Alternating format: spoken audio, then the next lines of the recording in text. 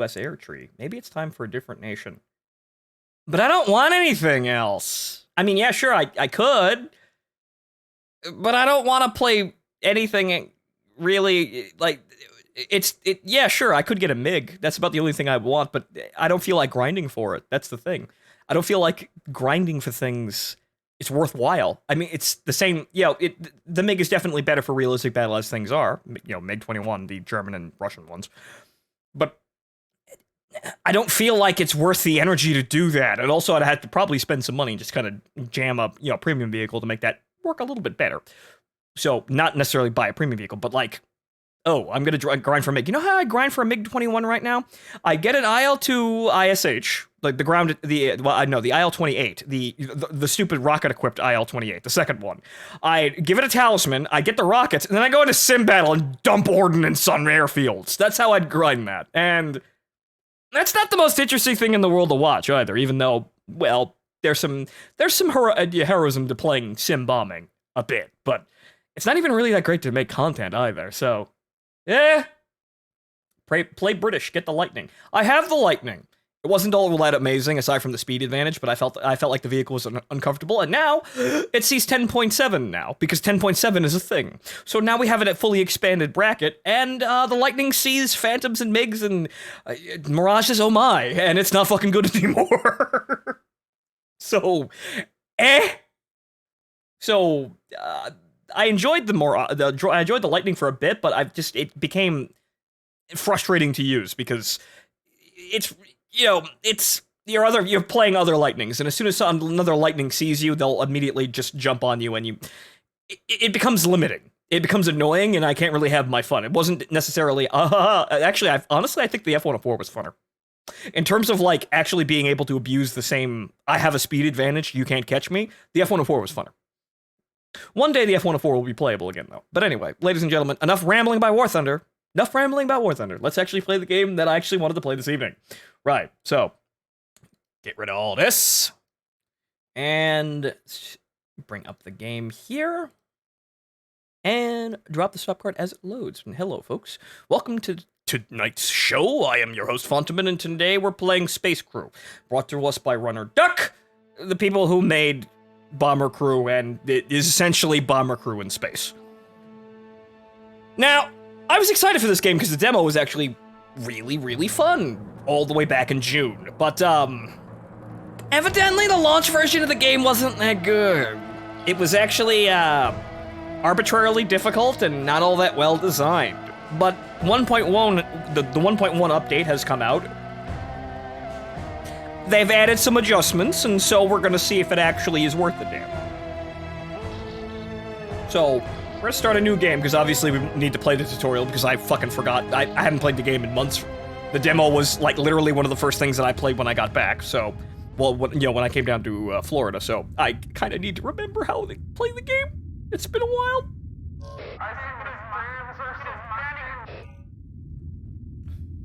Okay. Starcatcher? Ooh, Pixel Flame. Whose idea was that? Module to comms array is malfunction. Alright, Right.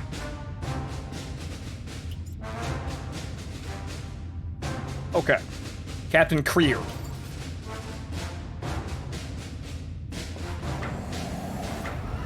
Okay, so this is, from what I can see, the tutorial mission, where we go to the moon and we fix a comm array, and then we leave. Okay, so... alright, so the zoom camera, right, okay, so that's in control.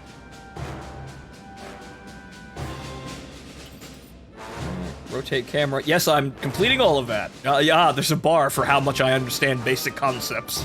Wow. Tag jump gate. That jump gate.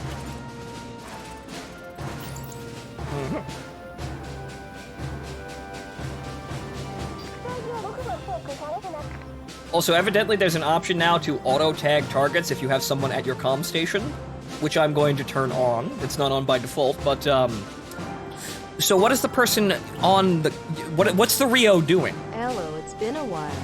Oh, hello, Fossil Over, and thank you for the $10, sir. But, so what's the Rio doing? if not their job. I have the same problem in War Thunder, actually, because apparently the Rio doesn't fucking do anything, even though, you know, making sure that the radar-guided missiles actually track their targets is the Rio's fucking job. But apparently, that don't work like that in War Thunder. The Rio just kind of sits there with a juice box still. You know, just does nothing. So, I'd like my comm officer to do their fucking job and tag the fucking enemies on the radar. It's not like we're a bomber in World War II where we have to eyeball everything.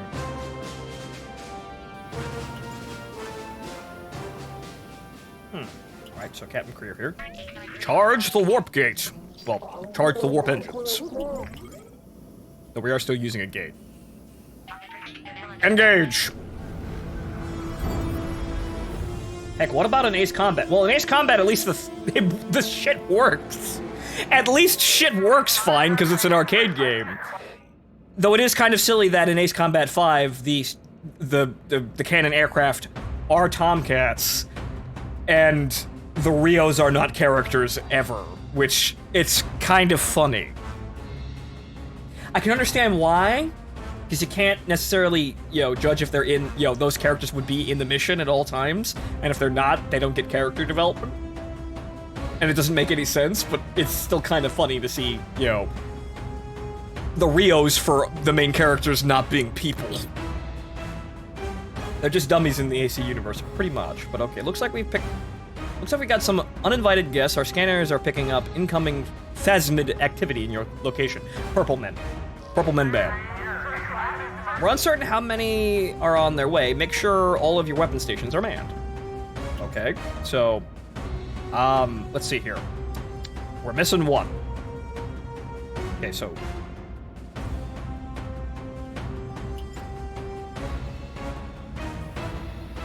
What's the station? I've actually locked for training. Locked for training. Oh, okay.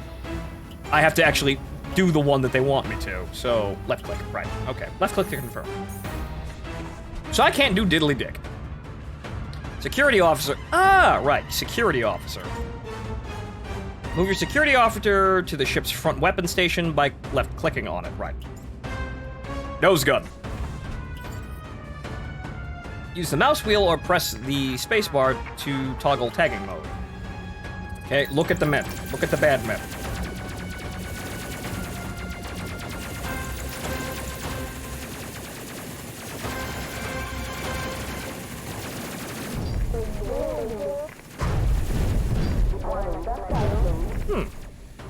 Also, apparently, gunners were awful at hitting targets, so they made them a bit better in the update.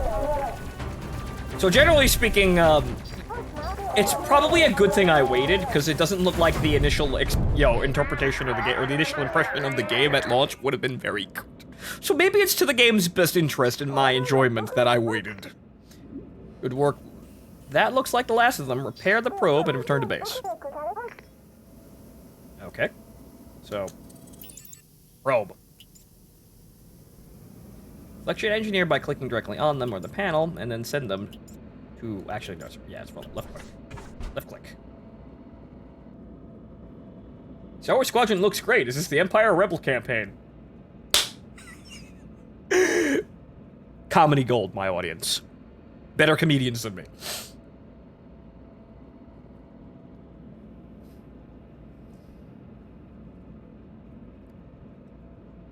Yeah, so, yeah, now, yeah, right, no, so, welcome back to my playthrough of Star Wars Squadrons. Here we're flying the box wing. Square wing, right, yes. Man, Disney Trilogy, you so weird. You're just so zany, right?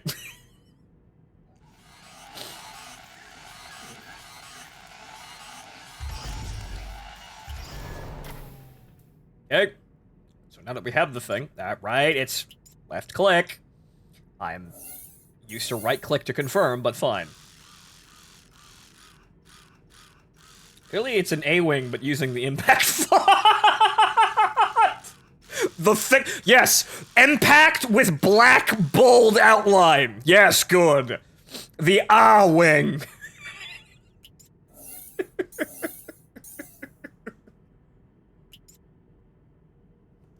All right, now put it back.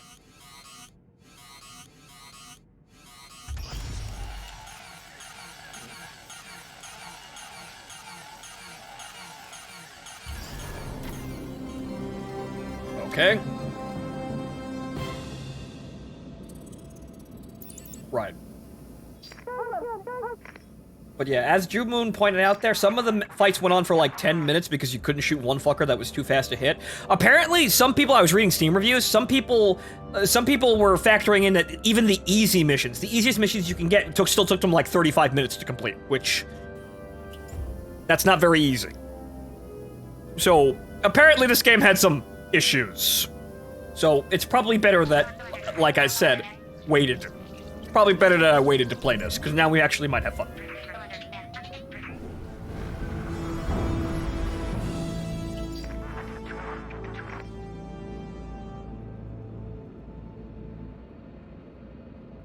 Why are there so many windows? Well, actually, yeah, why are there so many windows in a spaceship? Each one of those is a weak point.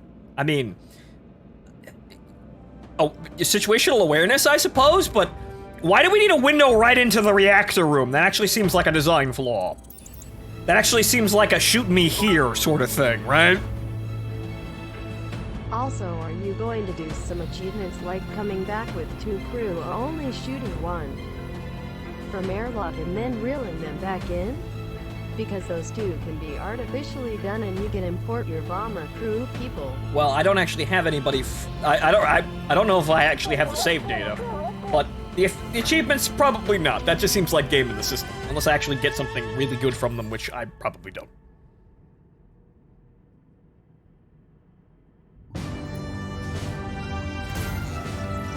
But hooray, we accomplished the first mission.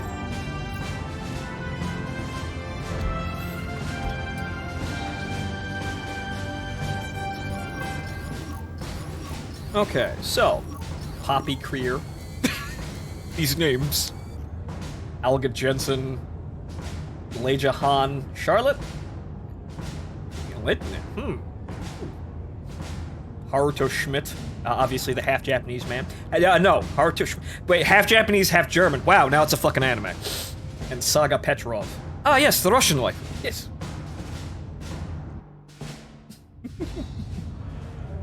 Okay, so, difficulty. So that's down here. We can actually select the difficulty now. Which, tagging mode. We're gonna put it on semi-automatic so because, you know, it is part of the game, obviously tagging the enemies.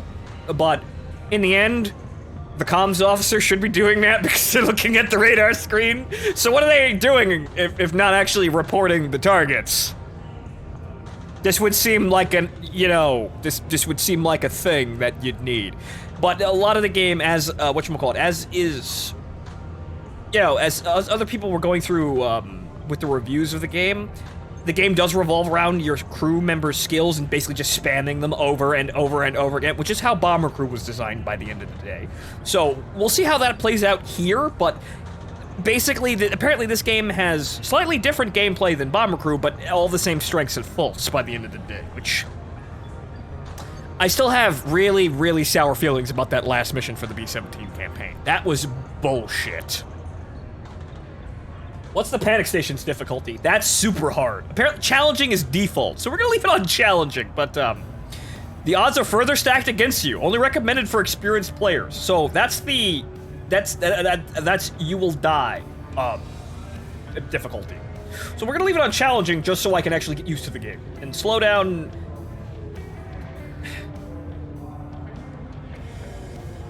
You know, I'm just gonna click it on unlimited because I feel like if I want to use that, I won't use that more often. But I feel like if I actually have that on, why wouldn't I want it for as long as I want to? You'll want to have it, right? It seems like the timer is kind of a silly thing. You're letting me slow down time. I'm already cheating. Why not cheat all the way? So we're gonna leave it on we're gonna have the tagging mode as semi-automatic, leave the difficulty alone, and then just have unlimited, just because. Oh, you can only slow down time for a bit.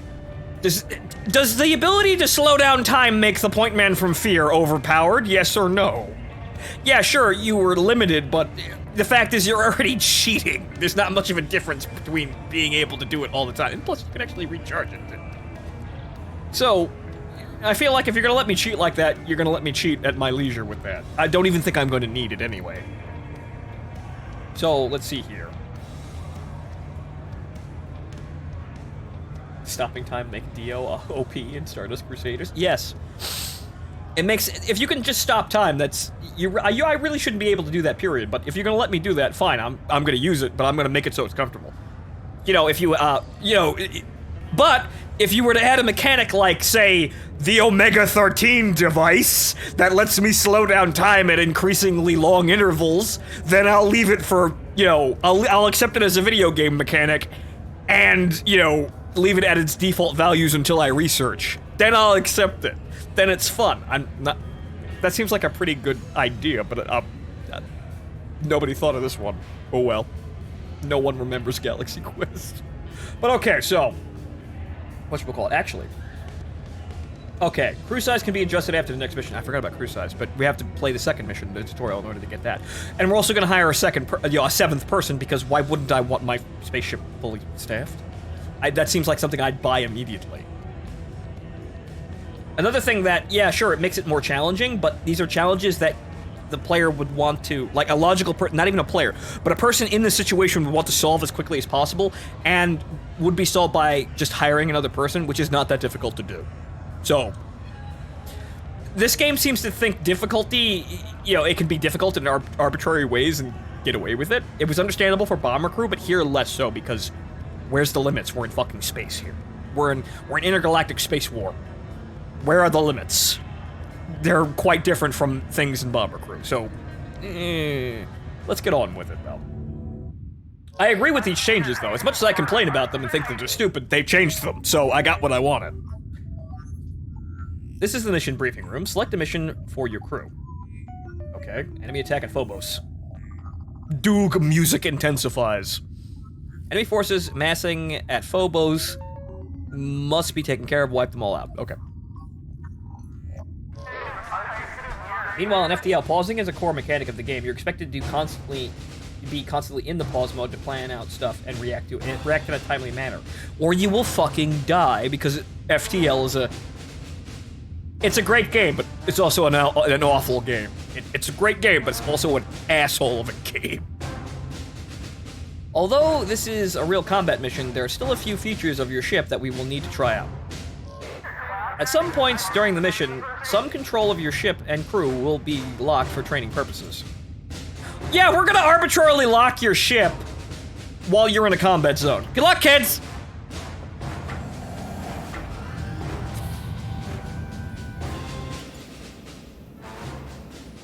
Speaking of FTL, evasion is king in this. I suppose so, but whatchamacallit, I'll make a chonky ship if I want to. Okay, so let's get our ass to Mars.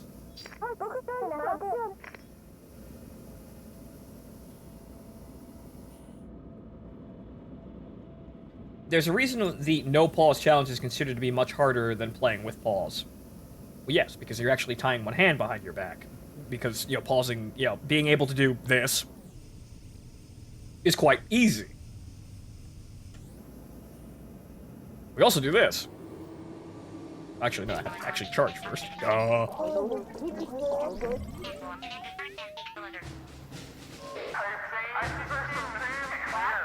Before you hyperjump, let's run through how your ship's reactor works. Okay, click on the engineer. Okay, this is the engineer station panel. From here, you can modify reactor output to the ship's different systems, shields, weapons, engines, and gravity generator. While charging for hyperjump, 4 units of power will be diverted and locked to the engines. Until it's upgraded, the reactor has only 4 units of power, so currently all your reactor power is being used to charge for the hyperjump. So that means nothing fucking works on the boat. Notice your energy weapons are showing that they do not have any power to operate. This is why we bring the M2s out of storage, because the slug throwers do not need energy to use. Your gravity generator and shield recharger are also without power. Yeah, so basically, we put ourselves in a real shit situation if we need to jump out, which will, if we need to jump out, put us in a really bad fucking situation for jumping out. We're even more vulnerable. So, this boat needs some redesigns. After you complete your hyper jump, reactor output will be returned to the previously set balance and everything will be operational again. Yes, However, that won't help us if everyone's dead. Select your captain by clicking. Yes, yes. Engage.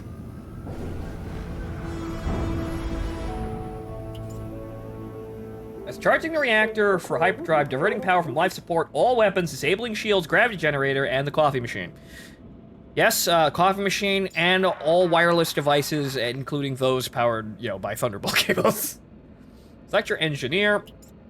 Right, so let's see here. Try removing a unit of power from the gravity generator.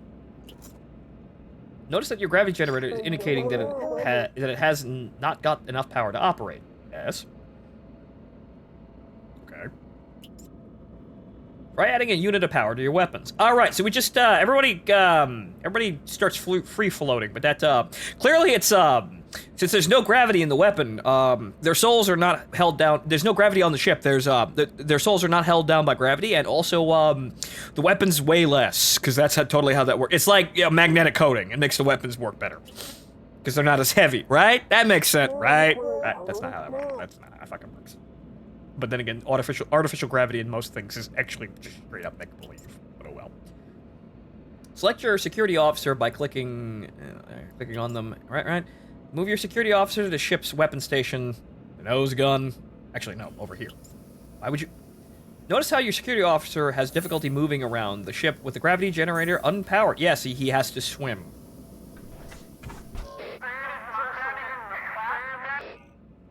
Enemies incoming... Full ship and crew control has been returned to you. Thank you.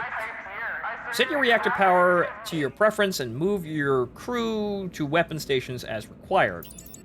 Well, you're an idiot.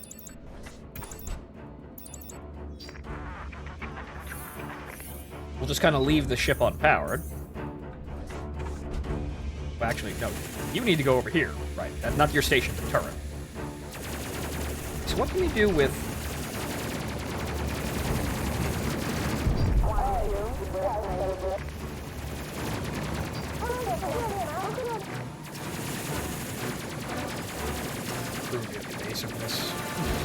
I'm not quite sure what all of these... I'm gonna have to be clicking on these.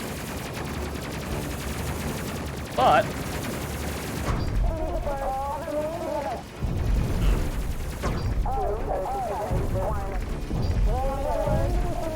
Well, we're killing them.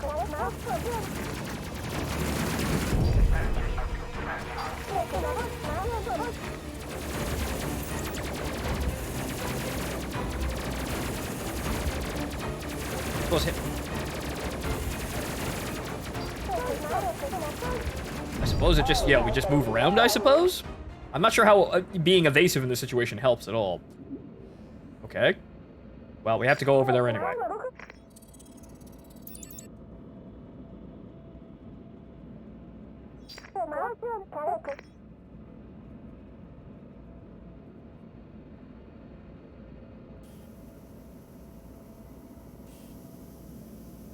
Okay, we're here. Well, actually, no. This is a waypoint. Right, okay. Alright, so we weren't actually there. We're at Mars, but not at Phobos. Okay. Does more power equal weapon... weapon higher aim? I'm not sure, but weapon effect... No, it's probably just raw output. So... it makes the plasma guns real hot. It makes the melta guns shoot hotter.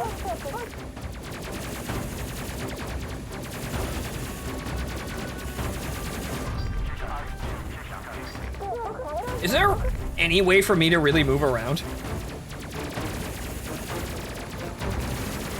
Okay, so they've gained the ability to lead targets properly. I'd like to kind of... maybe... kind of flip around and give my guys better fucking coverage here, because one gun isn't actually aiming at the enemy. So I suppose this is going to be kind of weird.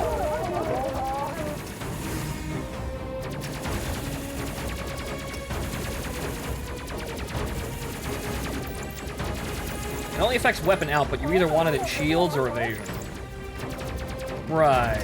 So that means we would go fast. However, we don't have anyone in the engine room because we needed an extra gunner. However, we'll change that after this mission.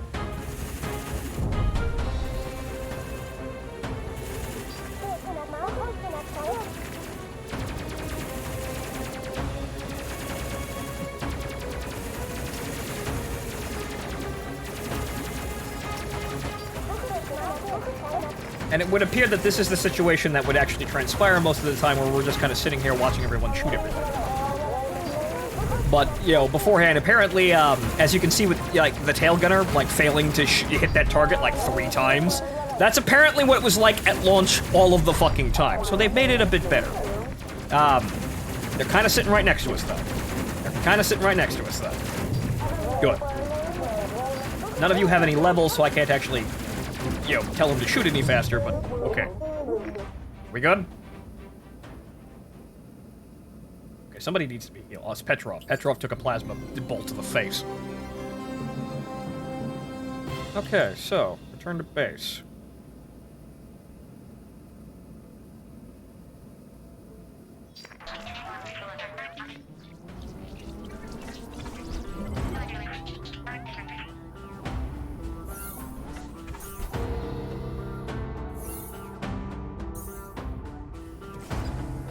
Ah. So we need to stock up on meds, huh? Okay. So yeah, that means that the healing station is limited.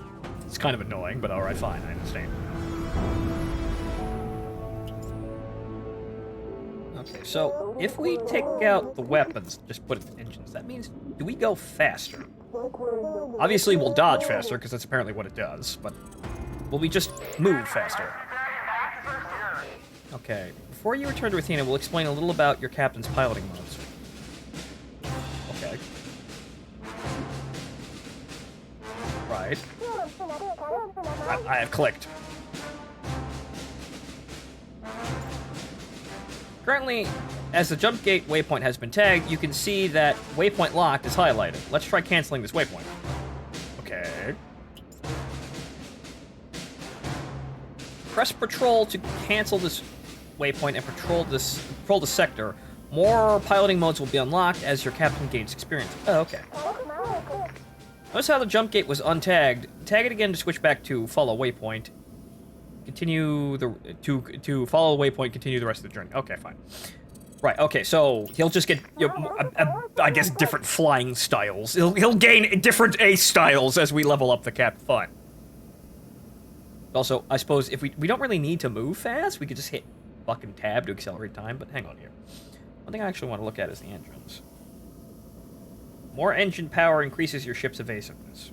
Oh, so it's not raw speed, but it will increase evasiveness because it's 16 now, and at 1 charge, it's 8. So it doubles. Okay.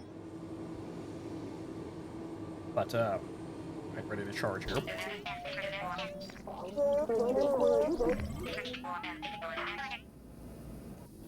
So, I'm assuming that, yes, being real fast and dodging most of the fire will keep us alive. Also stop us from probably being boarded as well. Okay. Duck! I assume shields is either regen rate or something. It's probably regen rate, but apparently they've buffed them, so they start at 25% once they return. If they get depleted to 0, they start charging at 25% rather than 0. So that means you actually have, you gain a little bit of shield back. So that might not be terribly difficult, or rather terribly necessary, but at the end of the day, yeah, we kind of want shields. Kind of want shields to avoid damage. So it's, even if it's not imperative, it's probably still nice.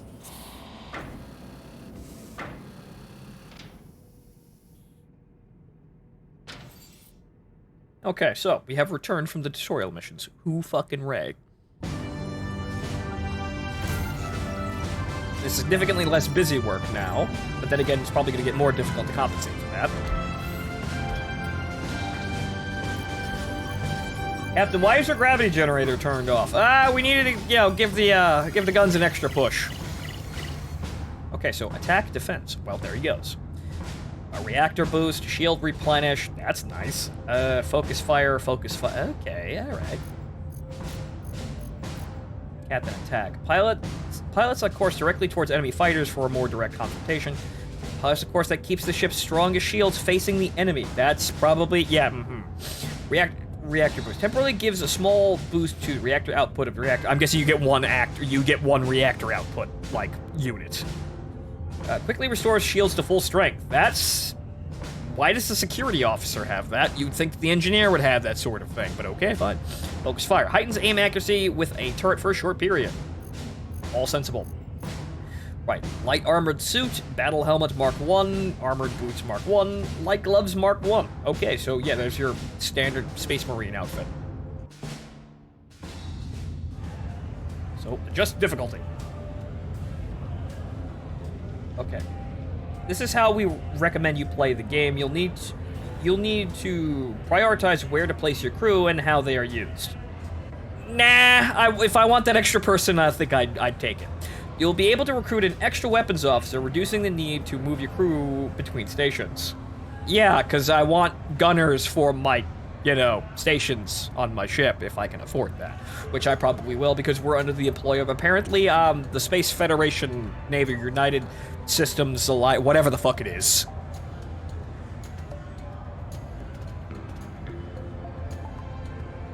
Attack increases accuracy of the gunners. Defense increases evasion than actually changing the ship's orientation. Well, no. What?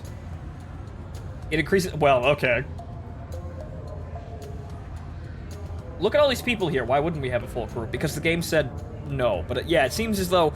it'd be nice to actually be able to, actually recruit as many people as I wanted to have as many people on the ship as I can. That'd be sensible, right? Maybe, just got I'd have everybody running guns, and then I have 6 people as fucking, as actual Marines to just kind of immediately teleport inside the enemy ship, and kill everyone. That'd be a nice gameplay strategy, if we could do that. This is your crew gear room. In here, you can customize your crew's gear. We won't be doing that now, because I think we're going to spend it mostly on ship stuff. Different crew gear will have different priorities, such as resistance to damage, resistance to radiation, or improved mobility. Right, so we're not going to do that now, but we need to actually get another person. FTL. In FTL, you can do exactly that. Yeah, FTL can get wacky with that sort of thing, but I'd like to have it here as well. And FTL's kind of a bitch of a game, but I know you can do that. It's just that also you can't recruit people off the bat. You kind of have to do the events to actually get new crew members. So that's super duper roguelike. This is a roguelike, but you can actually have a management outside of that, which is nice. Check the bomber crew import, lol. Well, I'd like to... Oh, wait, I can't click on anything. This is the recruitment room. New recruits will come here to fill your crew. Do I actually have anybody? Wait a minute! Wait a minute! They're all level 1, though, and I don't need another captain, but wait a minute! That's not Martin! I guess they randomize, I guess it's Martin's descendant from World War II. But we need a weapons officer, thank you. So, okay, Lambert, let's see here. Music, antique collecting, there doesn't seem to be a really big, a reason here, so we'll take Sophie. 21, interested in music. Have fun dying in the space war. Well, actually, we can customize, I suppose, but yeah, recruit.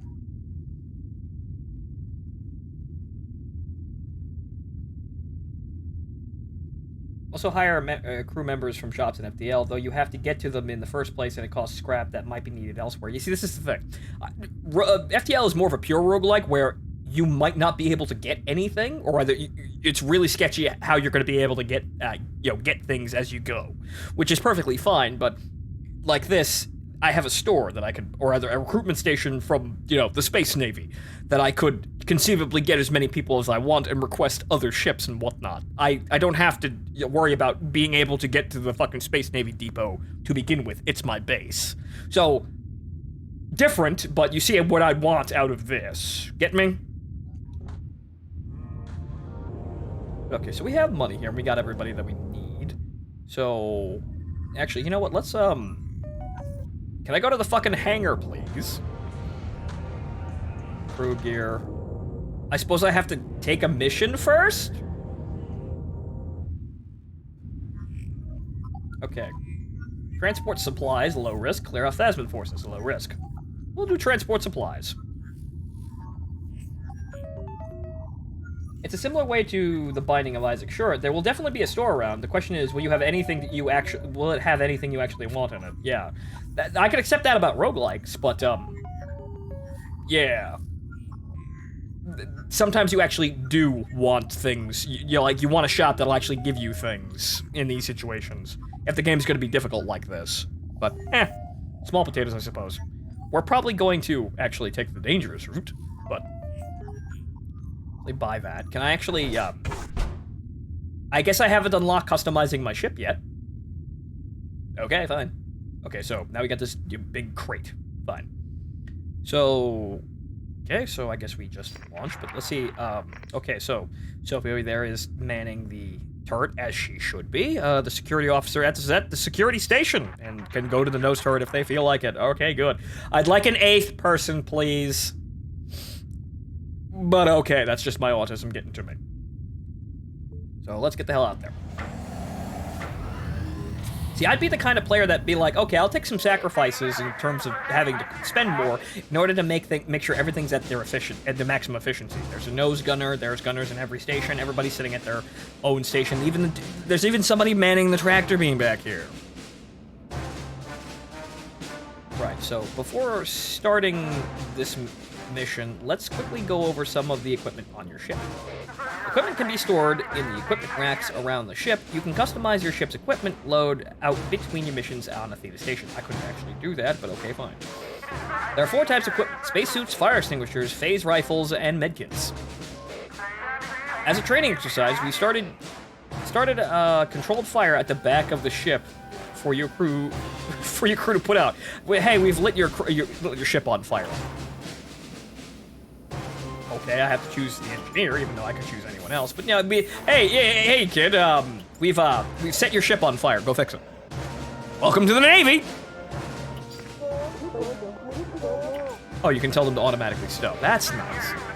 Occasionally, your engines may become damaged. This will cause them to leak radiation into your ship, harming your crew. Yike. To repair your engines, you'll need to send a crew member out of the ship. Make sure they pick up a spacesuit before going out. Okay, that's a new mechanic. We've marked an engine as damaged. Let's try out repairing it now. Wow, okay. So that's a new mechanic, but they have to go out there and actually fix it. Wait for your engineer to repair the engine. Any crew member can repair, but an engineer will repair faster. So this is the my wing is on fire, go put it out.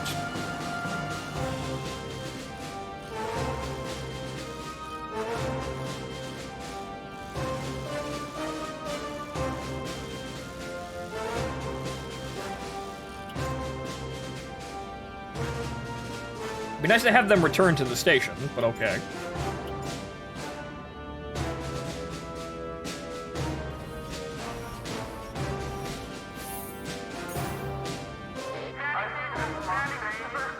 You will need phase rifles if phasmids board your ship. If one of your crew members is incapacitated, you can have another crew member use a med kit to retrieve them. That's the end of the item stream. Continue with your mission. Okay, also, someone was actually damaged? Who? Also, stow this shit.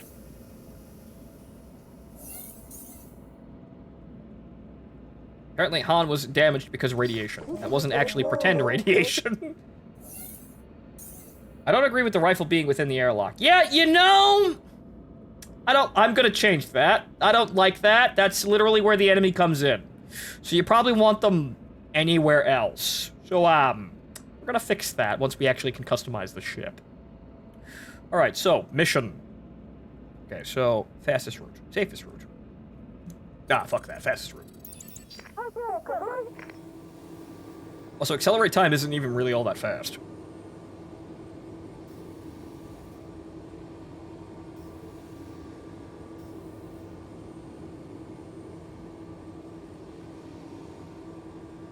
Overdrive. Overdrive the reactor, making more units of power available for a short time. The reactor will leak radiation while this is active. Yike. Okay, don't use that unless we absolutely really need to. Also, we're here, I guess.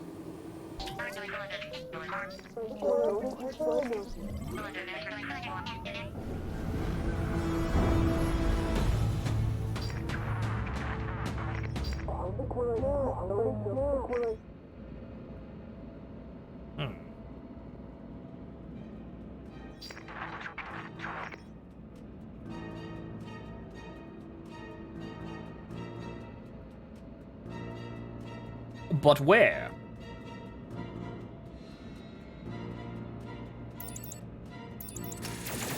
Oh, there.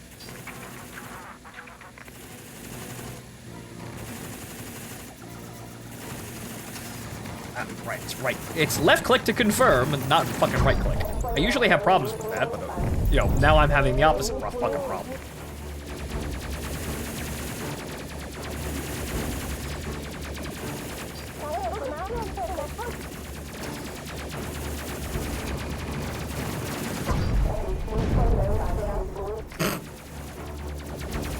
Apparently we got an achievement. Maybe it's we made them run directly into an into an asteroid.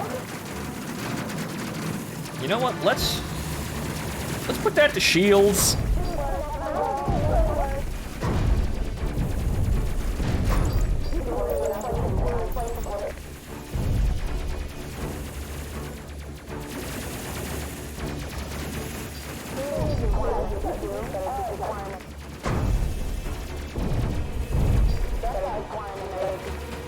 Front gunner level? Yeah, that's a security officer. He can't get gunnery levels, which is, well, that's unfortunate.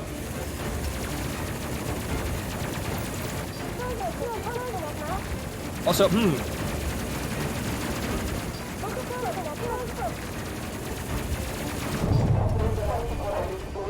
So we're taking hits here. Some people are actually a bit pinked up there, a bit sensitive. Got poked a little, but we're doing all right. And they're all fucking dead. All right. So that's XP for everybody. I guess we're already navigating there. Okay, so Sophie, go get a heal. Han, give us reactor energy. Give us gravity so we can move the hell around here.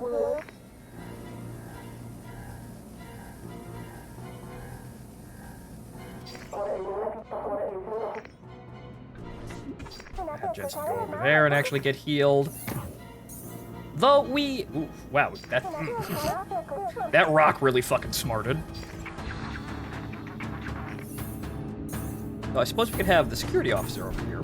Just bring the medkit. Well, actually, I can't actually have him healed. Well, that's weird. I can't. Well, I guess those are for emergency situations only. Right, so have the captain go to the medbay there. I suggest using defensive stance like 80% of the time. I would imagine that being immune to damage would help, and also staying the fuck away from people and having... does it actually increase the difficulty they have boarding the ship, in which case that's actually a logical thing you want to do, most likely.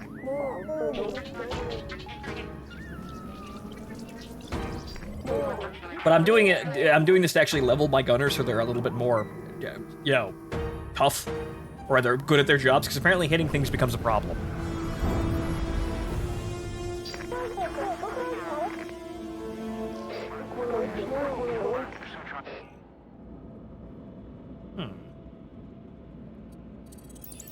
Right, so they're under attack. So we actually need to get over there, and... well, they're already here. Gravity to power to engines, and then defensive. 26% evasion, not bad.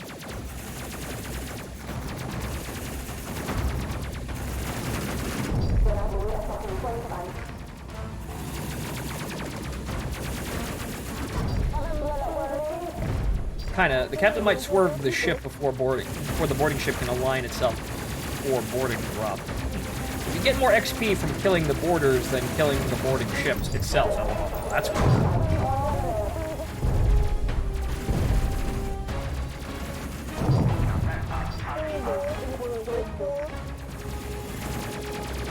Okay, so Petrov back there apparently took a hit, but only a minor scrape, like a pixel worth of a scrape. You can't even see it.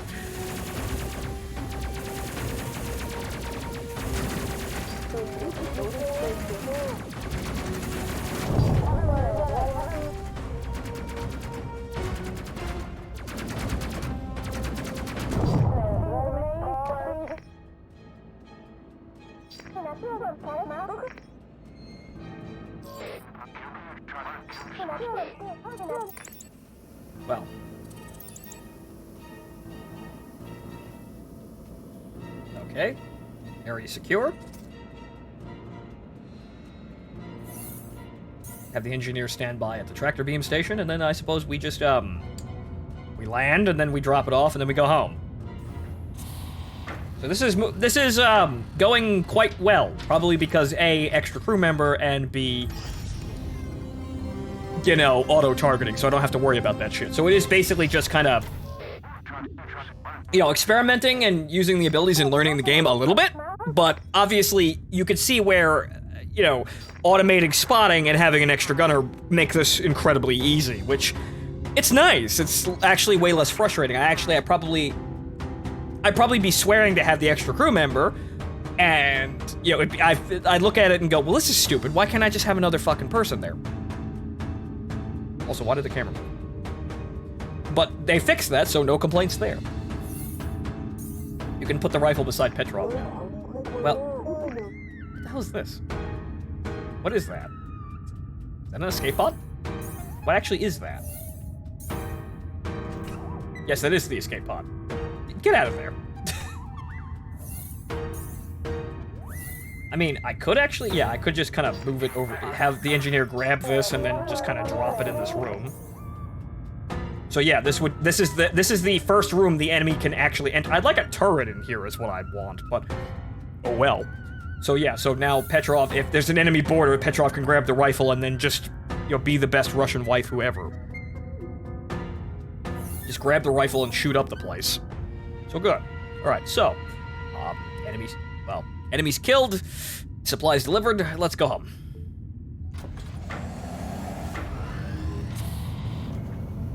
Thought it was an equip station. It is not, but it being on the floor doesn't really matter.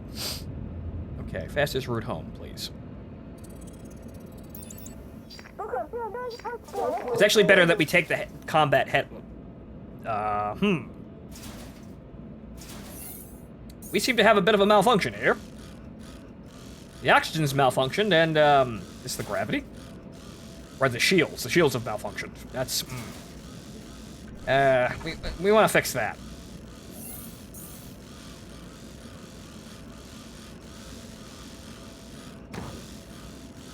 We kind of need those shields. Can I get two people to... Oh, it has to restart. Okay, so, yeah. It restarts. So just if you let one person who isn't the engineer start a repair job, let him finish it.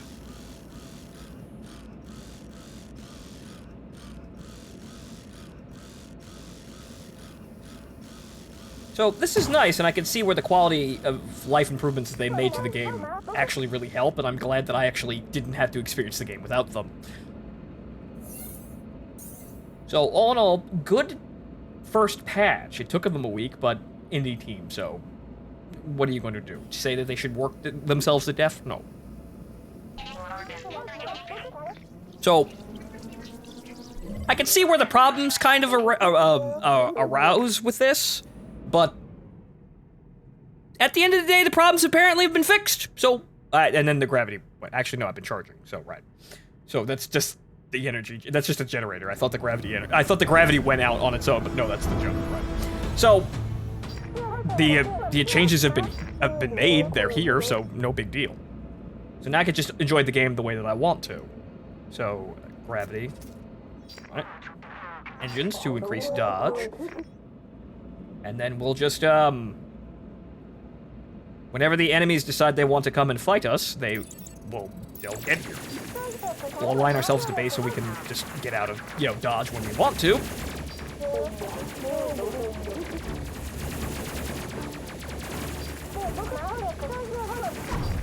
At least this game wasn't broke as fuck like some AAA games on release. Yeah, like that certain other game about spaceships that was actually real fucking jank on release, but the only way that made that sort of okay is they only charged us $40 for it this year.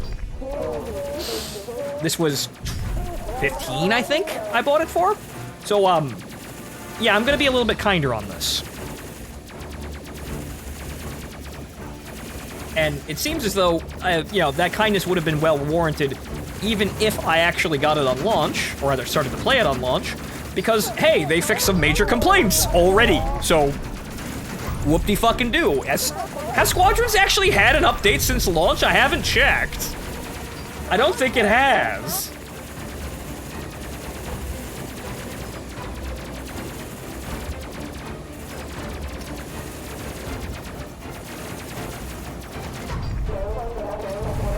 Also, why are we...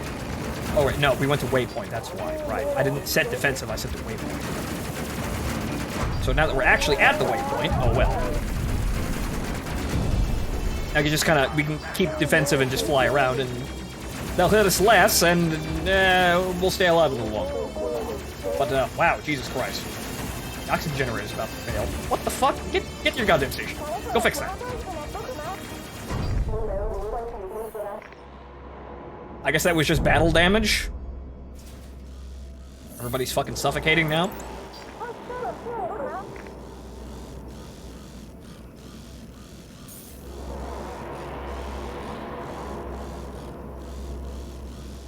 Oh, right. Yeah. He can do that. But he's in the gunner seat, so that's why I haven't actually been... Atmospheric purge controls. Purge 1, Purge 2, Purge 3. I could actually have him purge the air. And then... Yeah, he can... yeah, this is weird, because I want... Actually, I'd like him actually in his seat to do this. Why doesn't the engineer have these options, I wonder, but oh well. See, now I want an 8th crew member so I can have my security officer at his fucking station and the nose gun's working. That's what I want all my stations filled, you bastards! Let me do that! But I suppose the game designers consider the major difficulty of the game being the micromanagement of crew and the sloppy, panicky micromanagement of the crew in emergency situations. Which, okay, I see that, but motherfuckers. Damn it, let me run my ship efficiently.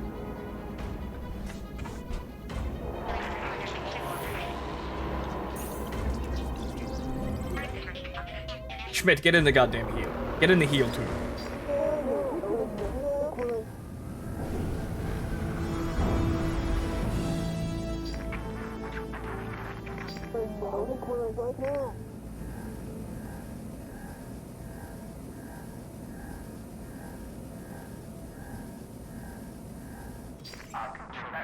Okay, there isn't... What? The nose gunner. What? Put the top gunner to the front. There is no top gunner. There is no dorsal turret. There's just rear and sides, which is kind of funny because we're in 3 dimensions. But maybe we can get another turret. But okay, so land. Top means left, right? Well, but I need that. Well, what's the sense then of having? Yeah, then one side is completely left open. I suppose the engineer could be over there, I guess, but. Yeah, you know what, I'm starting to see this, where the engineer could be at this gun and then move between the gunner station and the engineering station. Frankly, actually, funnily enough, the engineer probably should be moving around more, because if we need the engineer, it's probably because things are broken. Get me? And then we'll upgrade the engines. We'll upgrade the reactor to be able to output power to engines all the time. Like maximum power, and then he doesn't need to be at a station to change any of that shit. So, I see the logic there. Mission complete! But let's see if I can actually, upgrade my ship now.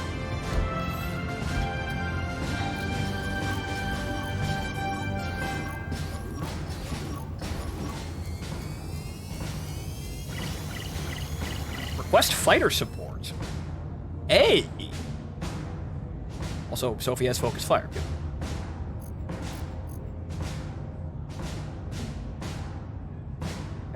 Call in friendly fighters that provide additional firepower, heightens aim accuracy. Yeah, so Sophie actually has focused fire now, so good. All of our gunners have focused fire.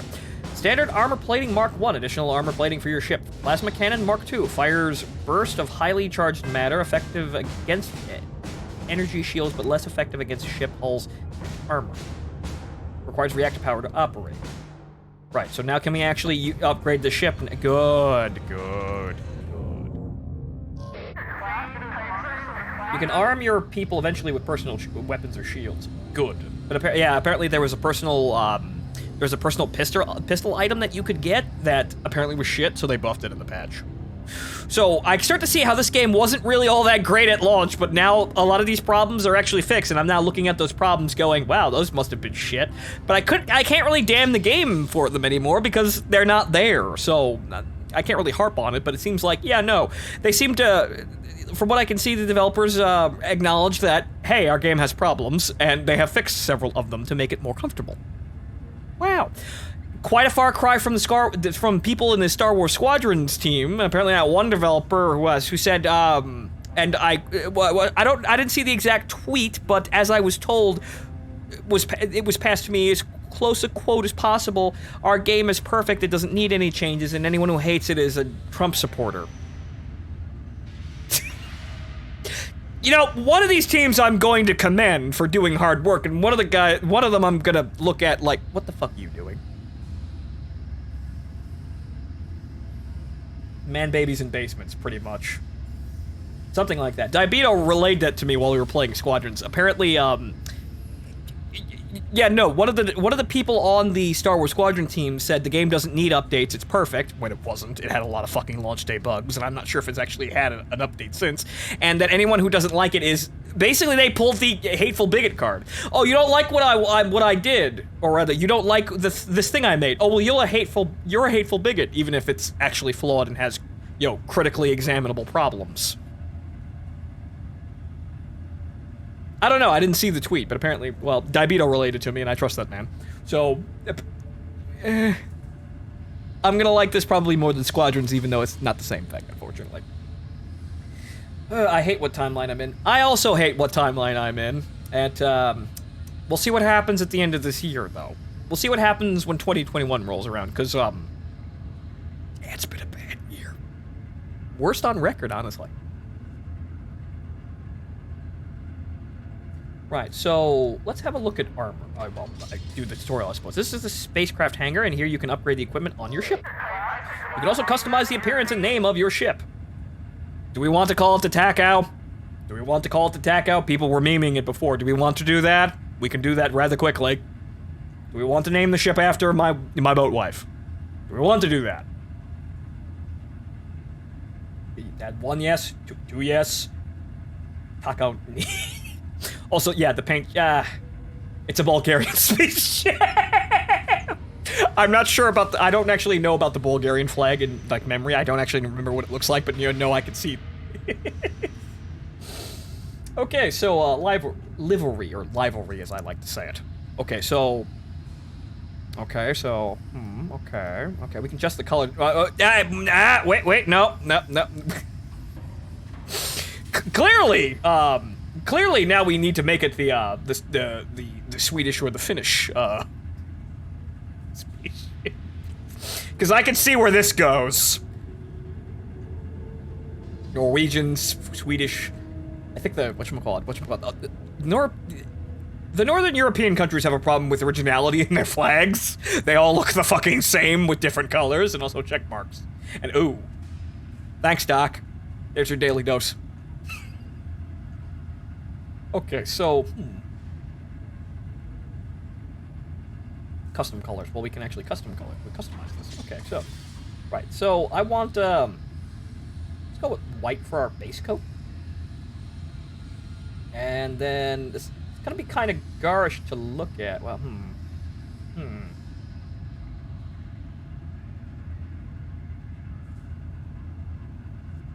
Or the same colors. Sometimes, yes. So, let's see here. See, yes, so we're gonna remove the flame patch there, but let's see here. Let's make a ship that invokes the image of my wife. Okay, so white, because her uniform is white, and then there's the gold, because, you know, the gold trimming on stuff like the metals and whatnot, and, we should make the band around the ship black, because that's the color of her pantyhose. I'm a thoughtful husband. Really, I am. Yes. Good. So the engine cowling should probably be yellow. Right? That makes sense. Right?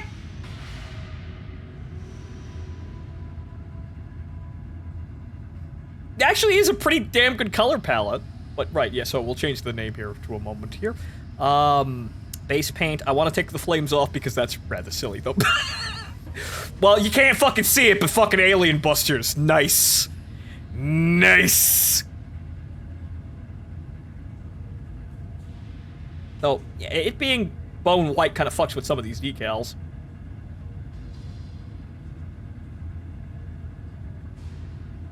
The engines have stairs on them. I don't think you need stairs in that place. Yeah, well, maybe when you're doing work inside of a gravity, you know, a place with gravity, but yeah, no, you kind of probably need just like handholds or like, you know, like something that, like basically like, I can't...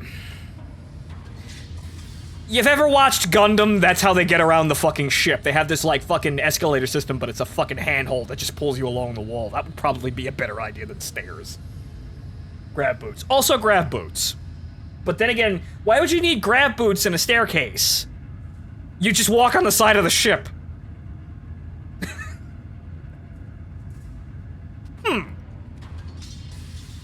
Okay. Starcatcher here. Select color. Bright white. Handhold. Yes, handhold. Okay, so edit text.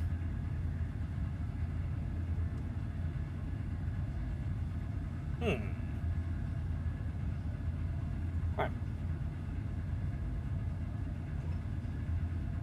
Make the engines black like Takao hair. There's gotta be gold in something. There's gotta be gold somewhere on this, I think.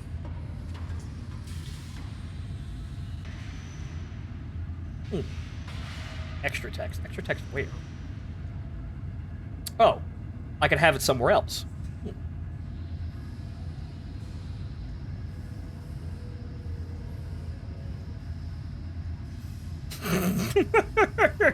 Yeah, just have the, yeah. That's the tramp stamp area. Yeah, clearly I should write Phonto's wife in the tramp stamp area. That is very flattering. This is how Phonto dies. This is how Phonto gets murdered by his wife. An introductory series, volume 1. Okay, so... Or I should put just married back there. I have to get rid of that second fucking disgustingly stupid flame paint job. Who made this ship? That's not... We do have kill markers, though, but again, they're only bone white.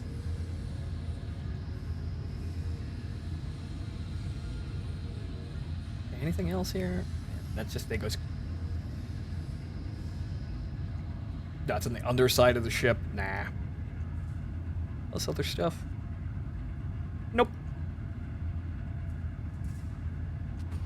Well.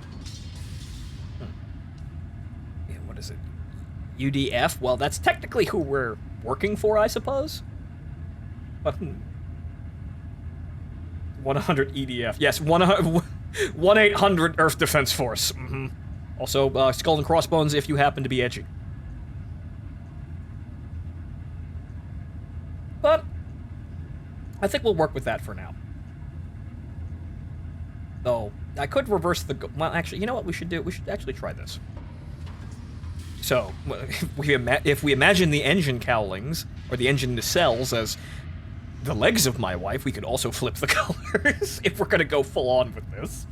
Let's see how the band looks at a different color, though. Well, that's a completely different... Wait, that's not the right one, though. No, actually it is. Why isn't that color updating? Oh, because the brightness is all the way down. No. It gets kind of hard to read.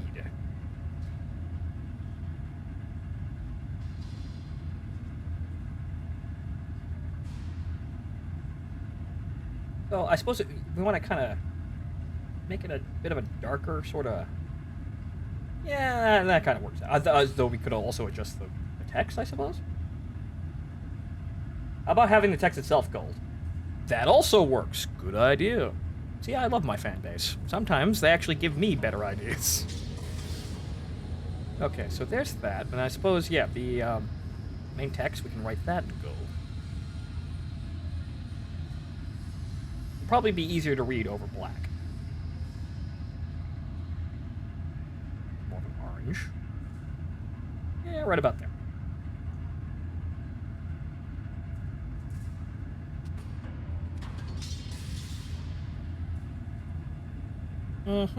Okay. So, right. We'll change the engines to black. And... pretty plain looking ship. But... Yeah, it gets the job done, I suppose. It's basically just the space shuttle now.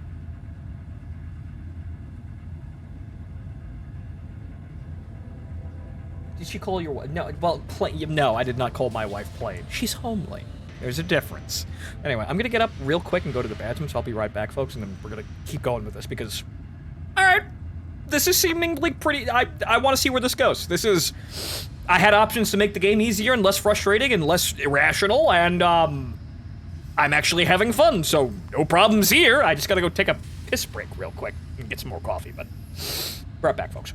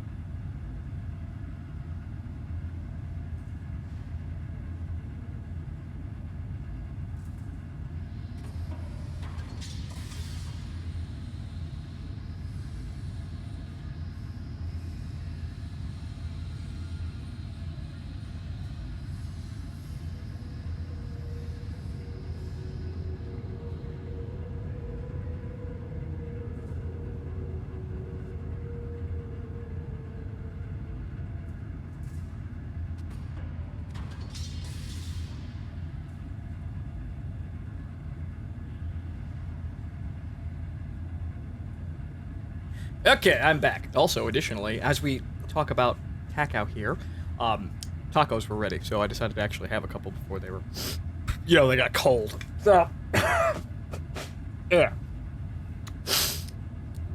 Seems as though everything's kind of lining up this evening, huh?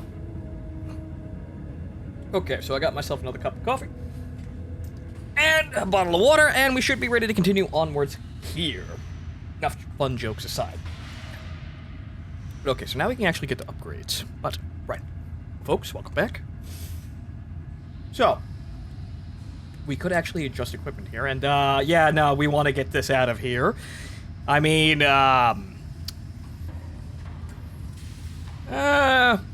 could have... What could we have in... I mean, we could have a fire extinguisher in here, I suppose, but I kind of don't even want anything in this room. Because, really, what would I want? Maybe a med kit? Maybe. Maybe a med kit, or maybe just dual stock it with med kits. But then again, I want to save some money. But, the one thing I do want is, I kind of want an equipment rack.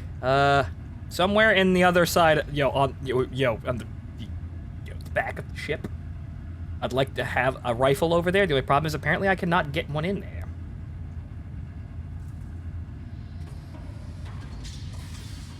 So, I suppose, an area where the Top Gunner can get to real quickly would be a good idea, but I can't actually have any fucking guns back there.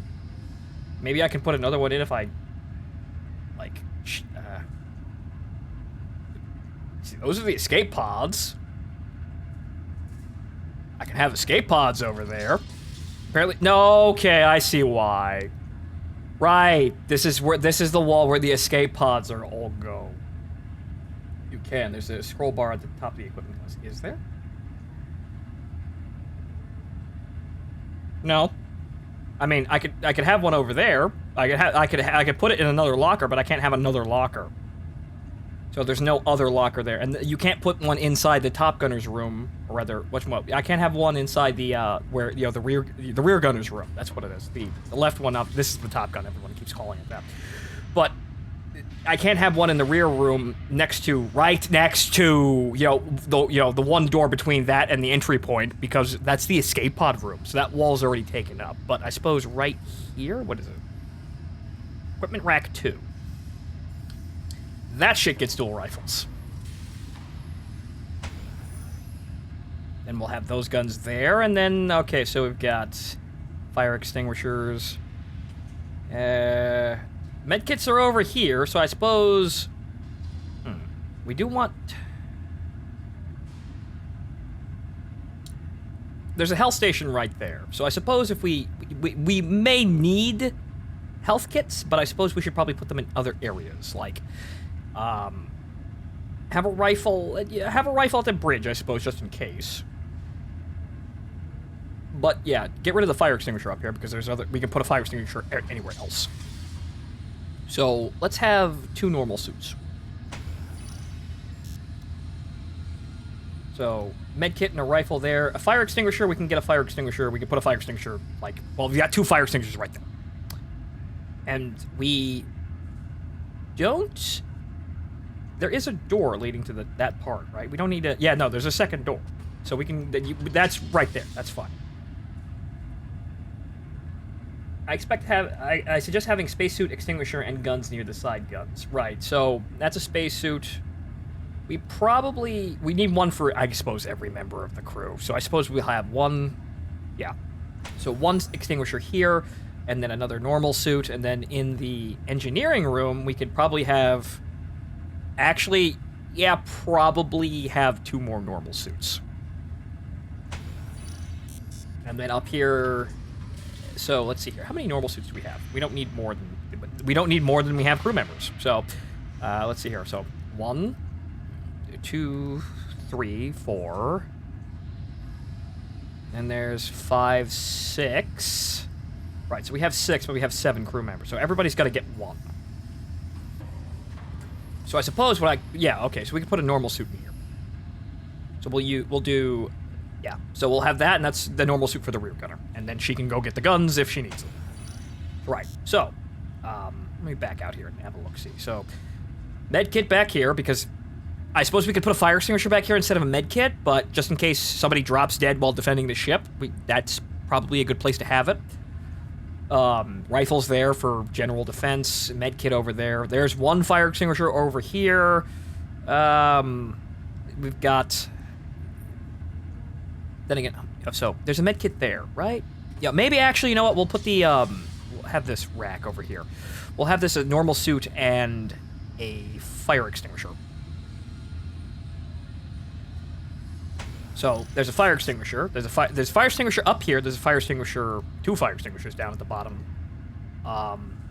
Actually, no. Right, no. There's one. There's only one. So there's a fire extinguisher and a normal suit over here. There's a fire extinguisher up there. So the fire extinguishing equipment is at the hips of the ship. I'm sorry, honey. I am. I don't mean to make these analogies, but it's easier.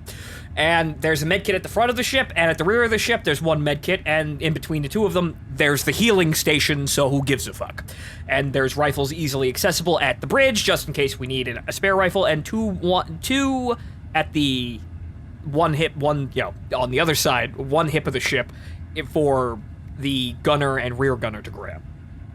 What if O2 goes out?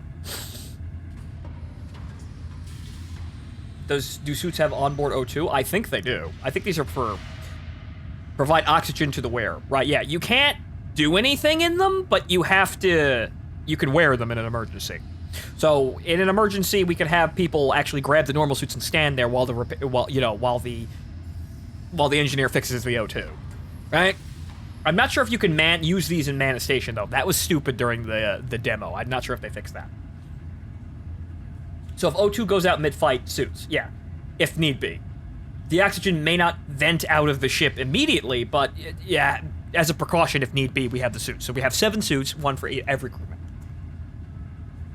Right, so fun times. Amazon, Walmart, Google, and Disney are looking to all reincorporate in China.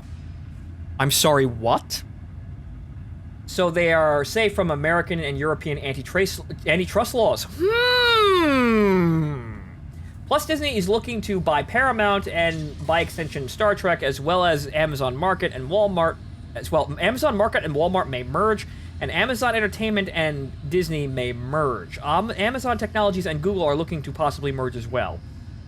Ladies and gentlemen, corporations are not your friends, and they will try to escape everything as hard as they can and leave your ass in the dust.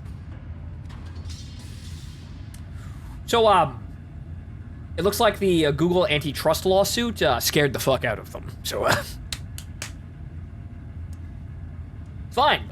Amazon is a good company. They do own Twitch, so that's kind of unfortunate. But they're an okay company. Unfortunately, the Amazon fulfillment centers have a really bad reputation for, employee everything. Disney, fuck them. Disney doesn't make any good things anymore. Let's see here. Disney, Walmart, again, it's kind of a slave trade, basically. I suppose they provide a good service, but they destroy small businesses, and their workers' benefits aren't really great either. Google, fuck them, really, because they haven't done they haven't really done a good thing for me, and eventually, honestly, with YouTube, it keeps getting worse and worse, so fuck them. So, the only one I'd actually kind of be suspect about is because Amazon owns Twitch.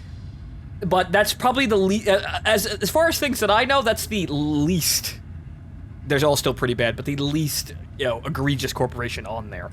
But it's still pretty low below the bar, honestly, unfortunately. They've all got shit in their hands, and that's probably why they're running. You realize Amazon is on a crusade against Japanese media? Oh, right, I forgot about that. Right, yeah, no, calling everyone who likes, anime and manga a lolicon. Right, I remember that. Keep in mind, if Amazon monopolizes all of those companies' markets, that's not going to be good. No, it is not, and this is why monopoly laws exist. This is why we have these sorts of things. But as you can see, they're running scared because they want their money, and it's all going to shit currently, so they need a way to get their money real quick. So, yeah, no, none of this is actually good, and it shouldn't go through, but 3 out of these 4 companies, I'd say fuck them. Amazon going under would be kind of bad for Twitch, though. That means I wouldn't really have a job currently, or rather, it'd be kind of difficult. But in the end, yeah, no, someone should really throw a series of books and hammers at them. Amazon is also behind Australia banning anime. Now, how the fuck does that work out? Please explain that one, because I actually want to hear how that fuck that works out. Please tell me more about how what is that? Yeah, explain that one, because it's not like I don't believe it. It's like, how does that work? Please. Also, we're gonna put all the plasma curts too. We're gonna turn them all to autocannons, because fuck that. We don't need reactor power if our autocannon turrets are really baller.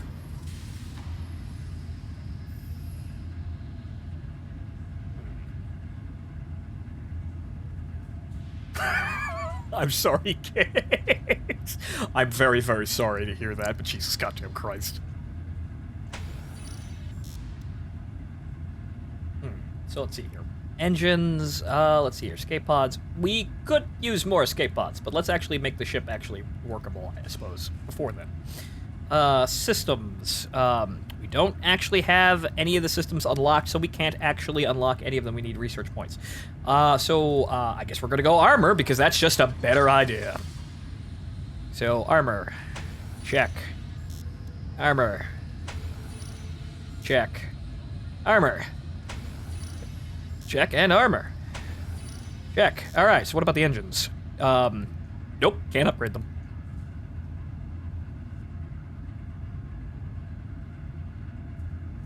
Okay, so weapons have been changed to, well, we'll change these as a precaution, because then we don't have to worry about reactor power at all.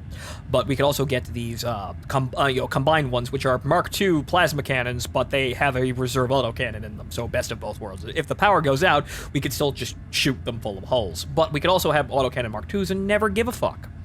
Obviously, yes, the plasma cannon Mark IIs are really cool looking, but at the end of the day, I would much rather have, but, because, 55. They're a little... Actually, the damage is actually really not that good. I mean, yeah, sure, the shield damage is going to be a difference.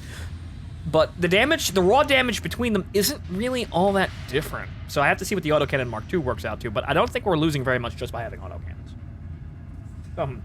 Amazon funded the campaign to ban anime in Australia, but also to fill that market offered Chinese animation through a Chinese state-owned company that gave Amazon a lot of money. Ooh. Actual Chinese cartoons.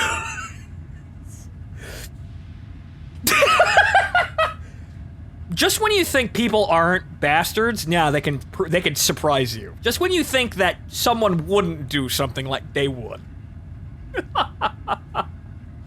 Oof. So China has monopolized the animation allowed in Australia, since Australia has mostly banned all animation for moral reasons. You see, this is the kind of thing that makes me wonder how connected the current state of affairs in the world is with China. It looks rather fucking sus, doesn't it? But I know where my quality animation comes from. It comes from Japan, circa about the 80s and 90s. Today they still make good stuff, obviously, but I know where the quality, I know where I'm gonna find fucking quality, so they're not getting to me. However,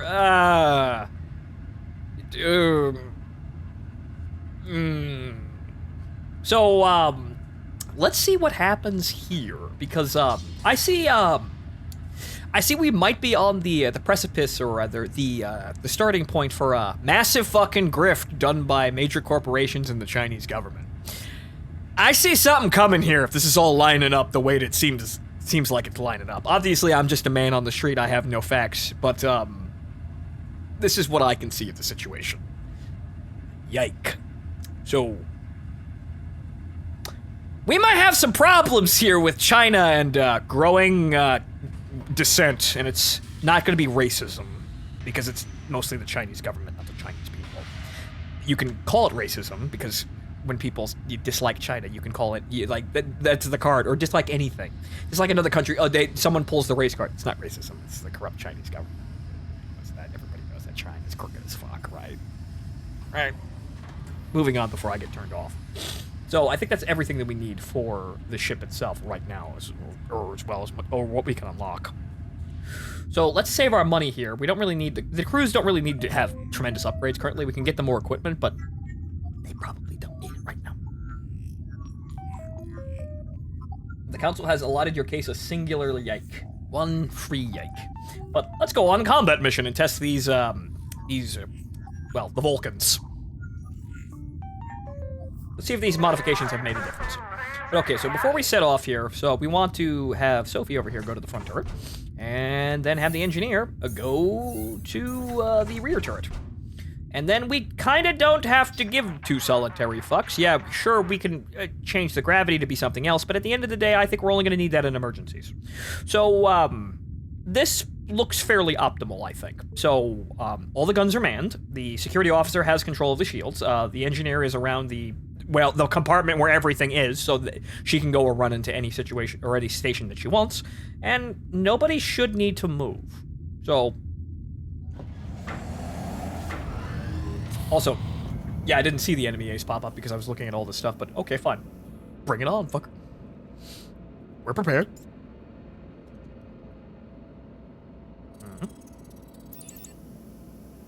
So China has been okay, right.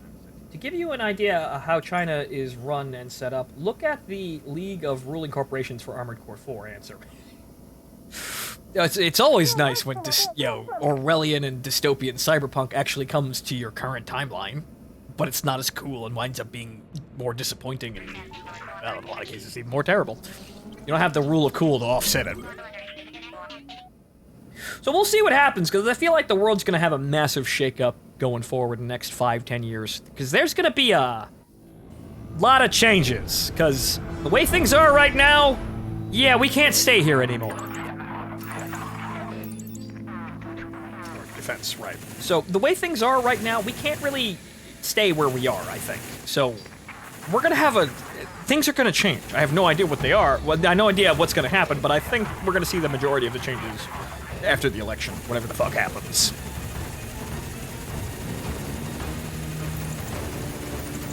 So, I think things are going to be very, very, very different going ahead.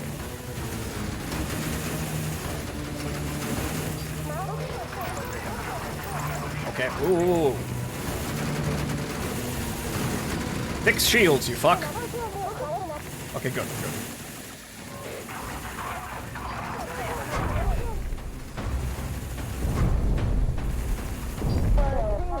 I know when to evade her. Yes, evade my wife and her giant fucking butter knife.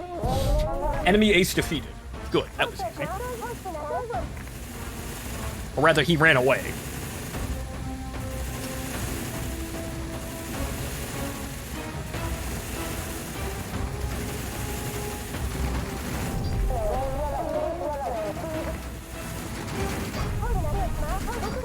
He ran that fast, clearly because my gunners are just that fucking good. I had them all spam, focus fire.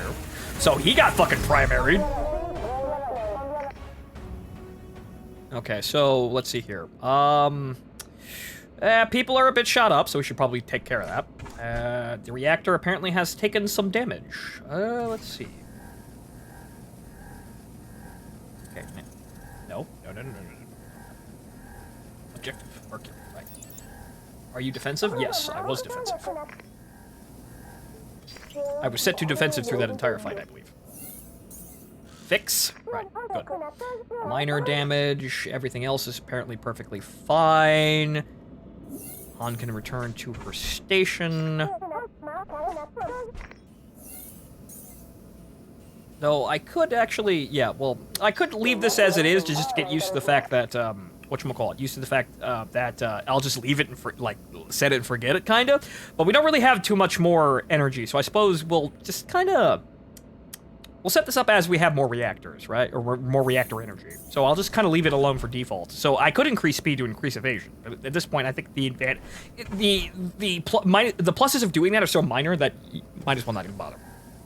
And plus, in addition to that, we won't actually really have to give a fuck when, someone boards the ship and we need to go running for the rifles real quick.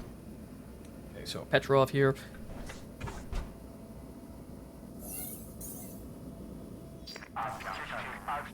But yeah, as I was saying, I think the current state of affairs in the world is headed for a real quick series of fucking changes. Don't know what it is, but...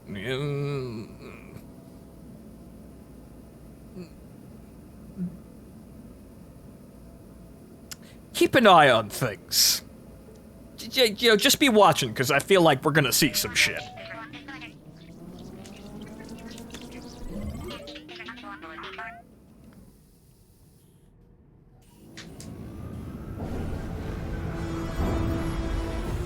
Right. You know what? While I'm standing here, I should actually probably move this, because there's really... Yeah, I could probably just put it up here, I suppose. Right, because I need to actually move the face cam out of the way, because now we need to see the health bars. I was planning to do that beforehand, but... Actually, well... Yeah, right about there. Not over there. Right, I'm down here. I'm part of the UI interface. Okay, so... If I can actually adjust the camera, please. Thank you. Okay. Fire, fly defensive.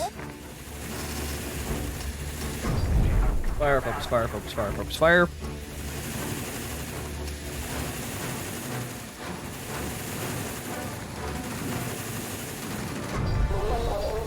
I don't see a major difference with the guns. I think the Vulcans are doing even better. You're telling me that if I buy Space Crew, I get the Goon Face Cam DLC? Yes, if you watch this stream, because yeah, I'm just a StarCraft unit portrait now. Just have it like a 3-second GIF of me in an idle animation.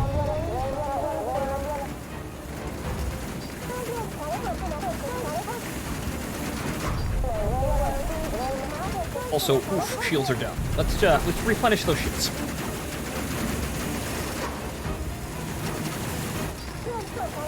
Okay, good. That ability is very useful. I'm glad we now have the security officer in that station at all times. That's the rear of the ship, and that's Petrov being shot. Guys.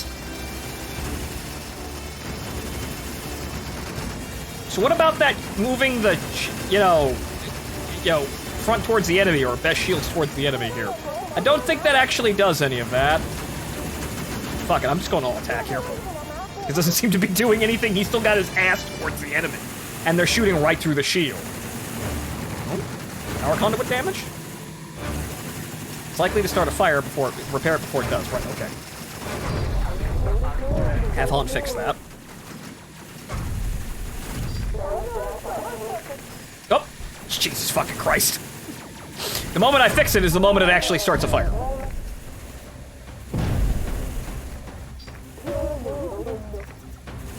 Okay, so get back to your station. But hey, that didn't cause any power loss, so we didn't have any problems there.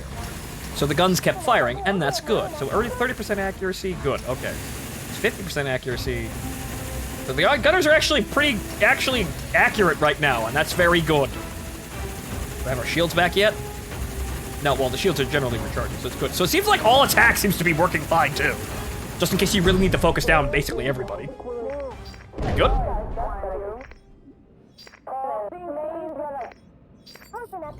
Alright, good. Slugs may be burst, plasma may be continuous. I don't think it is. I think they're all still firing bursts, so... Okay, so we definitely took some casualties there, or rather some damage. Petrov got a face full of... again, another face full of plasma. But everything held together just fine. We had to change strategies to be really fucking aggressive, but everything held together just fine during that situation, so good.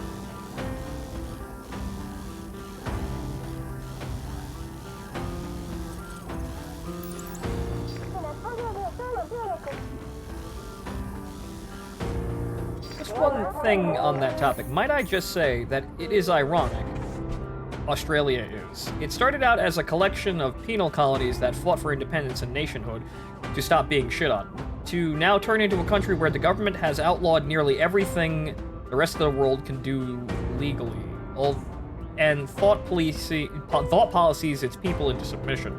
They fought to get away from being an Orwellian hole for others, just to become the same kind of hole by their own doing. Yes, but they're an independent Orwellian hellhole. That makes it so much better, right? I could see the irony there. In which is... It just goes to show you that this line of thinking that we see everywhere about, you know, like hyper-moral policing and basically thought crimes is bad, you don't want it. It doesn't go anywhere well And that's that's a good enough reason to just ignore it and kind of go on with the way that we saw how we, plus outside of 5 to 10 years ago, things that were fucking normal. But what do we know? We're all hateful bigots, right?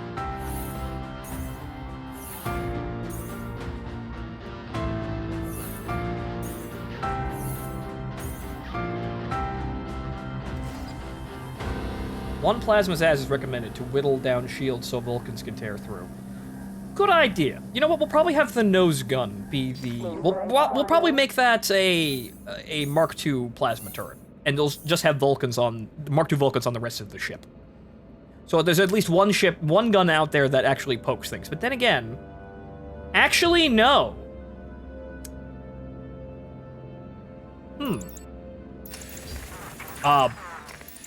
Hey guys, where'd you come from?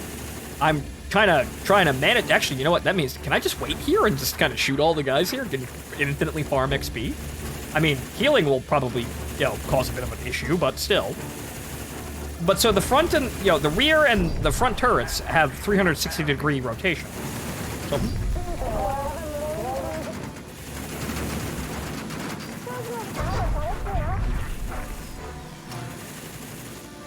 Can I just sit here and farm XP? That would actually be a pretty good idea.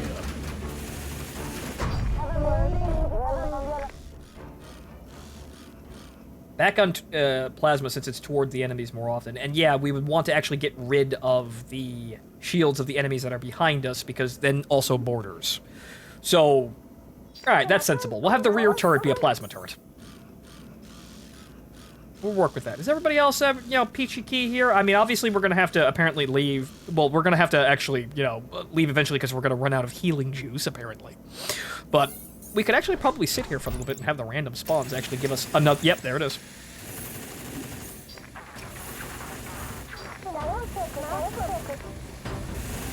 I could just sit here for a bit and get some more XP, I think.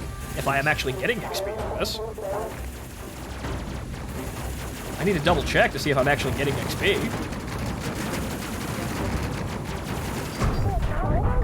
No, I'm not. Ah, okay. So no, you cannot get infinite EXP from get a move on enemies. They don't give nay. That doesn't make any fucking sense. Then don't fucking spawn them, you jackasses. My crew is actually getting, combat experience, logically speaking.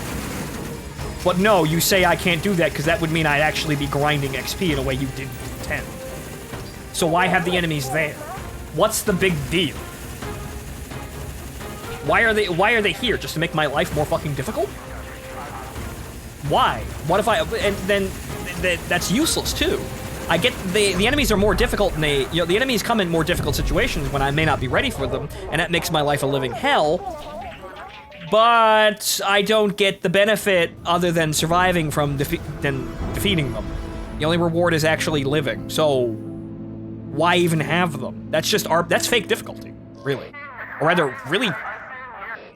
So phasma technology debris near your position. Scan it, or researchers can do more about it. Oh, interesting.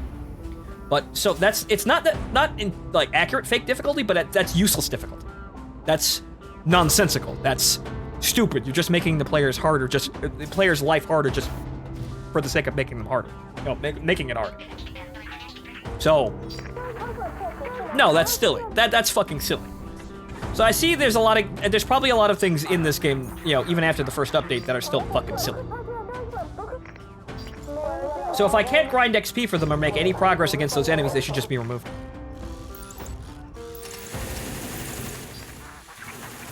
Hey, take it from me. I could care less. I don't, you do you. Okay? As long as no one is getting hurt, I live and let live. Sadly, just by saying that, I have had conservatives call me a communist and liberals called me a fascist. So, yeah, apparently we are screwed. That reminds me, John Cleese, I can't remember, I don't think it was Monty Python, but he did a comedy sketch explaining the differences between political systems. And the tweet was, did I record this 30 years or 30 minutes ago? And basically he outlined the memes of both the left and right political spectrums, and at the end of the list for enemies is moderates. So the extremes hate the moderates because the moderates aren't on their side, because the moderates want things to be fucking normal.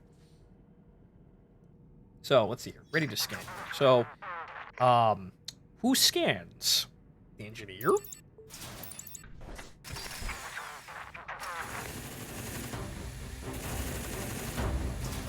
So, the communication officer? Oh, scan.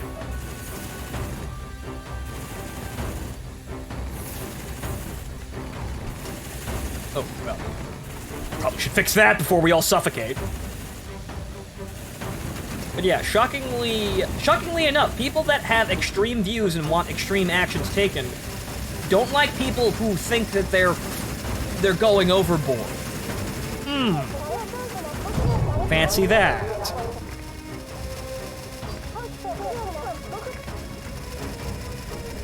Schmidt, you okay down? You okay down there, Schmidt?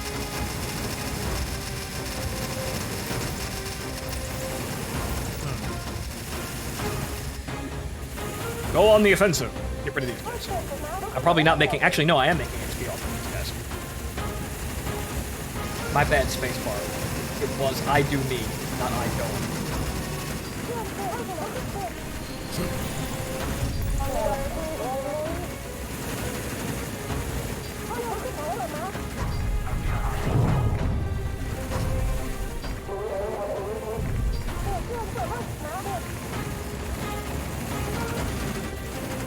Yeah, live and let live, and live and let die in some cases. That's the essence of libertarianism. Even libertarians aren't terribly libertarian now.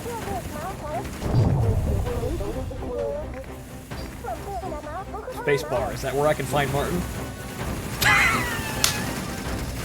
See, my audience, they're fucking they're comedic geniuses.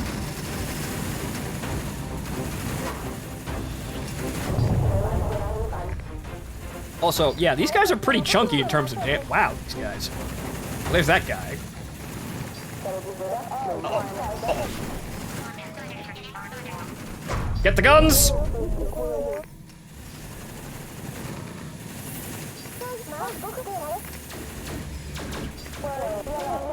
Get the guns!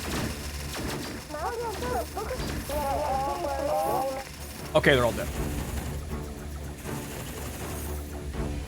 Well, that was horrifying, but we got him, so we had our first boarding action there. Okay, Petrov, back to your station. Jensen, back to your station. Han, back to your gun. I wanted to vent the atmosphere, but apparently I couldn't actually do that. And so, how much XP are we gonna make by sitting here? Apparently that much, because we're now done. Okay, so now we just go home, because apparently we don't get any more XP by sitting out here. What's that? I guess that's our tech that we scanned. So I find that stupid. If you're gonna send extra enemies at me, you're gonna give me rewards. If I defeat the extra enemies, the extra challenges that you put in front of me, I should be rewarded for that challenge. No ifs, ands, or buts. That's fair difficulty. That's what difficult games like Dark Souls did. If they gave you something, if they gave you a difficult thing, they wanted to teach you something about it. And you, by learning that thing, you accomplished what they wanted, and you get to win, because the victory is learning what they're trying to teach you and using that to succeed. That's how fair difficulty works. It's a very hard thing to learn and pick up, or just depending on the scale of how hard it is to actually learn, denotes how difficult it is. If you're gonna make the game difficult without actually rewarding the player for, with that difficulty, that's fucking stupid and it has no point. That's masochism. That's difficulty for no reason. FTL is superior in that regard. One button click for everyone to return to stations. I think this game probably could learn a lot from FTL. And if they actually took some inspiration from FTL, they didn't take enough.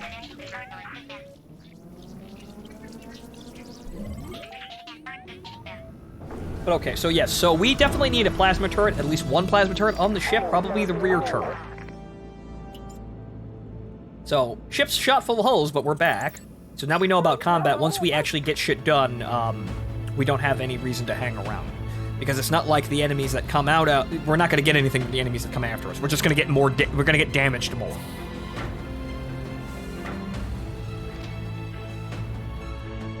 Whenever you scan or pick up anything optional, it spawns enemies, so if you are in a bad condition, or in a bad condition and it gives a thing, you can just skip it, right, okay.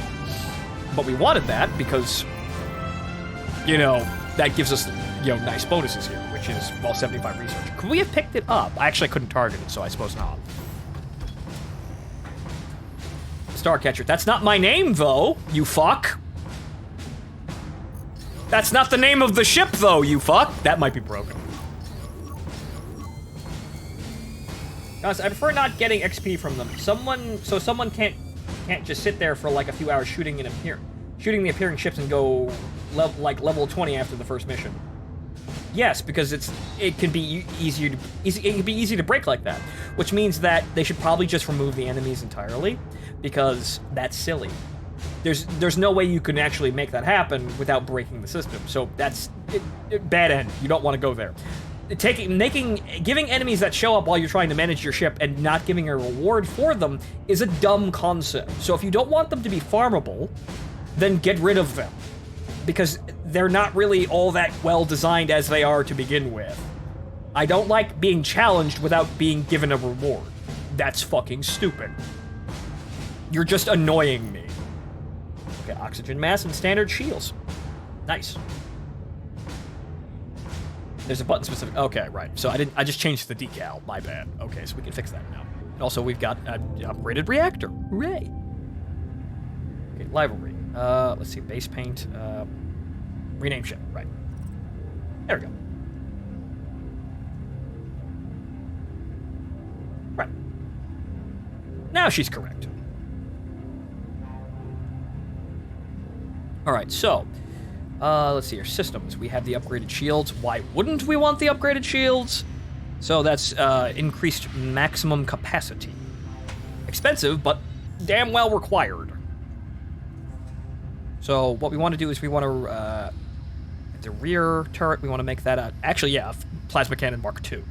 So just, you know, pop holes and everything. So this will be our main shield chewing device. And then the Vulcans on the rest of the turrets will just chew through hull real quick. So, good.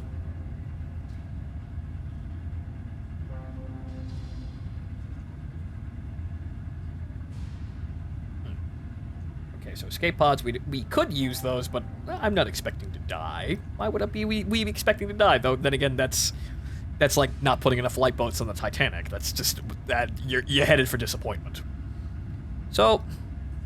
Oh, okay. So we can actually research these things. So that's good. So actually, well, hang on here. Weapons, though. 4,000. Okay, so... Right, so they... I don't think I have to spend research. They just kind of unlock, so that's good. Or do they? 5,000. It's engines. 32,000. Jesus Christ. Systems. 10,000. 11,000. Yeah, right. So they're just... It's a bar. More. It's not, it doesn't tell you it's a bar, but it's a bar. So basically, once you reach the threshold, you can buy the things. Okay, so for crew gear, well, we kind of want to make them a bit more durable so they don't die horribly. So I suppose we just kind of see how much it costs. So how much does this... Well, okay, so we can equip everyone with level 1 equipment. So that's nice. Okay, engineering specialist. Equipment has a set balance for increased movement and repair speed. I suppose the engineer is the only one that really needs that. So we'll just equip everyone with combat. Then we'll move down to our engineer and give them specifically well, I don't actually have any of that. I can't buy that. Well, okay, everybody just gets combat suits. That gunner needs armor. Right, so yeah, she gets shot a lot. So Petrov needs, if we can get her more armor, we should probably get her more armor. And I don't think we can. Basic uniform, Hawaiian shirt, light boosh. Yeah, so no. Okay, that's the basic armor we have. So there's no change there. So, right, so everyone has basic armor now, and that's all the money we have. So now we have to go to actually do more missions. For example, regarding the whole respawning enemies that don't actually give any points, there is something similar in FTL, the Rebel Fleet Advance, but in FTL's case, their presence is justified, as otherwise you could just loiter in a sector and grind for equipment a lot faster than you should. And there are even ways to mitigate it if you know what you're doing. Here it just feels random. Right, yeah, no. The whole point of FTL is to get to a certain area before the rebel fleet closes in and kills you. That's the big bad wave of death. That's basically the move faster than this or you're gonna fucking die, kid. So that makes sense to not necessarily, or rather rush the player and not really give them, you know, like cut off their IV drip of, you know, XP and resources, right? So that makes sense. This, you're just throwing random enemies that come out of nowhere. So, but eliminate champion. All right, we picked up reports of a Phasmid champion, Hupin Garrett, near Neptune. This may be our best chance to take him out once and for all. Yeah, fuck it. We're ready for this. We can handle this. Right for the goddamn throat. All right, so. You over there, you over there. We're gonna die, we'll be fine. We'll be totally fine.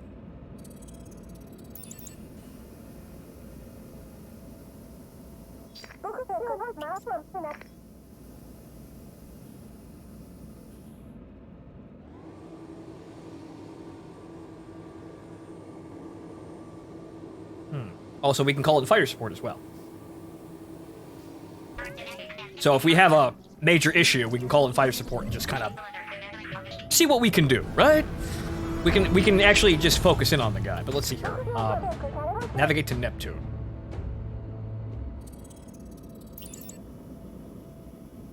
So right, so we have some guys coming in. So we can probably focus fire and just go about our business. Or rather, fucking all-out attack. We'll be able to recharge focus fire by the time we're actually in danger. Khan, unfortunately, does not have focus fire, but all three of these turrets should be doing perfectly fine.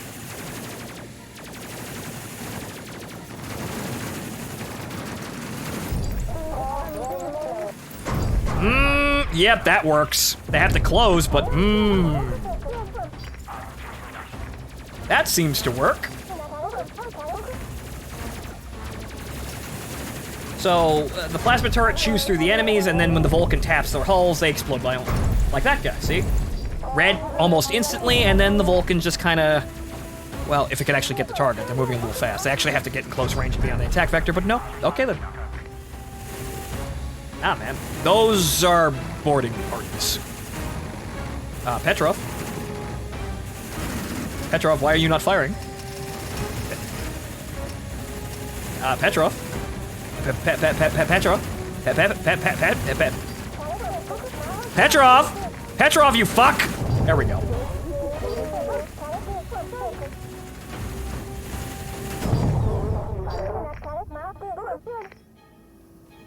Alright, that worked out. Okay, so while everyone's here, what do you call it? Okay, sorry.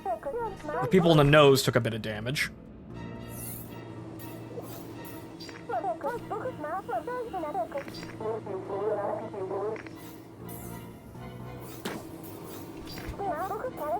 Also, our shields got wingdinged by a couple of asteroids.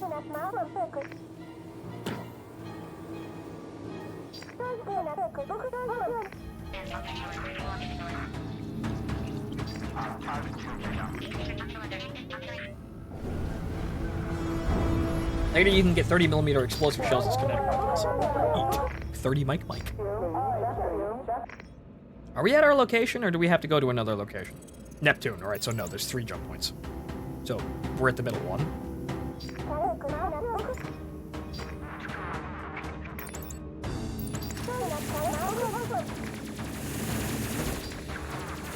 Fire, focus fire, focus fire. And then go into, well, attack mode, honestly, just to help them out.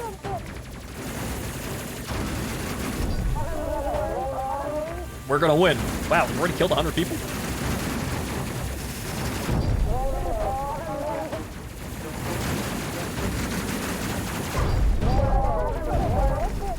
Fix the shields!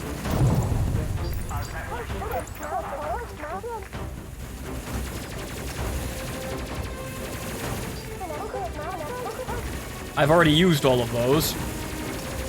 I don't think anyone gets any, any more abilities to help me out here, so I can fire support for saving that. This probably takes a year and a half to recharge.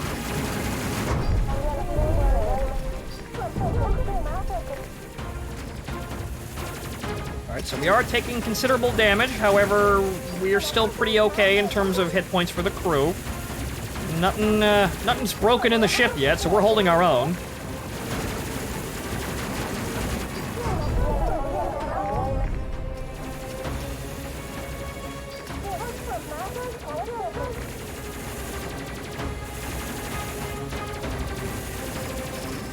Rock! Try to avoid the rock, sir. Defense may be needed, I suppose. Could try defensive, but at this point, well, we want to kill the enemies as fast as possible, so... We get a little bit more evasion, and the shields are already out anyway, so just go on the fucking attack, because we don't have any shields.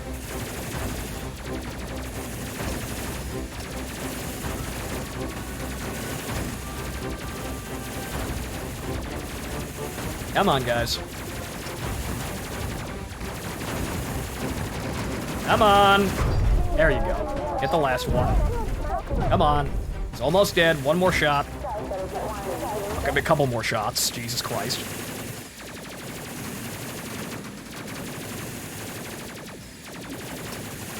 When did the bloody Lancaster decide to become a spacecraft? Well, Obama Harris got bored of bombing terrestrial targets and decided to move on to the space. Remember, it's not war crimes if they're not human. Aliens never signed a treaty. Never signed a treaty. Okay, so we have a little bit of damage on the captain and a couple other people. Ow, we stopped near a rock. Did stop near another rock. Ow. Okay. Stopping in an asteroid belt apparently is a bad idea. So, yeah, the captain's the last one to get hit.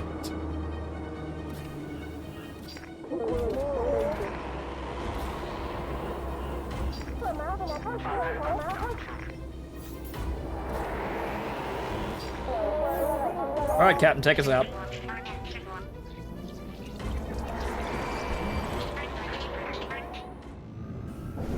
Alright.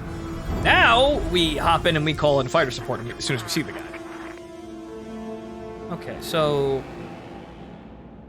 Alright. Engines to full. Wherever he is. Oh, there he is. Alright. Call in the fighter support. Everyone else focus fire and just melt the man.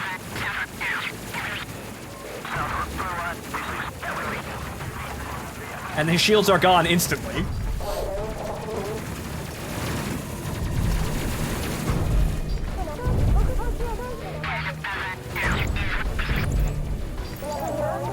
Alright, he's gonna be an asshole with recharging shields, but I think we've got him. Replenish our shields. And he's down! Aight! Apparently run towards the enemy with all the guns firing and, you know, yelling at the top of their lungs seems to pay dividends. Good job, boys. Alright then, let's get the hell out of here.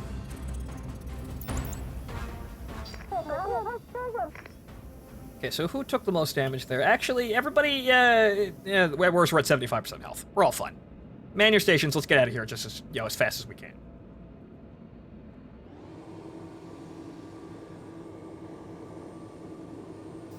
I had no faith, thus you had no shields. 40k was correct. Yet, we still survived!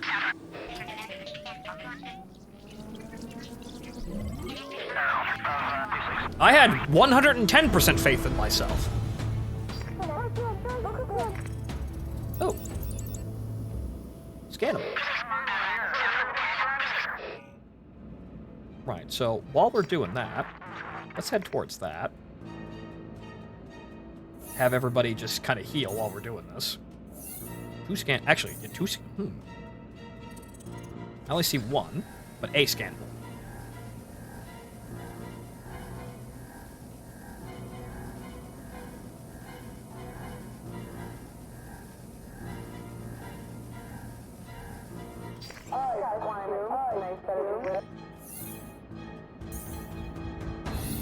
I see 2 different distances. Well, that's the objective. That's the one scannable. I don't see another one. That's the jump gate we just came out of, so I don't see another... I don't see anything else. Those are the blue ones are the jump gates, and the purple is the scannable.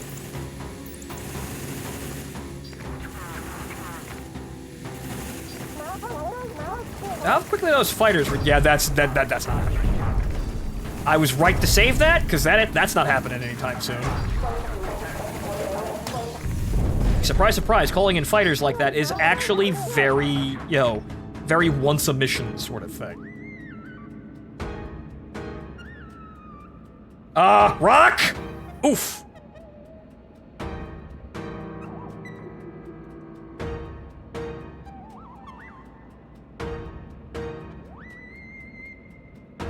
Heat-seeking rock, yes. Fun-seeking rock. My god. Alright, scan that.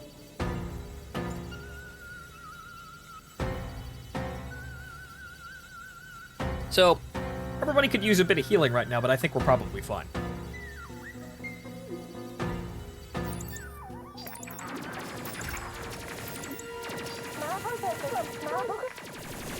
No, don't do that. And we'll just keep grinding XP because we need it. These guys, I think, will still reward us XP if we kill them. Yes, they are. Okay, so this wave, and then we'll get ready to leave.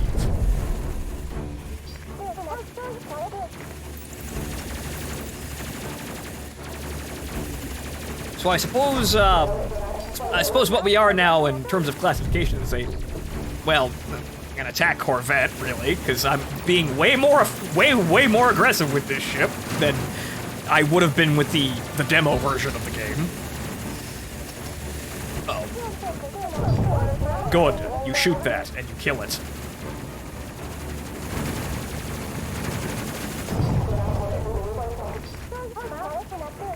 If you play Yakuza 2, you better give the final boss a fair fight. You cheese, I will never forgive you. Actually, I want to give Yakuza a fair fight through most of its playthrough, but and then I started Blast and just became a really easy beat. So if you want me to play it fair and square, I will. I have no problems with it, but it just became easy to do that.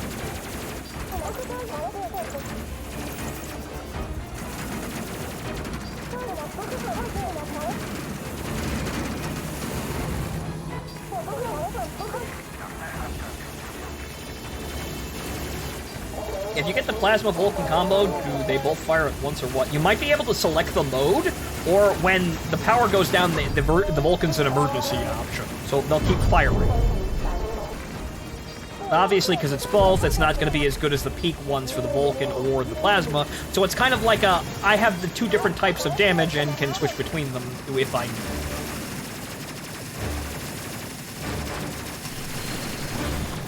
It is the one final boss that should never be cheesed for thematic reasons. I will keep this in mind if we ever decide to go and play Yakuza 1 and 2.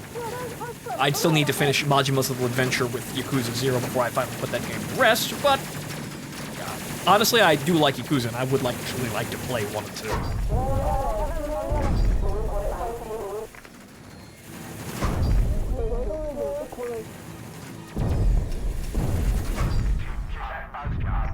Alright, I think that's it.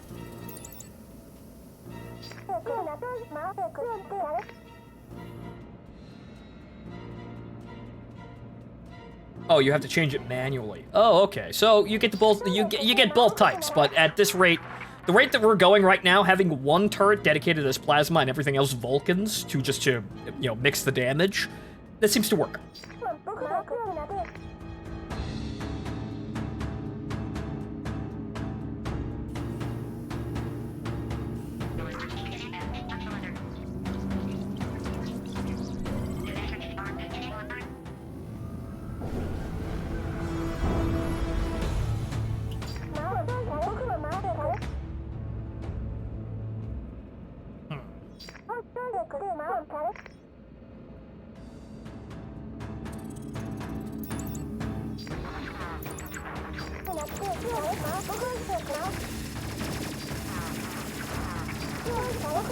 Punish those reshields. Do I get XP off these guys? And it will determine whether or not I stay and fight, because I think we're going to get XP from these guys.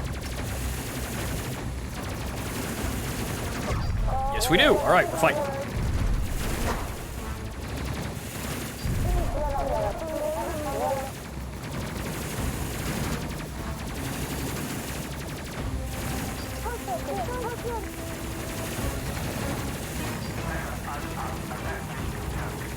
Oh, we can request fire support. Well, might as well call that in and make our lives a little easier.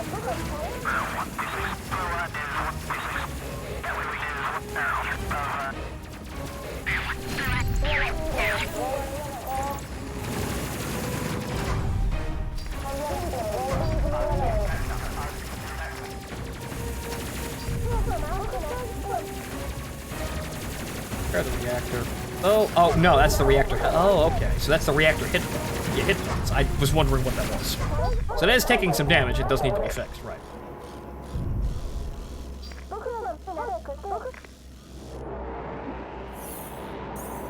Alright, we're all good. Thanks, not Battlestar Galactica fighters. I do like that design. So I'm not knocking that, but you know what that is.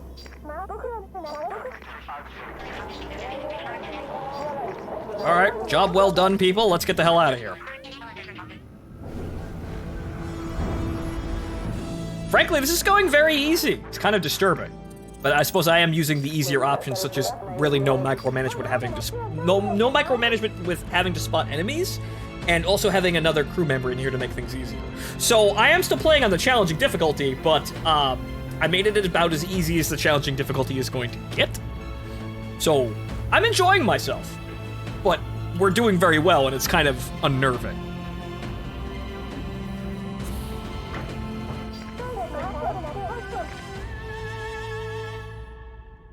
I lost my ship because it dropped to 2 bars and suddenly everything was offline.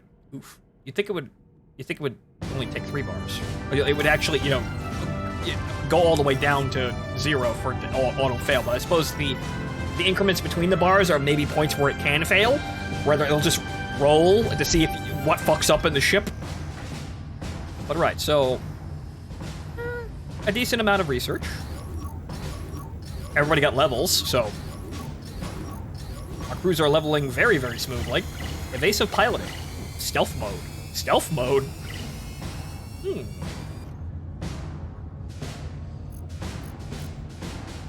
Evasive piloting. Performs evasive maneuvers to reduce the chance of being hit. Renders the ship invisible to enemy fighters. Weapons officers will not fire. Okay, so that's just a Naito Raven mode where we just disappear. Okay, radiation suit. Autocannon Mark IIs. Neato. Engineering tool. This advanced engineering tool greatly improves the efficiency of repairing ship systems. Heavy gloves. I mean, this is the outfit we're going to give the engineer. So this is the engineer's outfit. Radiation suit. The suit provides some protection from radiation, but not against much else. So I think we're going to probably just give her the engineering tool and nothing else. But I suppose we can give everybody else heavier boots. But we're definitely going to upgrade the ship with, Mark II autocannons. Because we can. Okay, so weapon system. So all the... missile launchers. Oh, we got to see about those. So, there are more in here, which is... It'd be nice to be able to see all of those, but okay, fine. So there's more than what we can see. We'll unlock more things. But so, what do we got here? DPS 71 versus 49.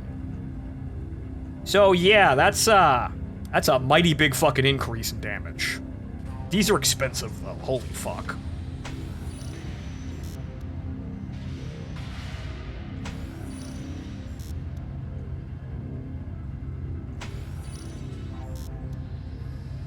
But, okay, oh, you can get a combo Mark II. Oh, okay. So you don't have, so I thought, oh, well, yeah, you can get a Mark II, or whatchamacallit.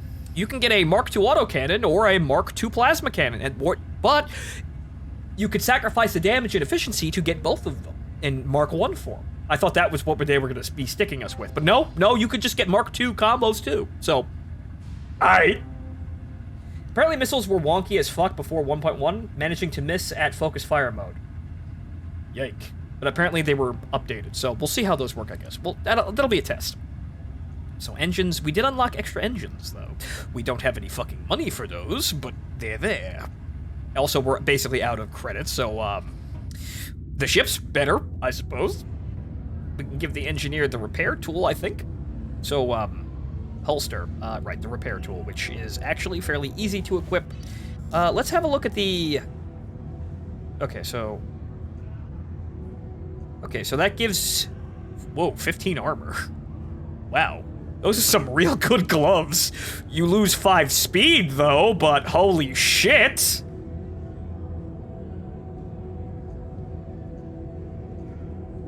Okay, okay, so they're heavy gloves, and then they're... Oh, okay, I see this. So there's heavy gloves, and then there's radiation, and then there's powered gloves that make you just move faster. Okay, so mobility, even though how powered gloves. Now, how does that make you move faster, I wonder? Okay, so we'll do heavy. Since we're going into combat, we are hardballer fucking combat here. So, yeah, we're gonna just give everybody gloves. They're gonna be slow, but most of them don't need to move. But we don't need the boots, though. We'll keep the... These are the powered boots, but we'll take the armored everything. So everybody in here is gonna be a fucking space marine, basically. Because they are space marines.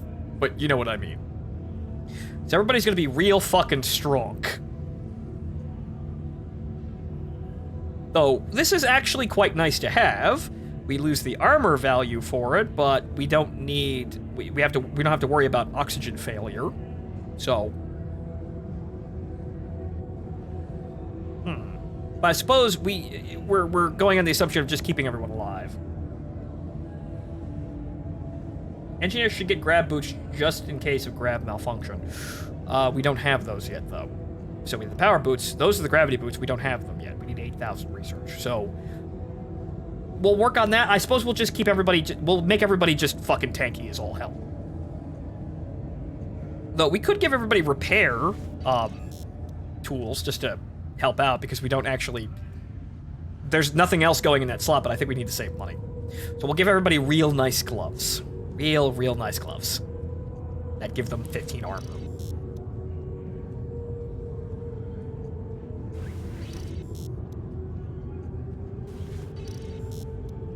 So they're gonna be slow as fuck, but at the end of the day, no one really needs to move around.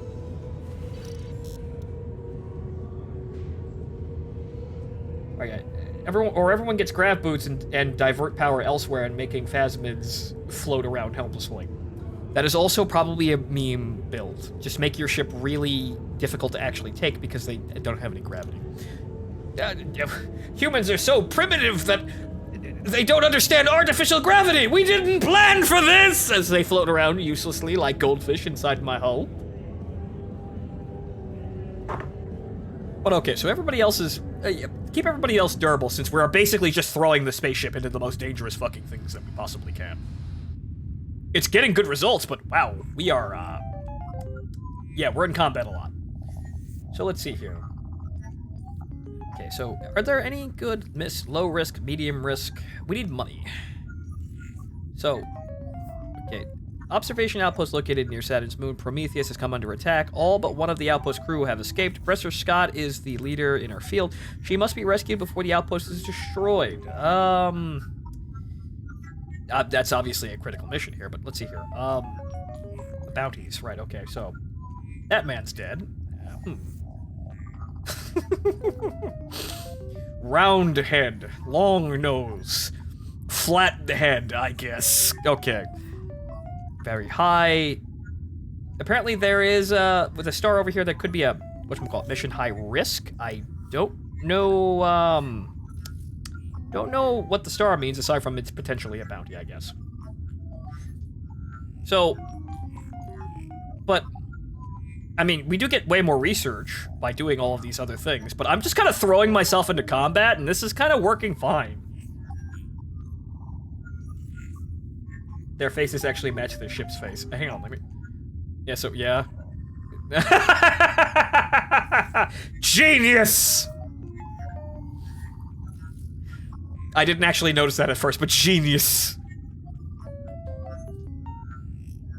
Okay, so you know what? Let's try this hard mission and see how well the ship holds up. Because we actually have to do other missions, clearly, but... I think at this point we need the money, and we can do this. So... okay, so... how slow are we? Okay, so it's slow, but not that slow. Okay, so Han goes over here. Everybody's all locked up and ready.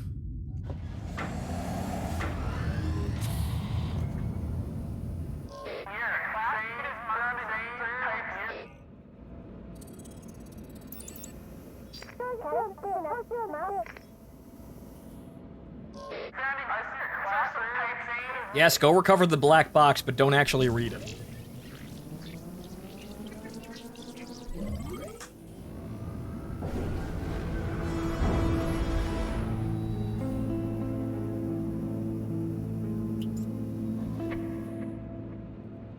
Oh, enemies incoming. Safest route.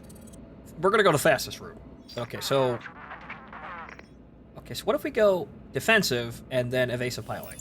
Whoa! Okay, that's just 100% just maneuverability. Okay. Okay, we dodge. We're just the dodgiest fucker ever.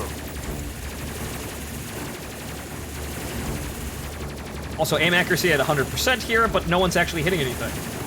Just rocking back and forth, just whatever.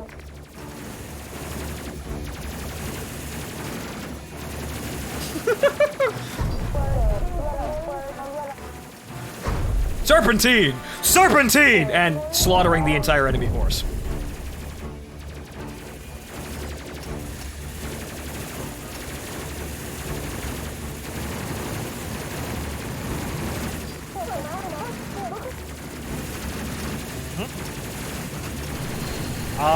Might want to shoot that.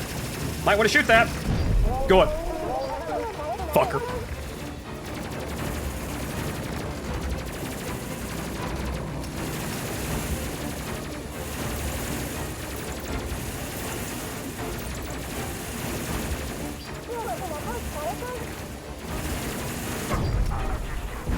It reminds me, use focus fire when I don't actually have any of that ready.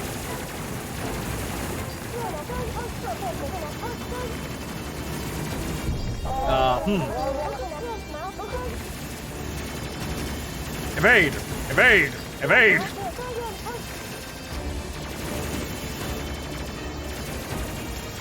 Yeah, these guys, the accuracy of all the weapons, I mean, yeah, sure, Han's not a gunner, so that's a little wonky, but all in all, everybody's doing perfectly fine here. Taking forever to kill these guys, but yeah, no, everybody's doing pretty fine on hit, what we call hit chance. But it seems like, yeah, it's a dice roll whether or not they hit, but it seems that, evasive firing does cause the ship to miss most of its shots, which is kind of important. Now we're killing things again, but we're mitigating damage.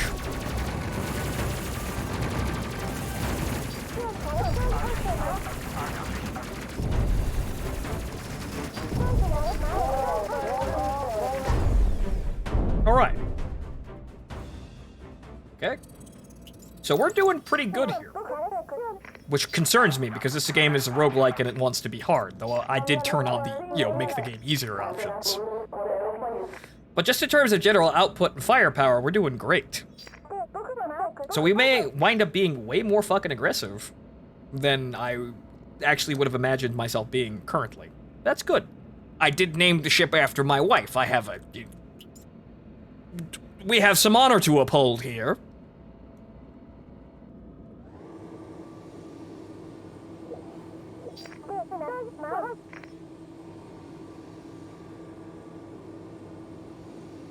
How's the wife? I haven't seen her in months.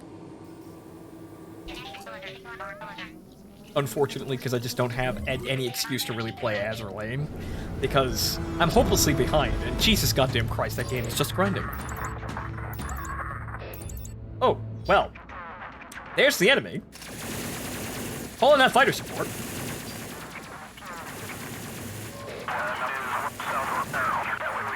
Well, just click all the buttons and focus fire. So there he is.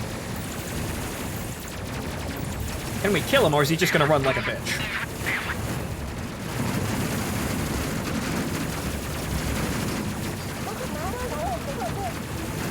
Come on, get him! Get him! Get him!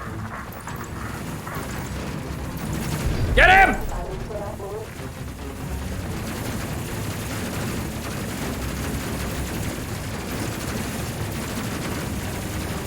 Get him, I want that money!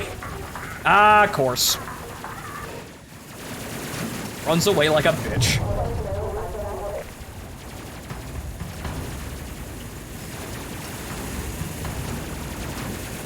So probably should, punish those shields.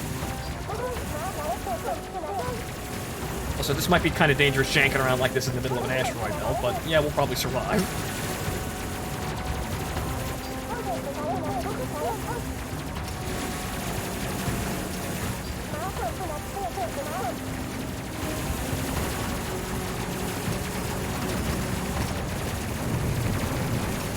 So we're gonna get into these kills, and you're just gonna let them, you know, shoot us full holes, guys.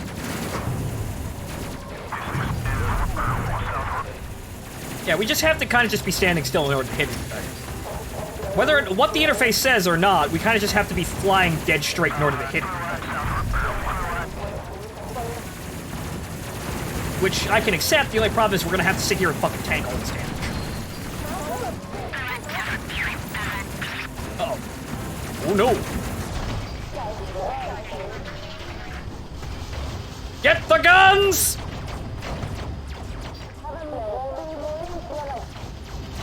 And you, turn off the gravity. Well, Petrov needs to be there because she can actually shoot things.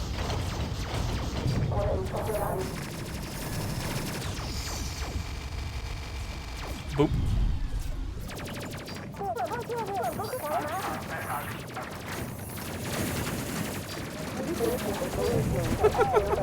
They're shooting at my power systems, but fuck them.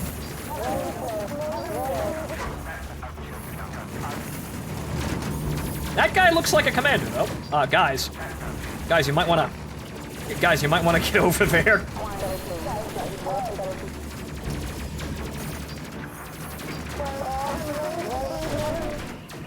Oh god, there's more of them.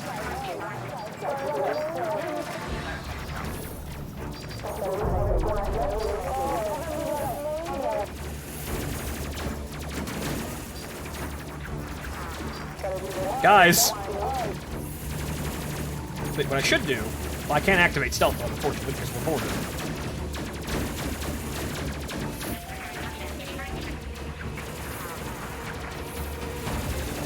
Uh-oh. Don't shoot the captain, you fool!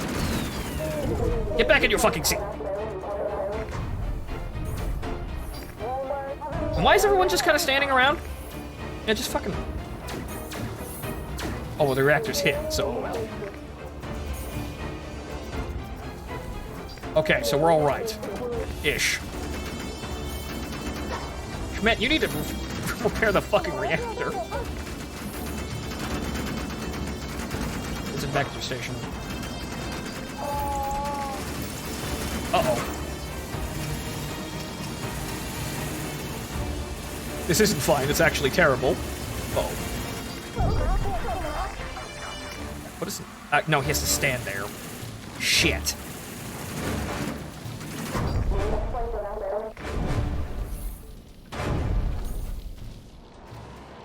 Schmidt, you fool! Get Petrov! Uh-oh. God damn it. I want to fucking click on the other fucking crew member, you dipshit!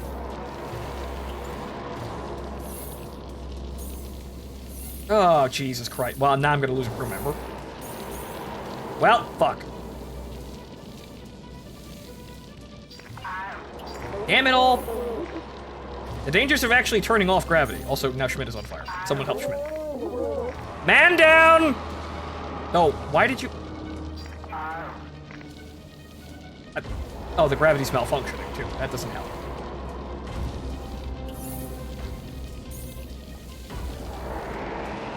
So that was a fumble, but now the entire rear part of the ship is on fire. Though, hey, you.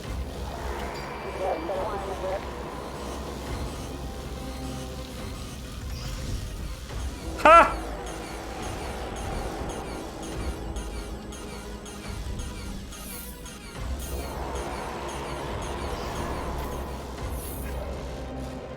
So unfortunately, we lost our rear gunner. That's a shame. However, we can still manage. Maybe we can bring that Descendant of Morton in here.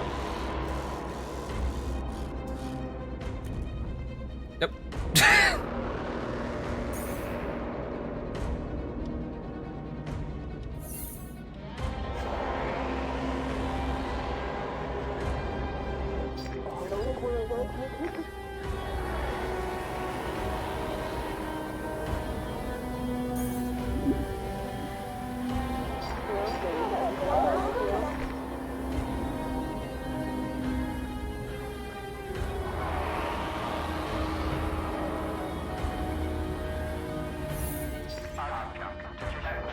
Why can't I heal a crew member? Jesus Christ. Unfortunately, I can't heal a crew member with the medkit, even though I'm standing right there, and that would actually be very useful. Well, okay, so that became a problem. Mainly because I basically let off the gas and started to, I didn't actually do... Turning off the gravity made things cute. I probably could have managed just fine without the gravity, so that's what kind of fucked us up. Okay, so... Cooper Belt. Well, we lost a man, but we can still manage. Now we're just playing the game normally. I'm gonna have to heal everyone, though.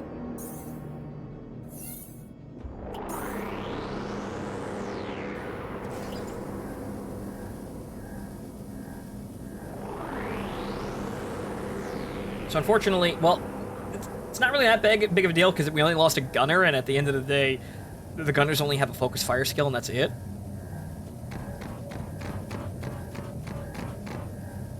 Fuck you, we're in stealth mode. We don't get any XP from attacking you, so you can go fuck yourselves.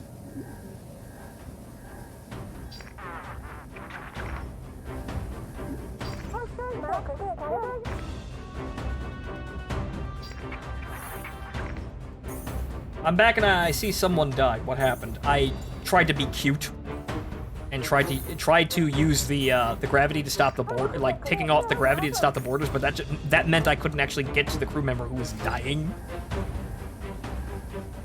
So somewhat unfortunate at that, a miscalculation, but well, I was expecting things to get stupid and hairy, so they finally did. So maybe I fucked up on purpose, I suppose, just trying to be cute.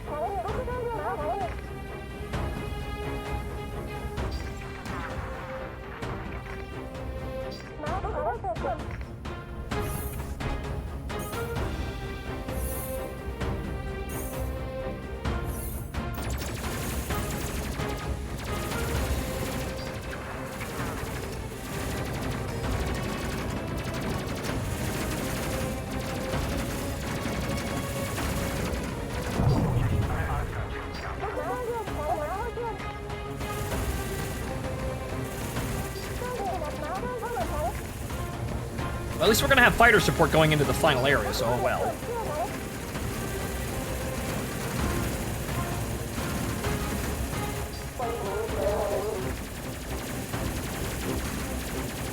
Okay, we're out of medical too, oh well.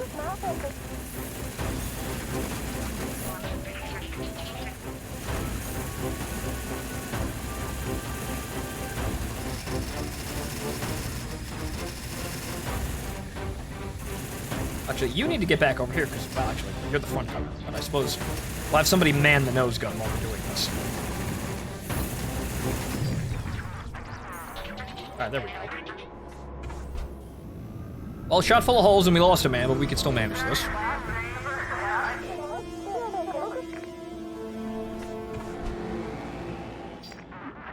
Call in fighter support, and then have that man stay there, because we need somebody to auto-tag the targets.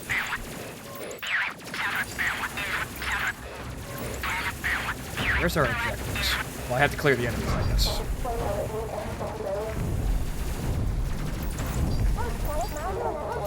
Get evasive. Oh, great, the O2. Great, fantastic. We need backup.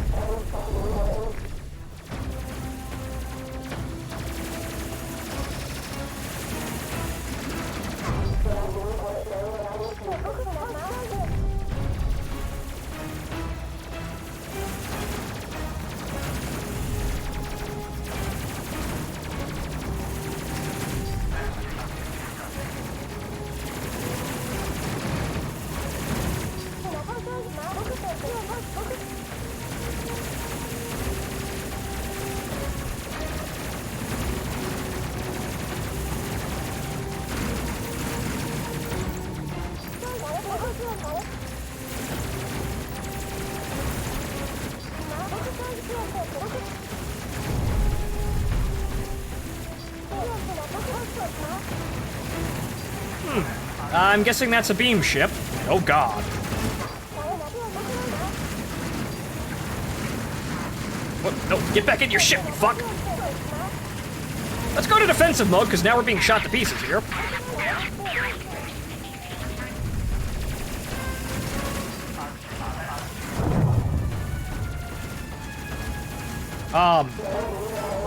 You know, let's fix the ship now. So you go out there, because that's way harder to repair. So, we got a bit of a problem here, in that the radiation is kind of leaking into the boat. Okay, we've got a couple of seconds to repair the ship here. But, we seem to have walked into a snafu here.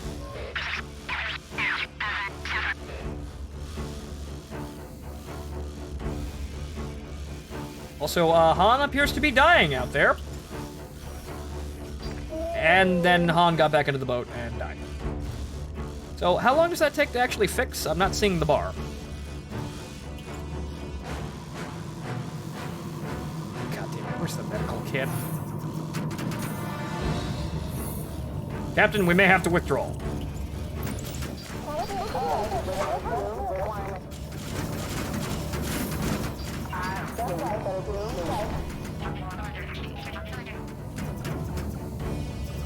Oh, great. They're in the ship. That's not good at all.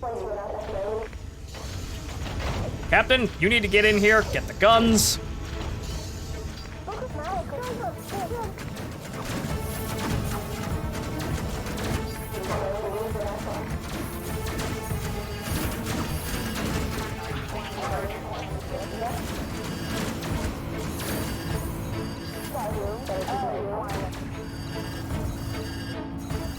Sir, we better be heading for that jump gate. We are.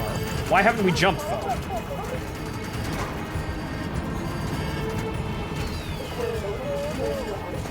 This is a problem.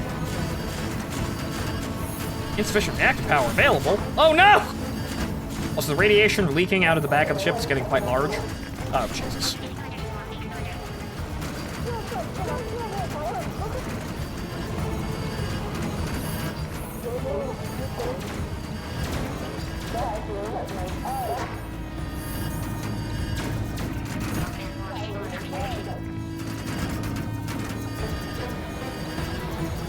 Well, unfortunately, the reactor may be exploding now. It may be of exploding. I hit evasive fire at the wrong fucking time here, so it seems like, seems like the difficulty kind of spiked real quick when it said high-risk mission. It wasn't hitting. We still may get the boat out of here. I think we can still manage this.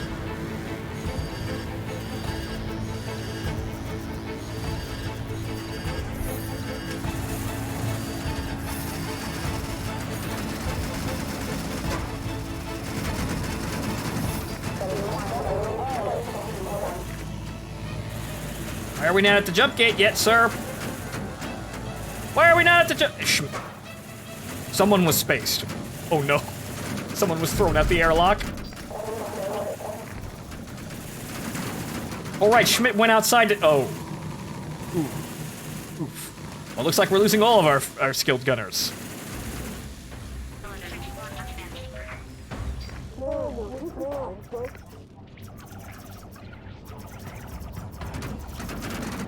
Why is it taking 2 minutes?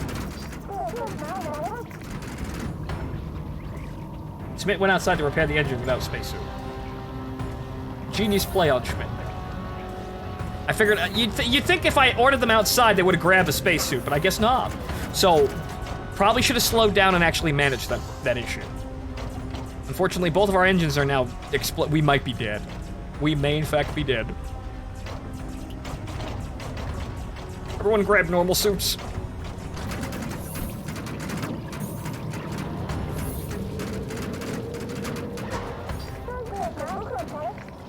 Have to fix the boat. Andreev, grab that med kit. Actually, he can't carry the med kit in the space. That's fucking stupid.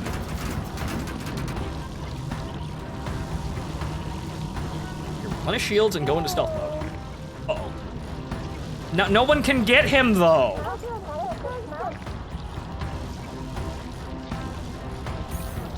How? But I can't take a med kit out there to heal him.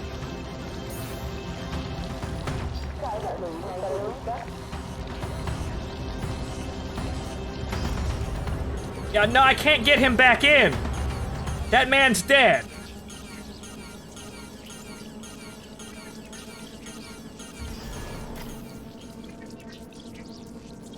Can he go pull them in? So one engine is back in. Jensen also may die.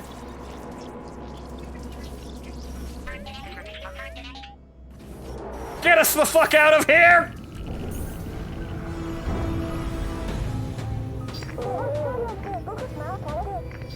Okay, so, now evidently we just jumped with that guy outside and also, we jumped and they left them behind outside the ship. Wow, this has all gone to shit, hasn't it? Okay, Krier.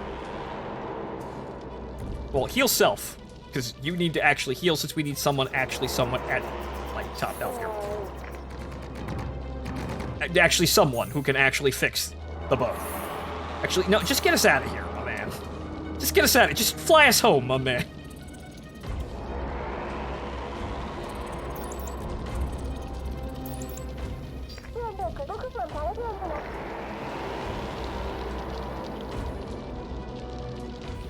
Actually, well, all things considered, if I go out there with Krier and fix the engine, we won't die horribly. I don't have any more medkits, apparently, since that wasn't... everyone dies but the captain, it seems. I made a horrible mistake, and now my entire crew has died horribly. What a shame. This is entirely on me for a weird series of fuck-ups there, but things got hot and heavy real fucking fast, and I wasn't actually primed to use slow time. So I made a couple of dumb calls, and I paid the price for that.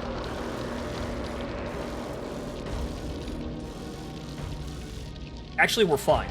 We can get home like this. We have one escape pod still. I'm not abandoning the boat. Oh. Why did we... What?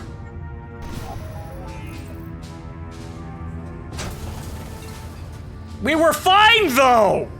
I fixed the engines! We were fine! What? We were fine, though! The boat abandoned you. Evidently, yes, the boat abandoned me.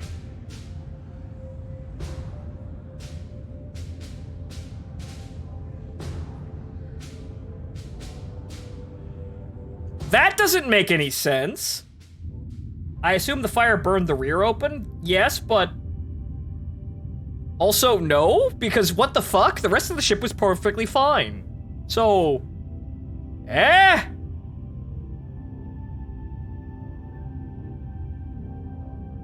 That's very bizarre. I didn't feel like that was a fair death, even though, yeah, I did get shot full of holes and lose most of my crew. But I didn't feel like that was sensible to call it a point of death. I still had all the subsystems running. I had just fixed the engine, so there was no longer leaking radiation into the entire compartment.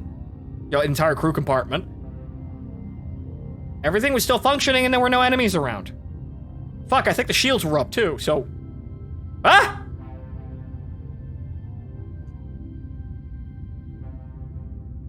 So,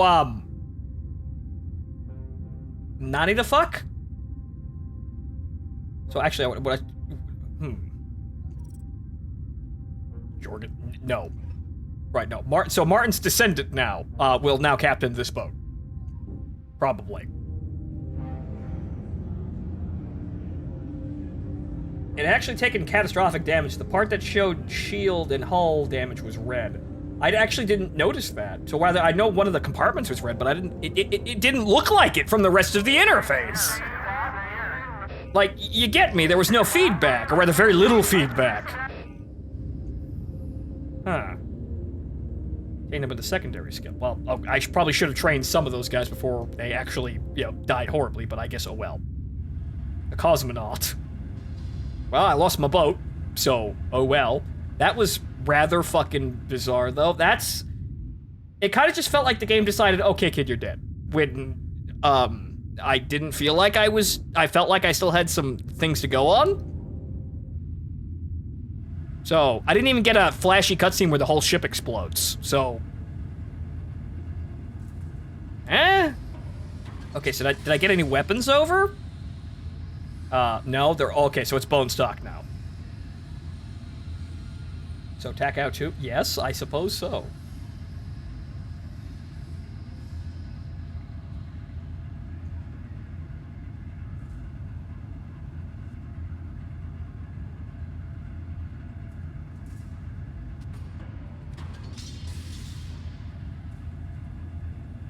Right, so that's easy enough to do. But so that felt weird.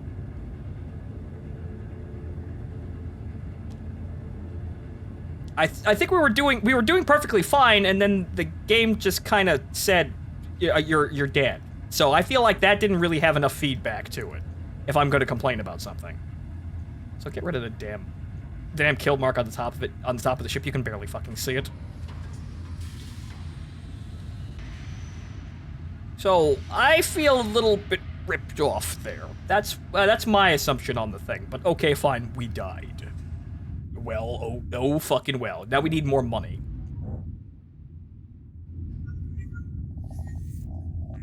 Okay, transport supplies since we need to retrain an entire crew. So now we need to actually train the entire crew back up again. Which, oh well,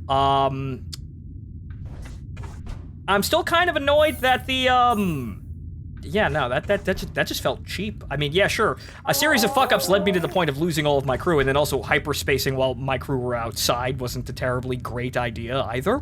But, okay, you live and learn with that one, but I feel like I still probably could have limped home like that, you get me? I still feel like the captain could have piloted the ship on his own. But okay, the game said, no, you can't. But alright, fine. We still have all the research, so all we lost was crew levels and, you know, a bit of upgrades, but we can get those back. The combat seems fairly easy. You know what? Fastest route. But then again, we are... Actually, but you know, the safest route, we probably should take the safest route because it would appear that we're going to get fights along the way anyway, it seems like. Because that was one of the major complaints, that even the safest routes were taking forever to fucking actually, like, clear out. So, you know what? Maybe we should take the safest route because it's longer and then there are more encounters, potentially. Right? So, whoops, but, okay, so that's how you die in this game, and, yeah, it can happen all of a sudden, but, yeah, I have some disagreements with how that actually played out. Or at least the point of death. I made some pretty bad mistakes there, but I don't really feel like that was fair. I feel like I could have gotten back with my ship. And yeah, incoming enemies. So what about the fucking safe part? What was the safe part about that?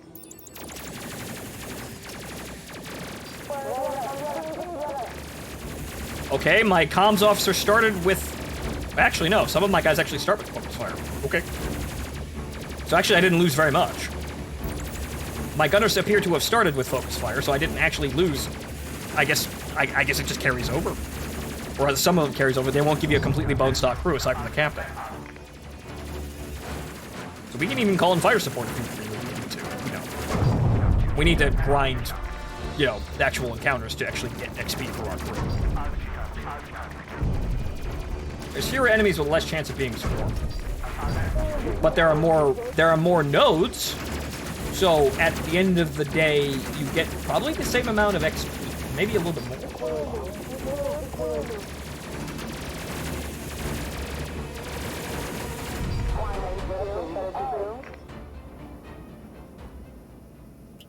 Okay, we're here. Ramos over here took a hit. That rear gun is very susceptible to damage, it seems like.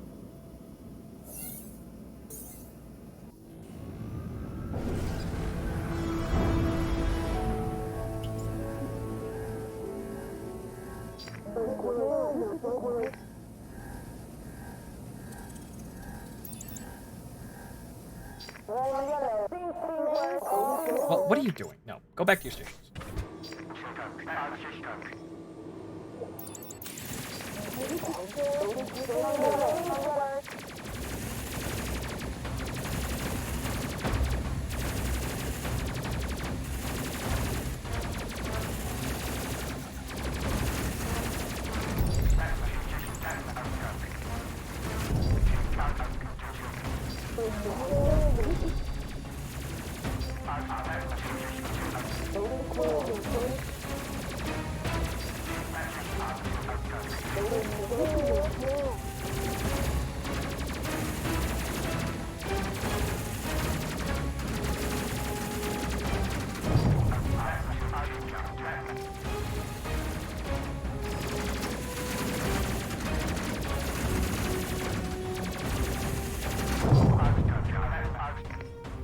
All right.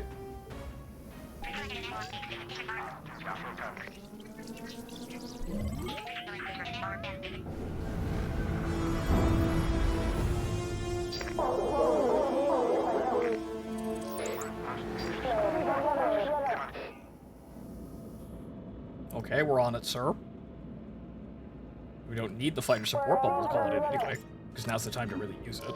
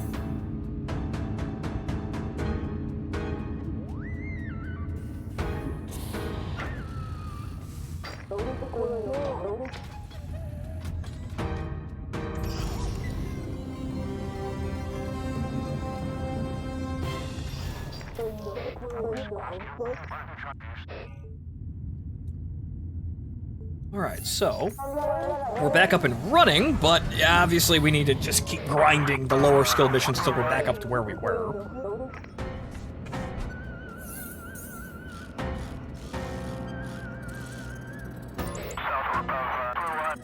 Maybe we should take the fastest route, just to see if we get another tech drop. Maybe. That's where we got it the last time.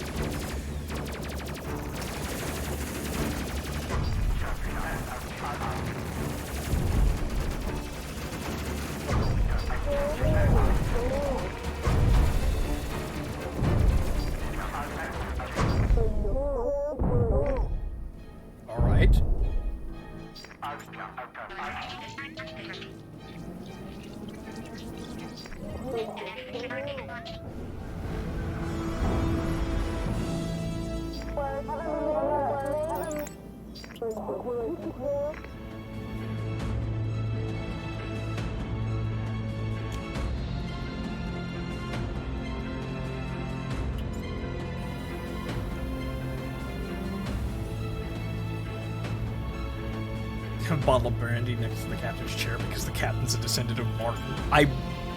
You know, I'd write it. I'd write it. So now we have to sit back and grind more money, but, well, it seems that, as we were doing perfectly fine up until the game killed us. Or rather, I made a bit of, the game swarmed us, and it was kind of, first time I handled the situation, I handled it poorly, what a surprise. But, other than that, it seems, a difficulty spike is the only thing that can really get in our way.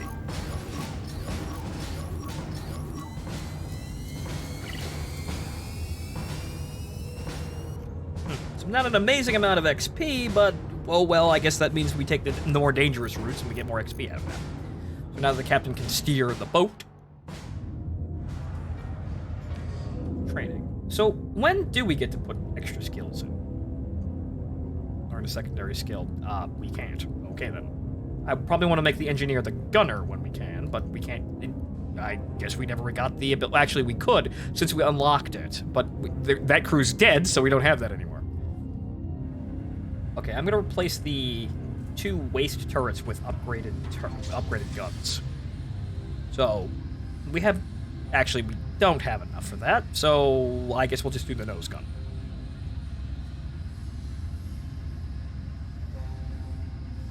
Oh. Okay, so that's easy to fix, I suppose? The other turrets require way more money, I guess. But so, yeah, we get 1 more. So, right, I guess we'll just improve 1 of them, and then we'll come back and upgrade more of them later. So, right mission.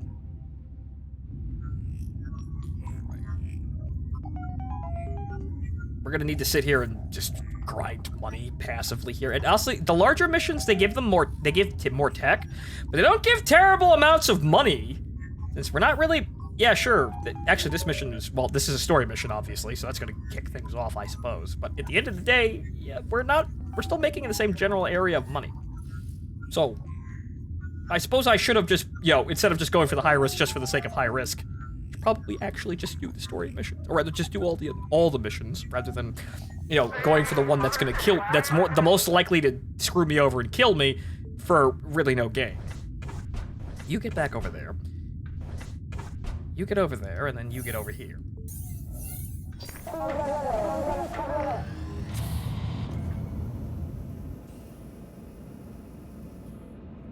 So, we're gonna take the fastest route. Throw a little bit more enemies at us. Since these are the, apparently, low-intensity missions.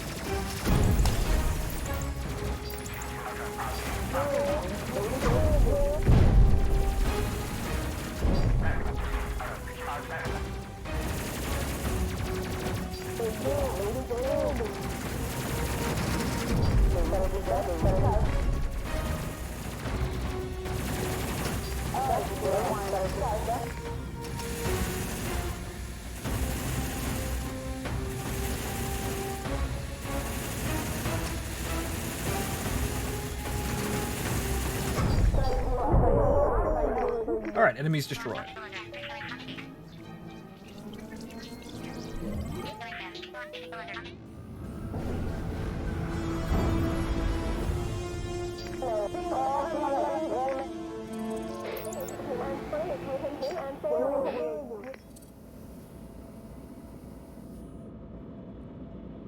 I think we're going to need someone on the boat, or rather on the, in the,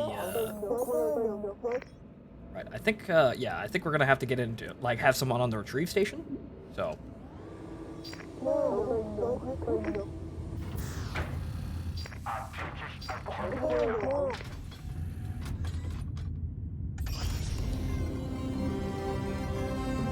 Okay, so guest aboard here, let's get out of here.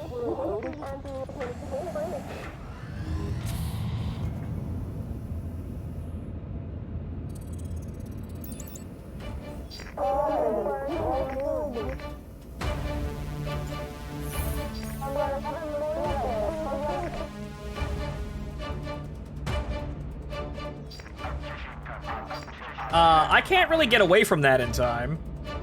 I don't exactly know what they expect me to do.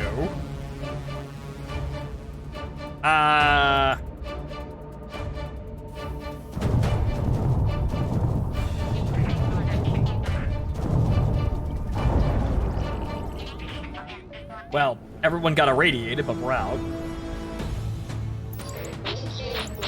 Oh boy, the enemy ace again. Alright, well, guess we're gonna call in fighter support and then go, all in. We need to kill him.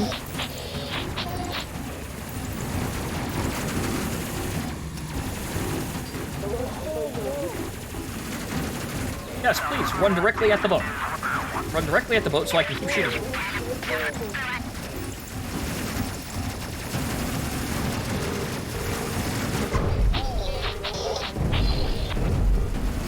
I am the one who knocks. And is he gonna run away like a bitch?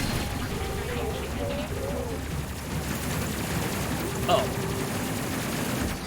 That's a problem.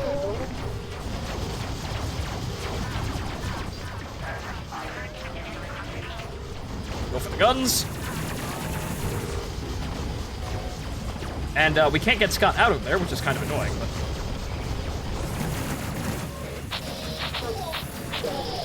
Well, don't shoot Scott, you idiot. We need her alive.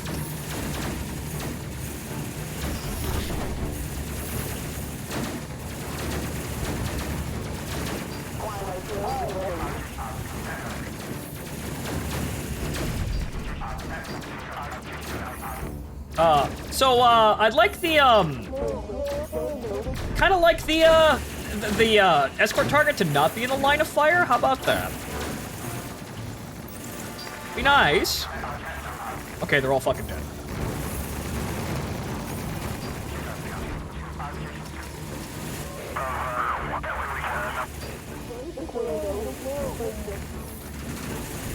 Rather, you get on the gun. Oh, yep. Oh no.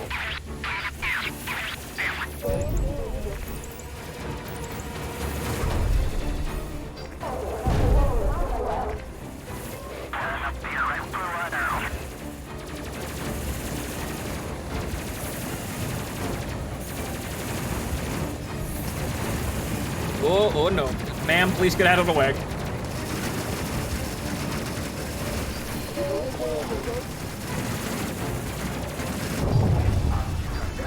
Oh god.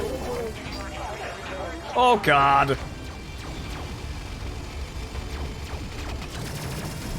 Where did the other rifle go?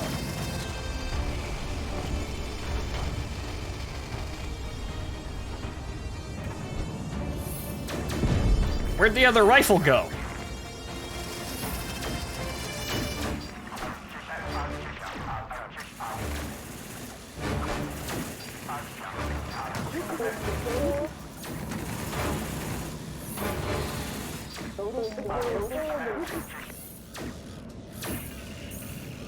Oh, please don't burn to death.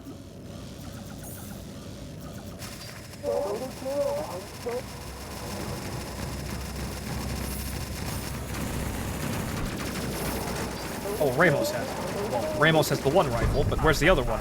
If everyone returned to their station, where's the other gun?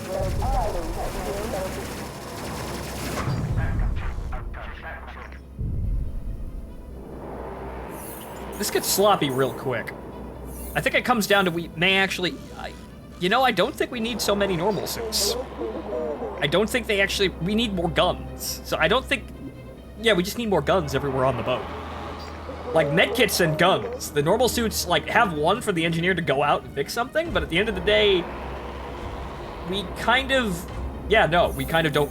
We don't need as many. We don't need... There's not really a huge reason to have one for every member of the crew. They don't really do very much. Is where the fire extinguisher was. Okay, that's one gun, but there's a second gun. This gun had two whatchamacallit, it might have been knocked outside the boat. That's what it is. It might have been knocked outside the airlock. So, that's one gun, but where's the other gun? So, that's where the fire extinguisher is, and where's the other... Oh, right, no, okay. He put it over there. Right, okay. He put it in a different locker, right. I'm really annoyed you can't put a locker over here with guns in it.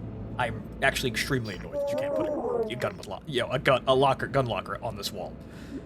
I'm gonna put more guns in the boat. Because it seems like things get kind of hairy every time we need to actually defend the boat. So I'm gonna actually dump some of these normal suits and put more guns.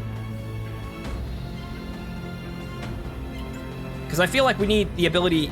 I just need that ability to bring up these guns whenever I need... whenever I can. Got enough fire extinguishers. That seems to be perfectly fine. The normal suits don't seem to really do much. We only need them to go outside, and we saw that you can't really... Once someone's outside and they need help, they're fucked. Really. So, you don't need that many.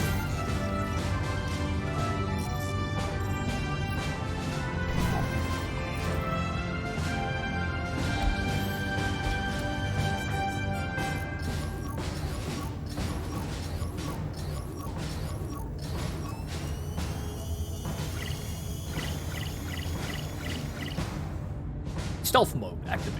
Oh, so level 6, these guys unlock a different ability. Or rather, a secondary skill. Mission Reactor Mark 1s. Standard Plating Mark 2. Good. Okay, so what we need to do is get the other guns.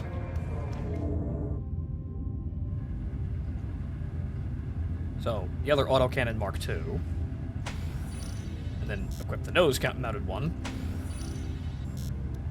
Wait. No, that was the tail-mounted one. Shit, I'm an idiot. Ooh! I made a whoops. Shit, I'm an idiot. Okay, I didn't click on the right one, but okay, fine. We'll get that afterwards. And then, well, whatchamacallit? At least the equipment doesn't cost that much. So, gun and a medkit and a normal suit here would be fine, I suppose, but I feel like we're having a lot of fires back here. So, you know what? I'm gonna do... actually, you know what? I'll just do a medkit and a fire extinguisher. Just get rid of one of the other ones. So, yeah, medkit and a fire extinguisher. And then over here, the rifle, keep that rifle cabinet where it is. You know what? We'll put 2 fire extinguishers in here. And then for this one, guns. And this other one, guns.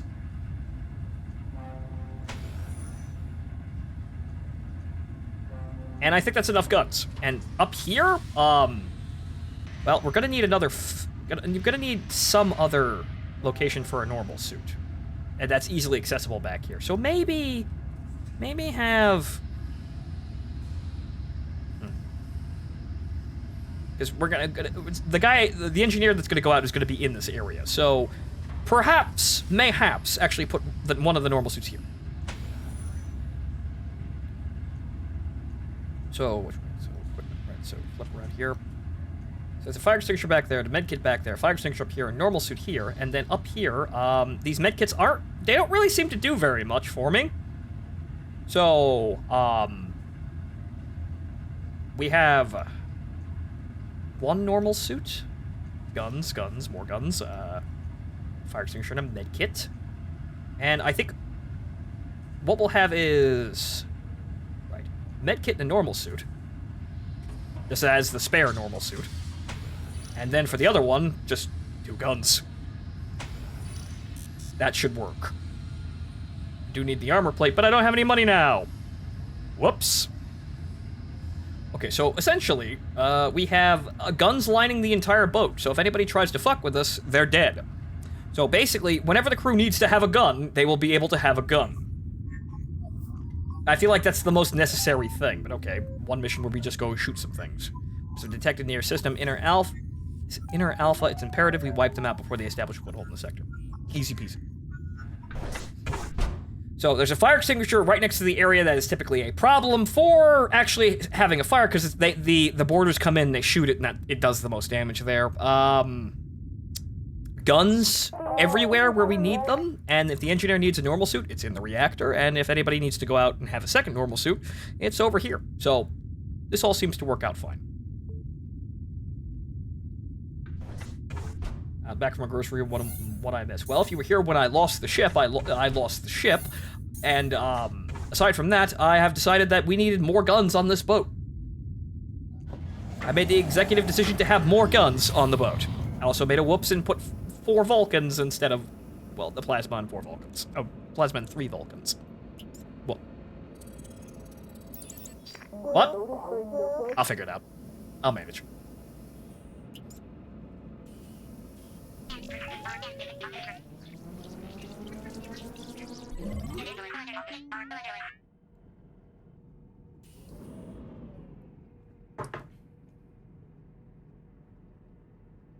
Why not a second suit by the bottom turret so it's near the bottom engine exit? You know, actually, that's a good idea. I didn't notice that before. I kind of want to just put guns everywhere. So maybe I'll just have the bridge filled with guns and medkits.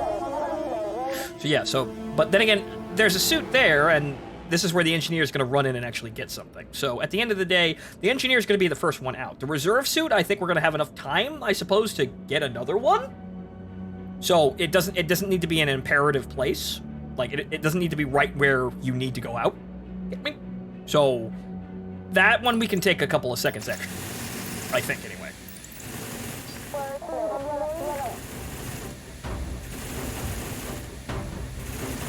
Unless they both go out at the same time. Only one person can repair the engine, though.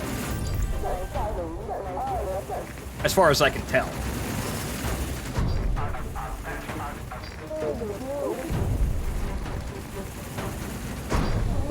Yeah, actually, actually, all Vulcans seems to be doing fine. Yeah, these are the chunky ships, but all Vulcans seems to be kind of fine.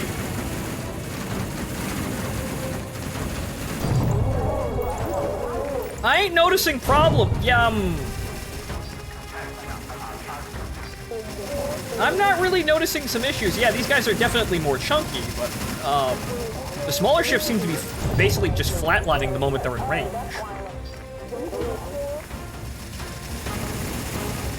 That's going through shields pretty quick.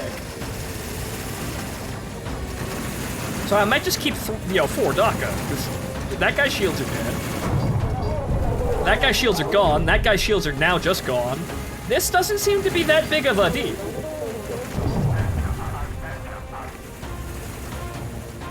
So, you know what? I'm just going to keep 4 DACA. They seem to be working just fine.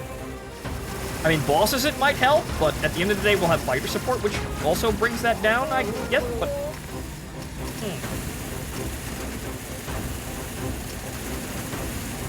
They also seem to have better hit registration. Like, look at... Wow, they actually honed in on that guy and took him out really quickly. That guy's just being, he's got a face full of lead, so he's gonna get fucking killed.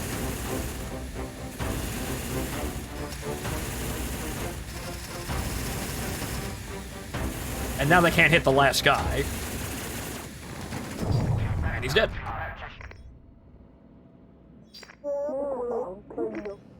Are they all dead? Is that the mission? Okay, then good.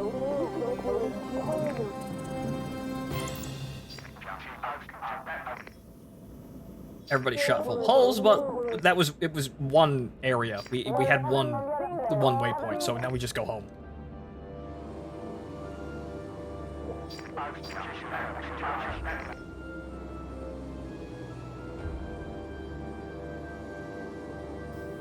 So we definitely need to actually get our crews up armored as well. So we need to actually give the crews their equipment. So that's probably what we're going to do next. And then if we have any leftover money, buy shit for the ship, as in more armor. Alright,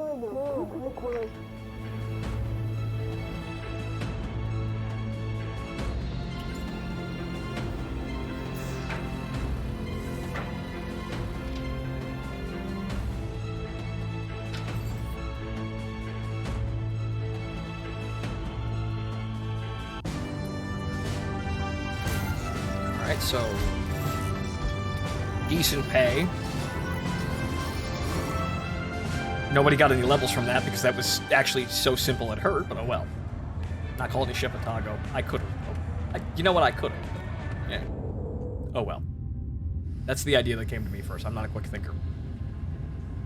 Okay, so let's see here. Right, we need to include crew here.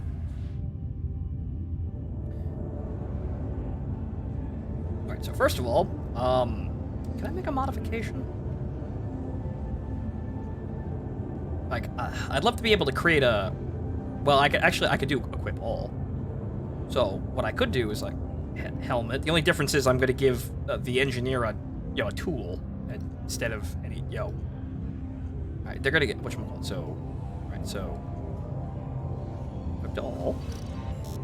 Helmet, though. I could also give them an oxygen supply, and then we don't have to care about... Well, probably need normal suits, but... Yeah. Okay, then... Everybody's wearing the same equipment, it's just that the engineer gets the toolkit, because they actually have a use for it. So, right here, so... Alonzo... Right, good. So that means that's the entire crew up-armored, and we're out of money again. So actually, do we have any money at all? Can I put on any armor? Nope! Okay, then. So, now we're just going to a mission, because we need to actually have more money. Restore astronomer. Didn't we just do that? Didn't we just do these missions? Eliminate champion. Well, we could go get him, but I think we need to...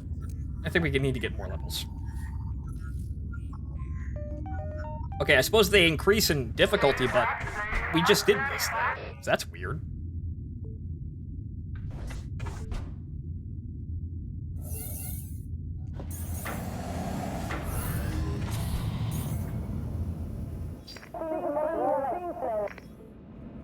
Alonzo, get up there. You're supposed to be in that gun. Okay, so... SS route, because we have enough to actually shoot our way out of that, at least.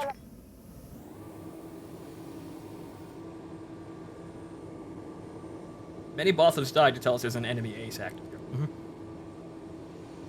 We'll work on that information later.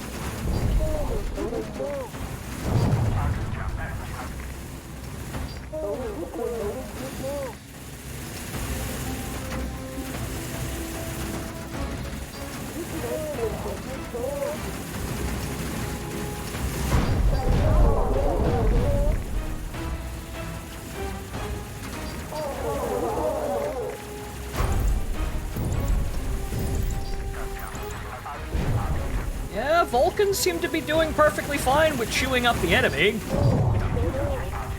Again, it might help for bosses to have that plasma cannon back there, but, yeah, no.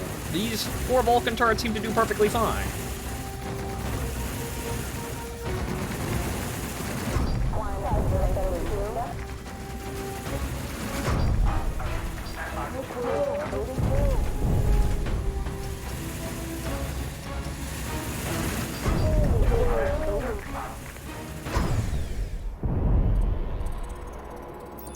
Alright, area secure.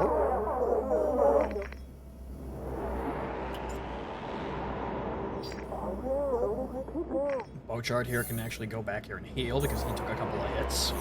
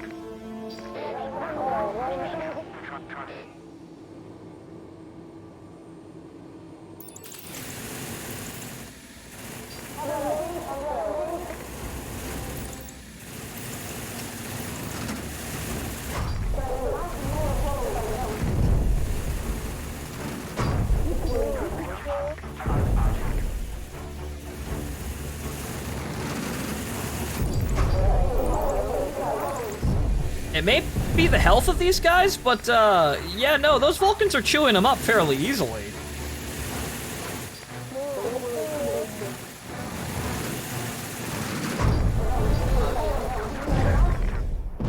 They're all dead. That's it.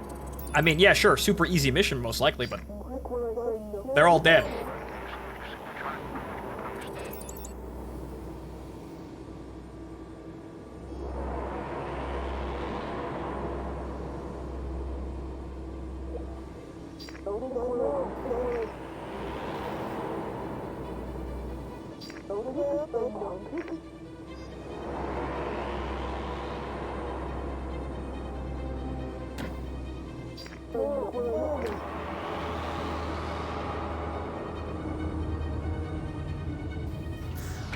So do I need to send anybody back there to do this, or will it just take it over normally? Or just take it just because? Nope, no, okay, nobody needs to be there. So just land and go. Fine.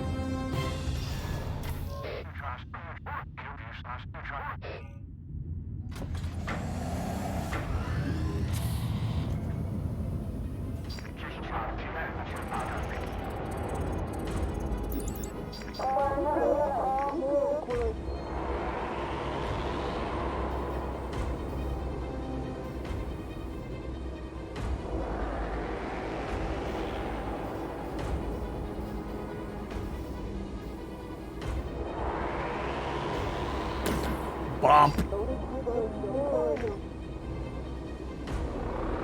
That will be fine. I don't need that.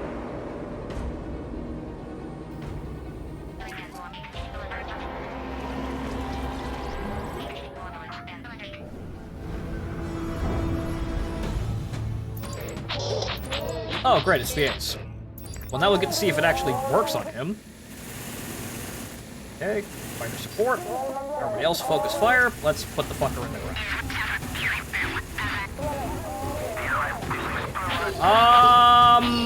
No.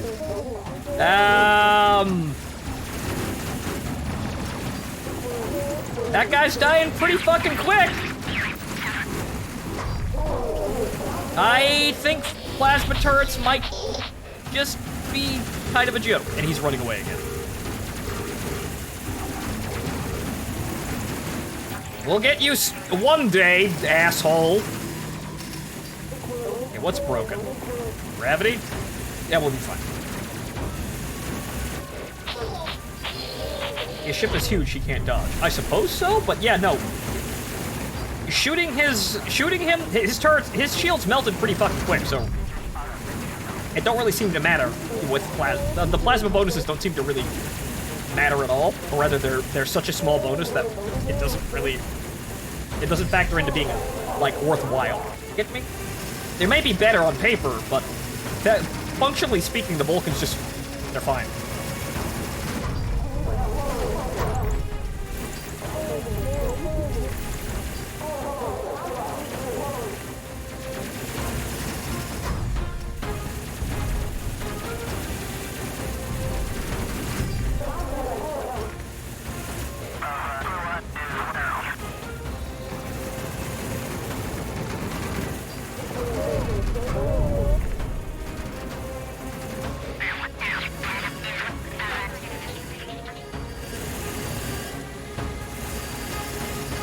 Oh, that needs to be fixed.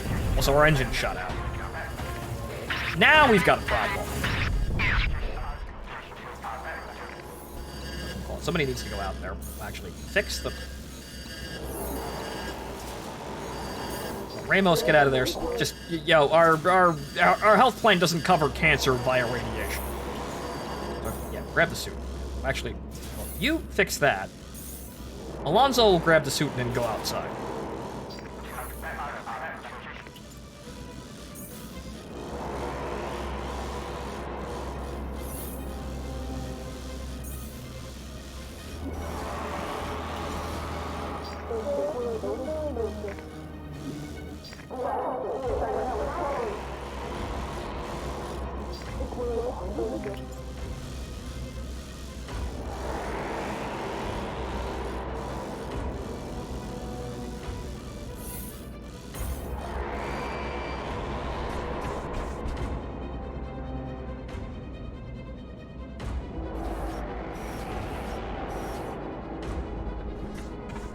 So, Earth Station charge. And jump.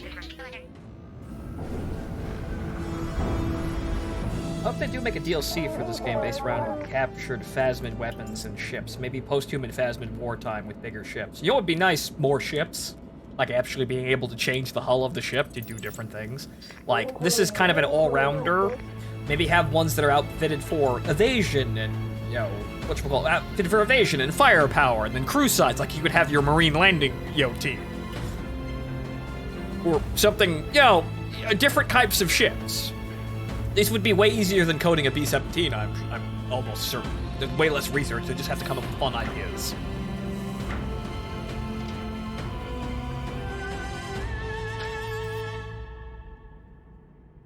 So this could go places, and it's very simple. The core mechanics are put down.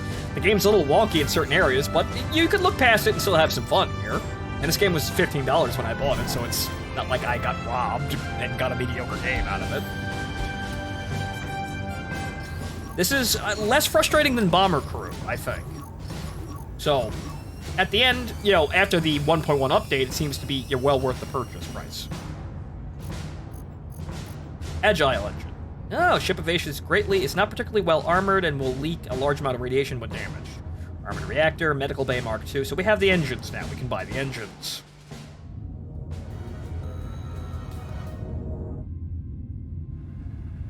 There's not really much else we need to buy on the ship, though. So there's that. Maybe a boarding type mission where you have 4 or 5 Marines. You have to land on a larger ship and drop them off, and possibly escort the ship back to base. Yeah, like, your mission is to, like, instead of a cargo container, you get, like, 3 Marines that sit in the cargo bay, and you have to dock. You have to basically fight through an area and then dock at a ship, drop the Marines off, and then hold the area while they do their business and pick them back up again and then go home. So, that's something that they could also do as well. Okay, so, Agile Engine. Greatly improves evasiveness, which means we don't get fucking shot, period. Low-performance engine designed for safety allows moderate evasiveness, not too well armored, and when damaged, radiation emissions are very low. Okay. Okay. But, yeah, we have enough, so I think we're actually going to get the evasive engines from both sides. That should help us out with avoiding dying, but alright then. Okay, so... Okay, 4... We're gaining XP a lot slower. Okay. Captain. Secondary skill. I need to actually learn a secondary skill, but okay, level 8. Evasive piloting. Okay, right, so fast jump charge drastically increase the speed of charging for hyperspace while enemies are present. Evasive piloting, right, we already had the inspirational speech. Inspires the crew, recharging some abilities and restoring their health. Huh, okay. So that's what they get out of that, but... Reactor boost temporarily gives a small boost to reactor. Okay, reactor boost 2, temporarily gives a large... Okay, so that's just a bigger and bigger boost. What do the gunners get? Weapon overdrive, weapon backup power, weapon boost 2. Okay, good. Right, so... The security officer seems to have wacky shit, so shield replenish stealth mode, EMP. Electromagnetic pulse that temporarily disables all ships nearby. Shield backup power, shield overdrive, and then for Collins. Request fighter support, auto-tag fighters. We don't need that since we have that on. Request cruiser support. Oh.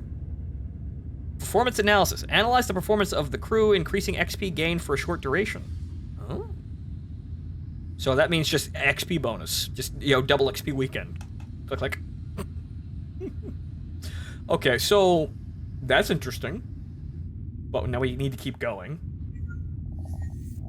Rescue astronomer. Why are we doing this again? But I suppose it keeps us in money, so why not?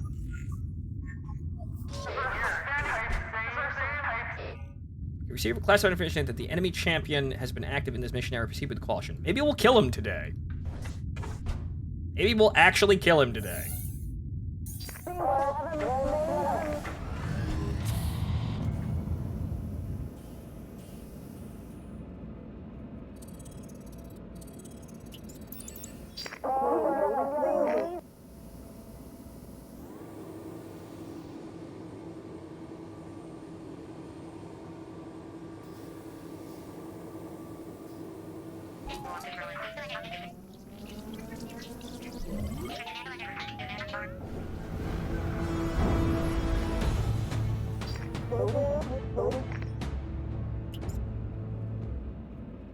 Alright, on the attack.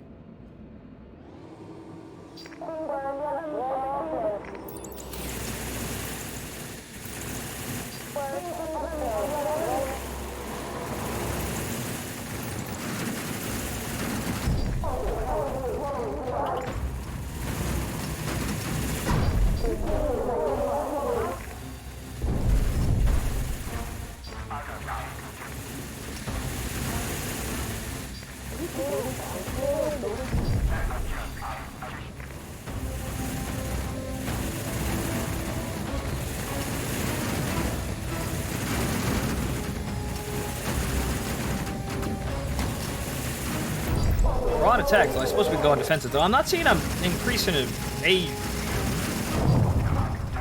I'm not seeing a massive increase in evasion, but then again, well, actually, that's what we had when boosted engines.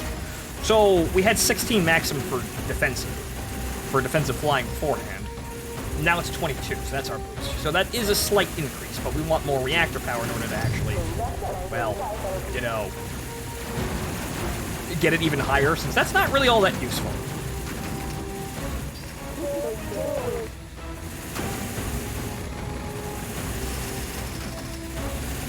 It's nice to have some evasion, but at the end of the day, I want more. I want at least 50%.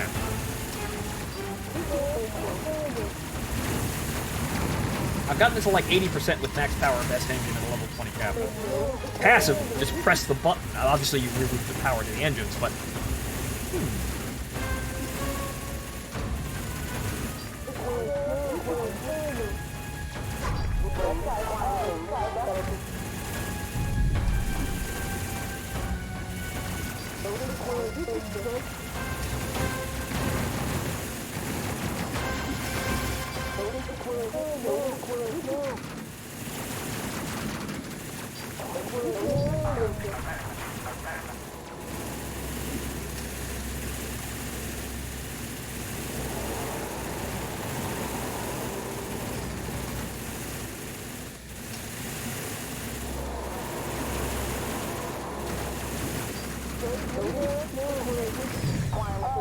Alright, they're dead.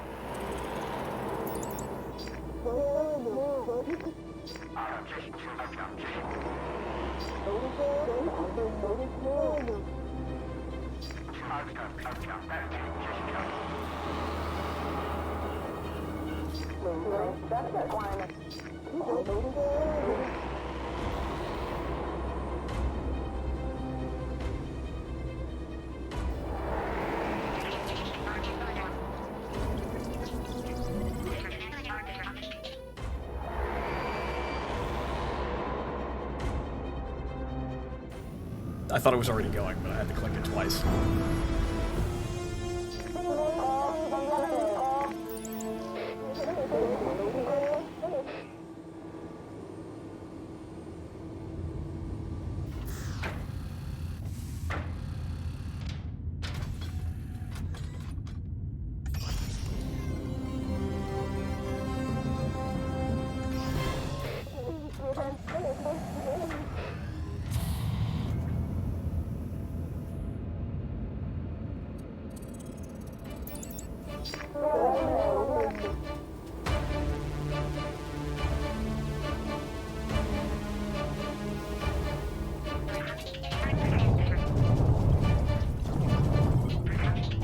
Managed to get out of there before it started spewing radiation.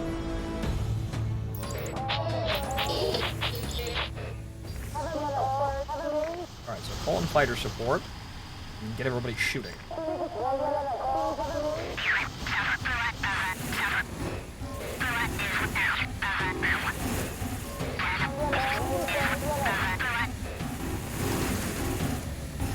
Can we focus fire? Can we get him today?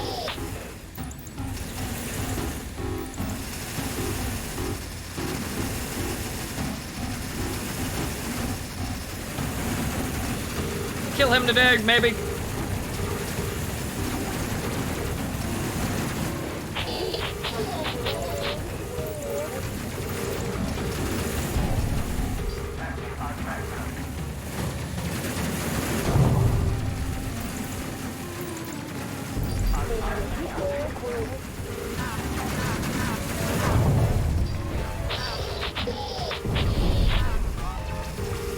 Yes, I need Scissor 61. And he's running like a bitch.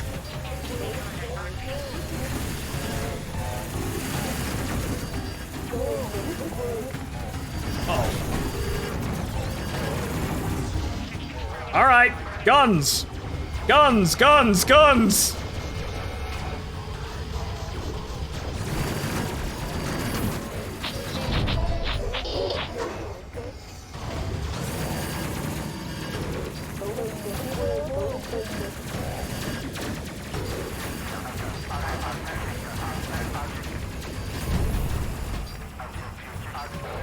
Alright, good. All dead.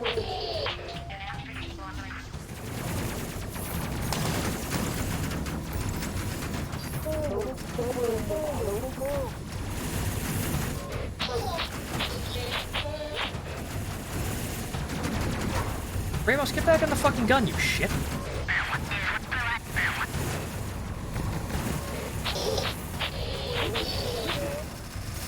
Oh, he's still here. What a surprise.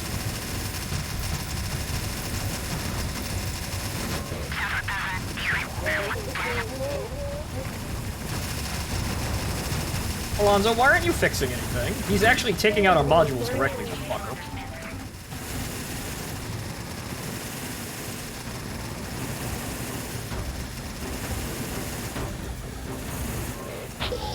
So we have no shields. Oh, now he's running like a bitch. Okay, fine.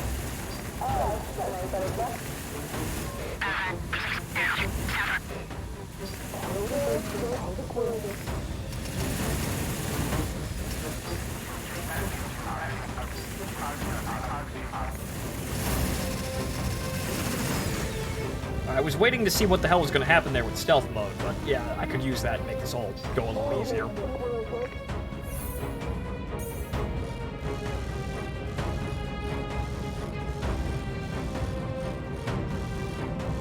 ECM jamming active.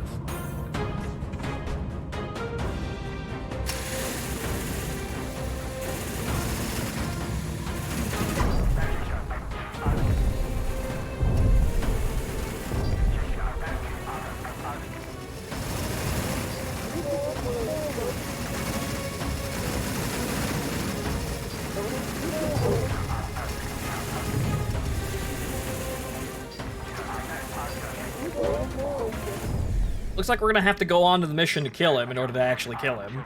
But oh well. Seems like, you know, guns a go-go here in terms of having shit just where we need it, all over the boat, seems to work fine. So yeah, having several weapon racks filled with guns, even if it seems redundant, works. Good strat. Confirmed.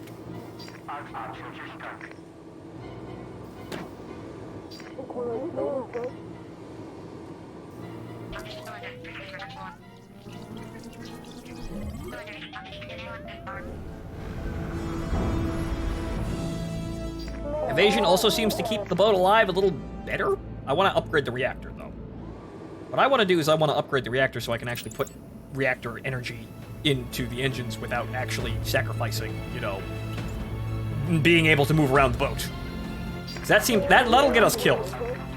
It seems like it might be a meme to actually, you know, have the enemies, you know, float around like idiots, but it seems like it'll actually get us killed.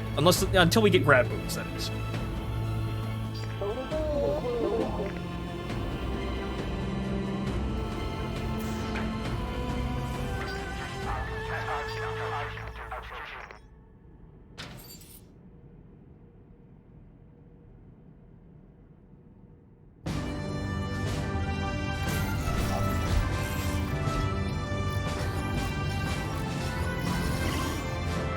Piloting, and we're basically back where we were before. Before we actually had an unfortunate instant death by the enemy. Or rather, an unfortunate accident not knowing exactly where the line of death is. Let's see, spacecraft. What I want is the upgraded reactor. Do we have that? Okay, standard. That's the shields. Reactor. No, we don't have enough money. Actually, that's efficient reactor. Reactor, while not particularly well armored, this reactor provides a lot of power output. Oh, okay, so it does. Okay, so that's 7 to 4. We can't buy that, so we gotta save that. I'm saving for that. We need that.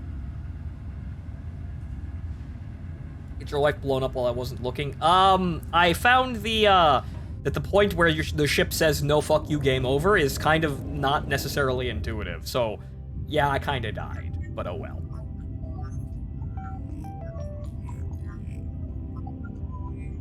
So we can do this escort mission, or we can clear out the Phasmid forces here to continue to grind a bit more. We're not really making too much research from this, but these are easy peasy. We only need one of these. So we'll do this just to, you know, get the money real quick and then actually go on and do other missions.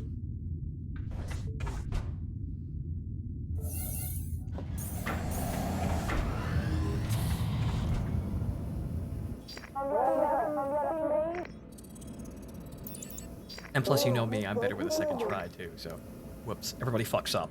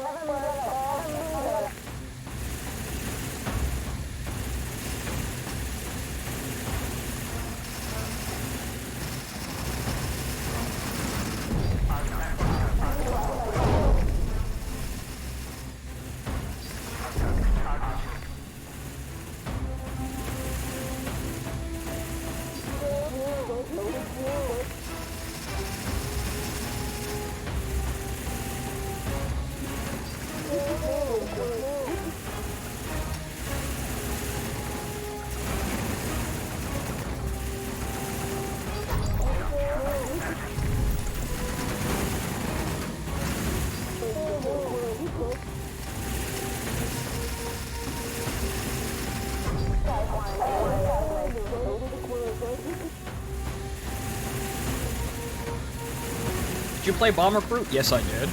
I found... It's an entertaining game, but I feel like it's rather bullshit in some cases. If you fuck up, you might as well restart the game. Also, the last mission for the B-17 is RNG bullshit. Or at least when it came out. I'm not sure if they updated it, but it was fucking stupid. That's my thoughts on Bomber Crew. Good game, good concept, execution leaves a little bit to be desired. This is basically the same game in terms of mechanics, but we'll see how this goes in terms of further content. From what I'm seeing so far, it seems pretty okay. But there are definitely some rough around the edges bits, and a lot of the problems that were actually in the game at launch had to be very quickly ironed out with a patch that just dropped. So, the game was far from perfect from launch, but it's apparently better now. From what I could see, there's still some odd bits, like your ship kind of just decides when it dies. But other than that, I'm actually enjoying myself, so not too many complaints, aside from small things. And apparently I would have had even more complaints on launch day, so good thing I waited a week to play it.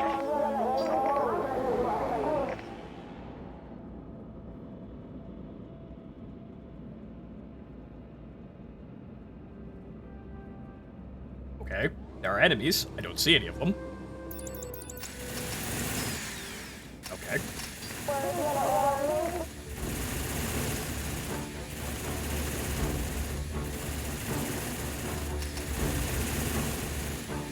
So at this point, attack would be a little bit more expedient, I suppose, since we do have evasion already.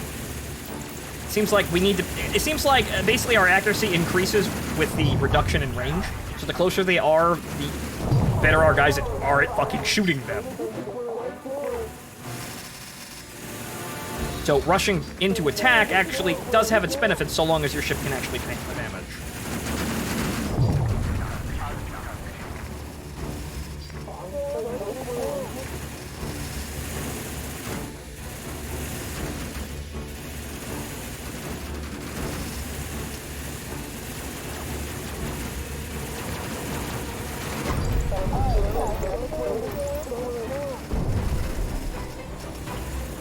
Evasion. It's better than sock. But then again, these guys, well, I am flying next to these guys, but really they're always faster than me. So you know what, at the end of the day, I'm not going to be able to, like, I'm not going to chase them and dictate distance, get me? They're always going to be flying around me and disengaging and re-engaging at their own whim. So why shouldn't I fly defensive? If getting close to them increases my accuracy, at the end of the fucking day, they're gonna fly as close as they want to me and then fly away, and I won't be able to catch them and maintain distance. So at the end of the day, yeah, I should be flying defensive. Because there isn't, you don't gain anything from attack if it's down to just sheer, like, raw range. And focus fire cleans up the rest of that, I suppose?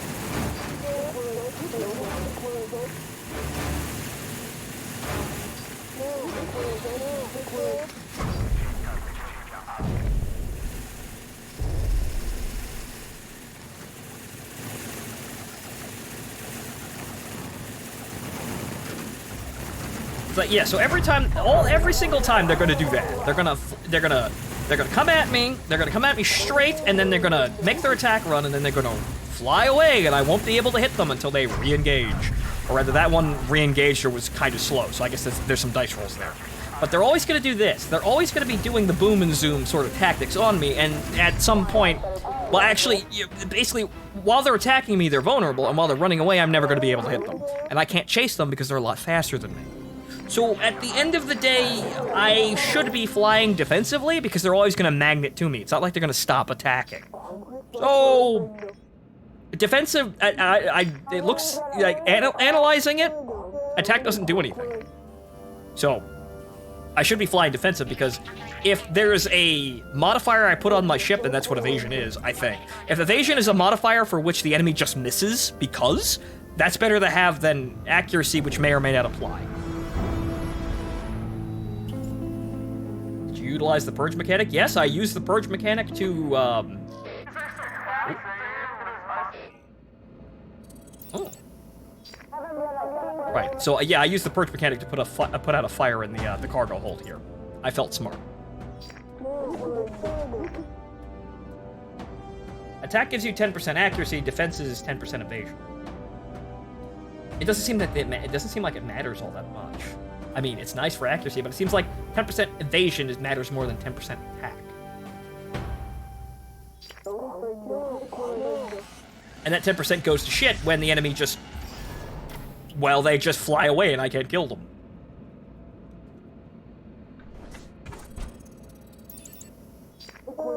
So I needed money and I got more money. Oh well.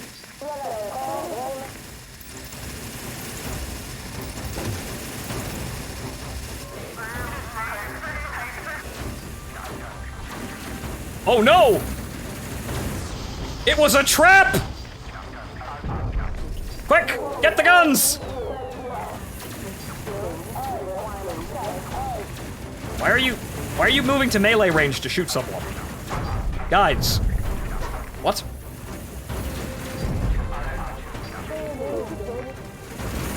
Actually, with the reactors. Yeah, the reactor bork. Reactor bork.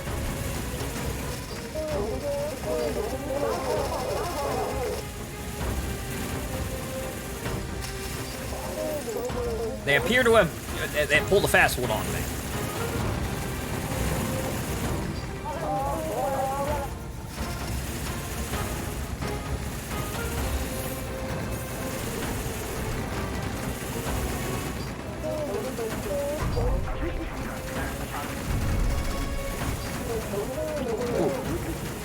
boarding party.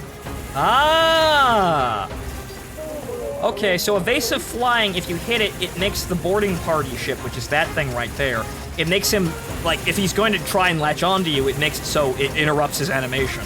So that's actually that's a time to use evasive flying. You gotta be watching for that. Obviously, my accuracy has gone to shit. However, I'm 100% evasion for a while.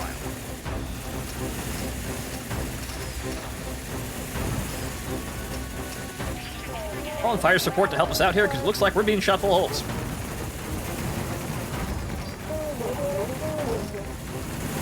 I wonder if we can disengage that with stealth mode, too.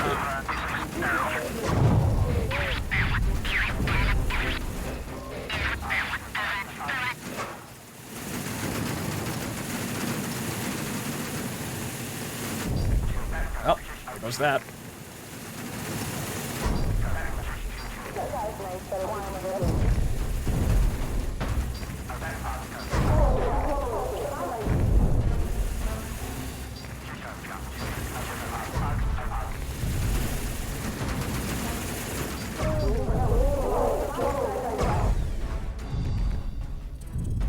Okay, we lost an engine, unfortunately. Alright, so someone's gonna have to go out there and fix that.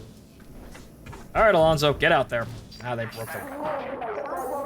broke the gravity, too.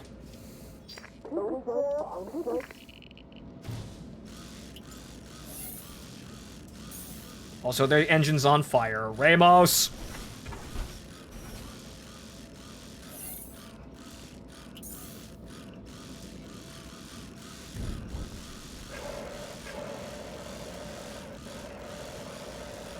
Fire warden?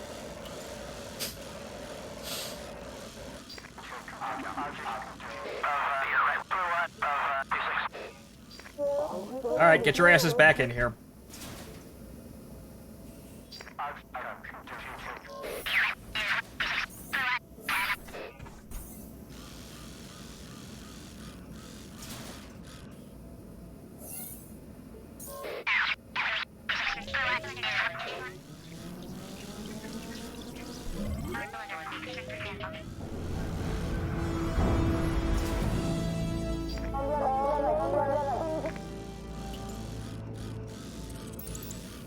I would appreciate a sound effect that is an alarm that it pings you when, hey, your ship's on fire, kid.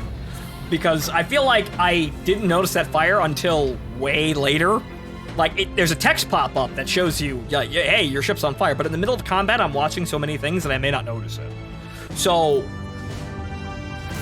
I'd kind of like for an alarm to sound. Give me a klaxon that says, fire, and then I'll actually hop to that when I need to. But alright, so we got a bit of extra money there, which is what we need. We need that for the reactor.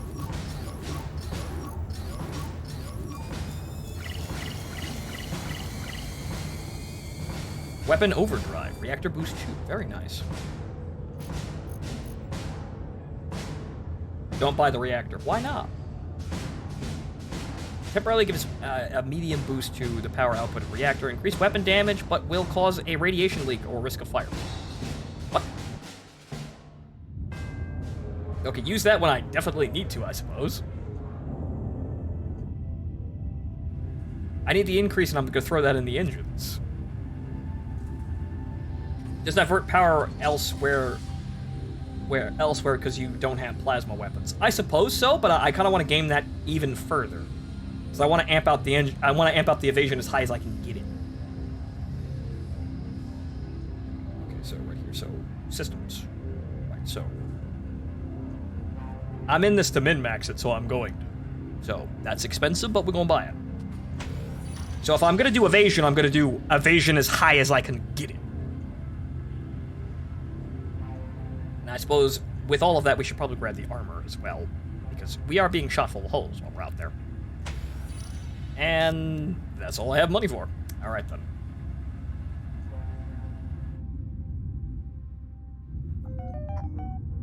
Transport supplies. Overdrive causes beam weapons to radiate their local area, while the kinetic weapons cause sparks that turn into fires. Oh. So basically, the turret starts to spit radiation, and the kinetic weapons just start sparking real bad. So, okay. Okay, so... It'd be nice to be able to teach the engineer gunnery skills, but I guess I have to wait. So I can't get any of these, so I don't have any other things.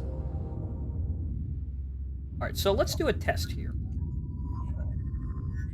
I need to actually do more missions here, but let's do a test here and just kind of see what... a low-risk mission, just to see how this works out. Alright, so, let's boot this up to... Well, we don't need the weapons. Since we don't need the weapons to be powered, since they're fucking all Vulcans. Engines all the way to full, but also, why am I not getting... That's weird. I guess, oh, it's since it's all ticked into all the other one, so it's instead of 1 tick, it's 2. I didn't notice exactly what power level I had, but I have increased power level, since that's about where I wanted, I think. Send you to the front turret. Send you to the side turret. I need to launch to see what our evasion is, but let's see how this works out. 49! Wow, and that's passive. That's just what it is, and then defensive... 50. Jesus Christ. Okay, so that's a big fucking increase. So that might prove to be worth it. It's, yeah, the reactor's a little bit touchy, but if we're dodging all the fire, we won't get hit.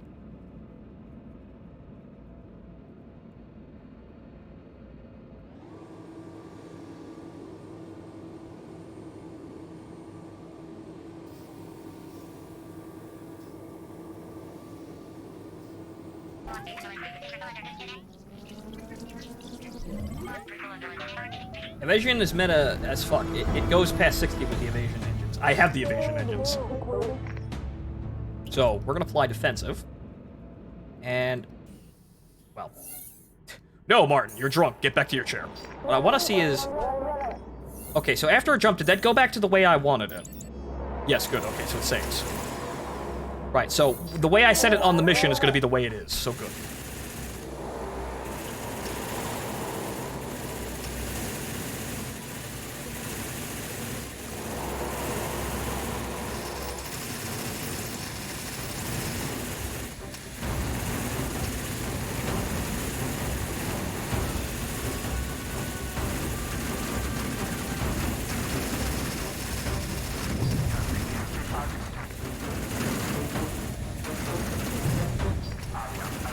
They're not even shooting at me. They're not even fucking shooting me.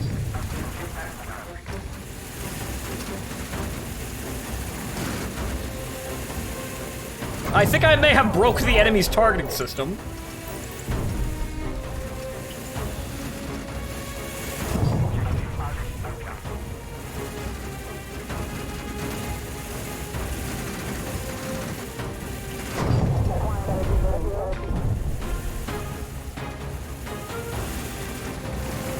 Okay, now they're shooting.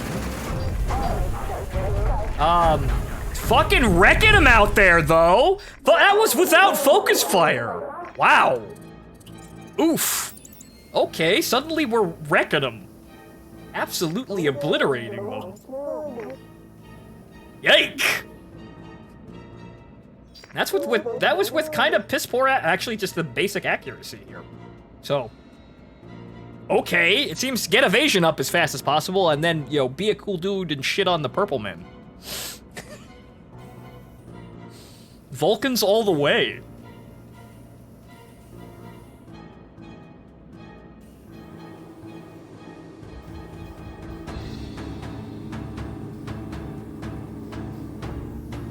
No, you can't just use a weapon that doesn't have, you know, an internal power source. Ha ha ha. Vulcan go...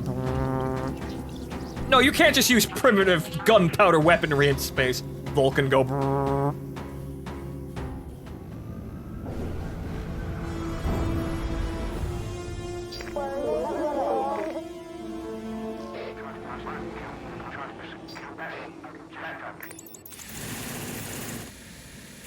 Let's try overdrive and see what happens here, because there's a fire extinguisher right here. Actually, let's try the here.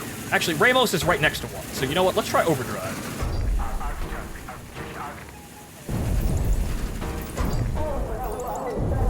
I mean, it's causing sparks.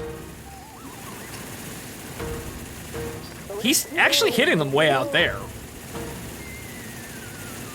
And that lasts for a while, too. That's kind of frightening.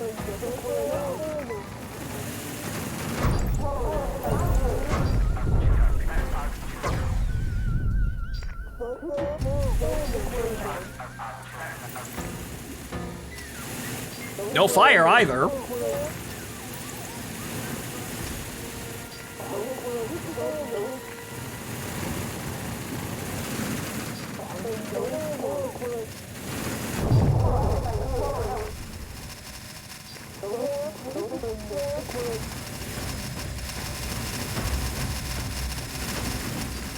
Ogre Drive. I'm guessing that, yeah, no, I guess this is something that you can push it, but it will bite you in the ass. But it seems though it's less of a problem, like, I'm assuming that beam weapons just irradiate you whenever they fire and cause damage to the gunner. The Vulcans having a chance of fire is a little bit better, I suppose, since it's only a chance. It could still happen, but it's not guaranteed. I'm guessing it's guaranteed with the beam weapons. Oh, nope, there's the fire. Fire! Fire!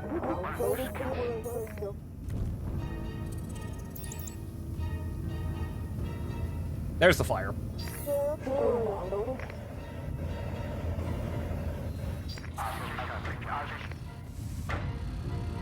Okay, I'll making sure that get him in there. I wanted to make sure that the fire was actually out.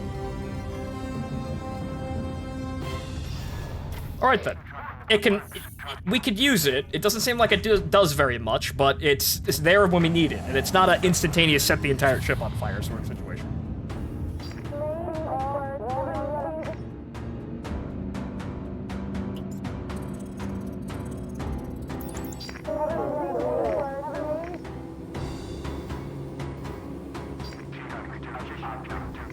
Shield charge rate 133. Ah, that's because we have, right.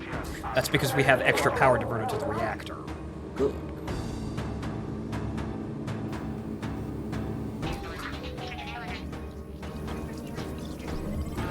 Maybe I'll get the enhanced shields, too, on top of this. Oh, look, it's the enemy ace. Well, hang on. Well, I guess what I have to do now is just kind of push it to the limit here.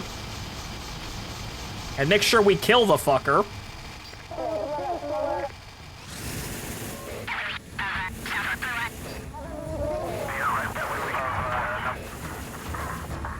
The problem is the asteroids are going to actually slow us down a bit.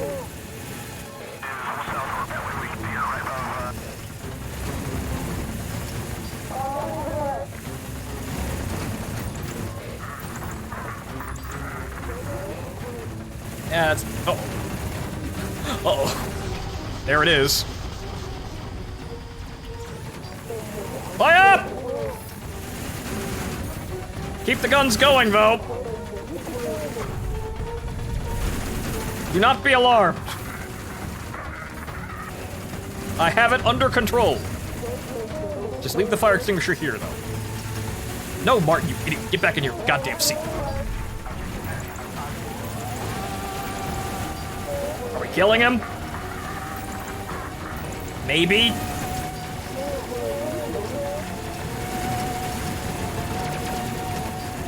Lot of ships, though.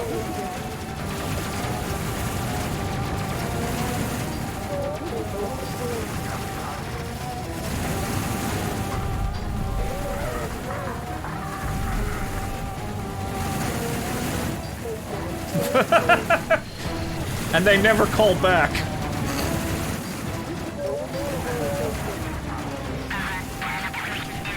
Oh, whoa. Orders!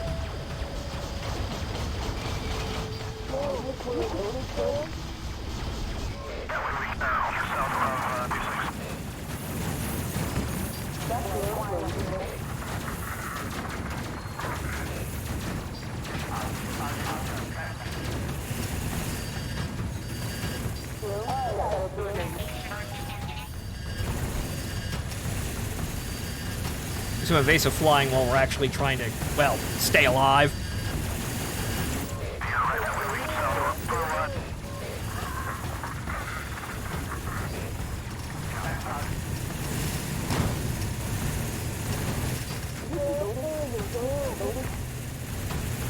Fuck it, everybody who has an overdrive.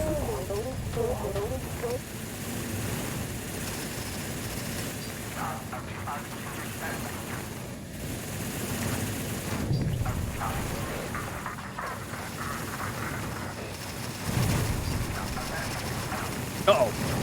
Fire!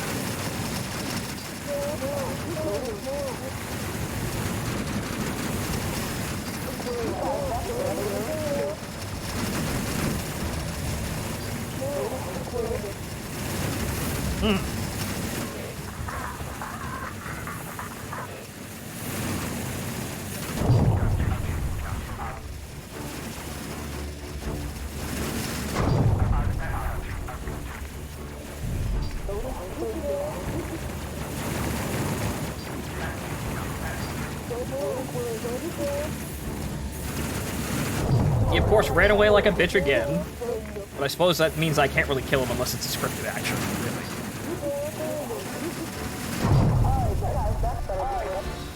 Shields are doing fine. Focus fire on most of the other gunners is fine. Okay. Well.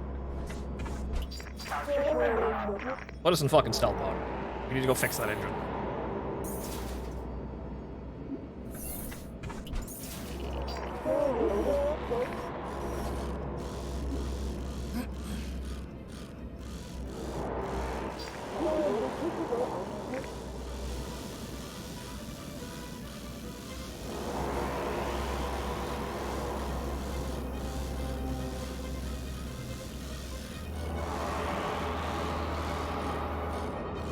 But, as we have seen before, and now see again, Guns A Go Go works out.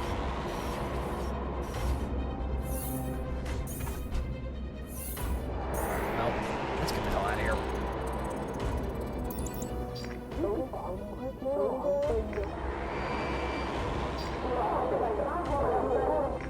Alright, so we're getting shot up here, and flying defensively, we're doing pretty okay in terms of, like, surviving. So, I'm hoping that shields just make us damn near invulnerable. Generator down here, it's okay. We're all right. It needs a bit of a love tap there, but we'll be fine. Next base is home base anyway.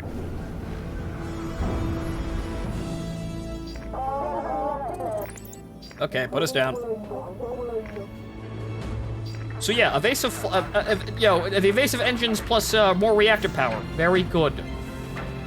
Very good at keeping people alive, though I feel like our damage could be better. So yeah, maybe I will put that last turret as a plasma turret, just for the sake of it. Because it seems like maybe that'll help us out a little bit more.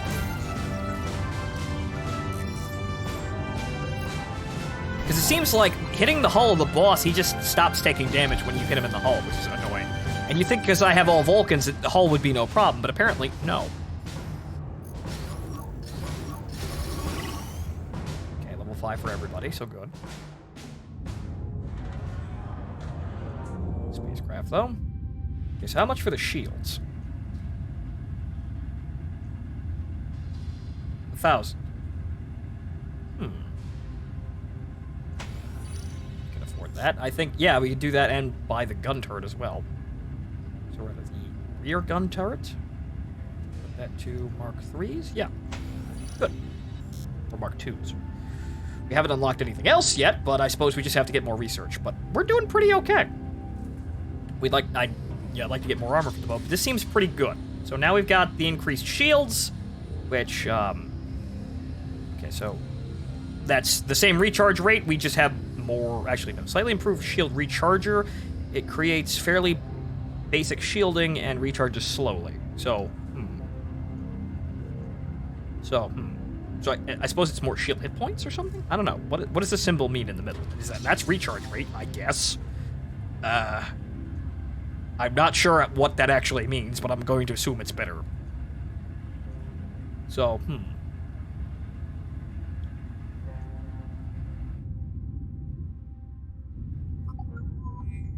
The shields are more durable. Oh, okay, so that just means you more armor points, I suppose. Okay, you know what? We're killing this fucker. We're getting this fucker. It's been long enough. We're doing this. Now we're back up to speed and even better, so we're doing this. Actually, no, I can't go full engines there. I need a little bit of power there. But I could also take one from shields because they're already overcharged. So I could take that extra energy point from shields and put it into engines. And keep us all nice and happy.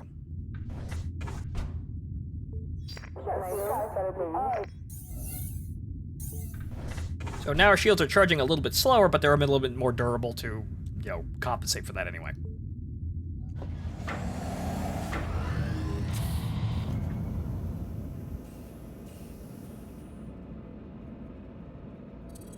Alright, let's get out there. There are 2 jumps, I think? We're gonna get this fucker this time. Because I swear to God, I'm tired of fucking looking at him. I'm tired of him showing up. Best way to kill a single target is not to target anything else. You see, my problem is, unfortunately, I have auto-targeting on, so... Well, actually, what I could do is I could auto-target the boss, since he will auto-target the boss, and then just kind of hop the, because it's on whenever the, the communications officer is at their station. So I could target the boss, wait till the boss shows up, and then pull the comms officer off his station. Well, yeah, 50% base effect. Huh. That's weird. It don't go higher. Oh, it's... Huh?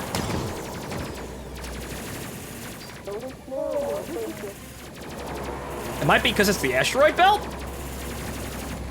Okay, now it's 60. That's weird.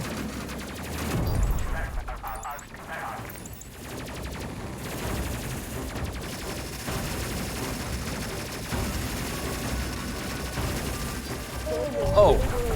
Those are borders. Can I take them out before they do anything, though? Yes, good. But it's, yeah, it's 50% evasion base, so... It's still pretty good on its own. I guess when the captain leveled up, it just increased the evasion. So I guess that's what gave us extra points.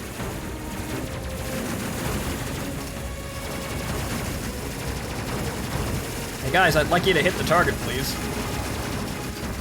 Thank you.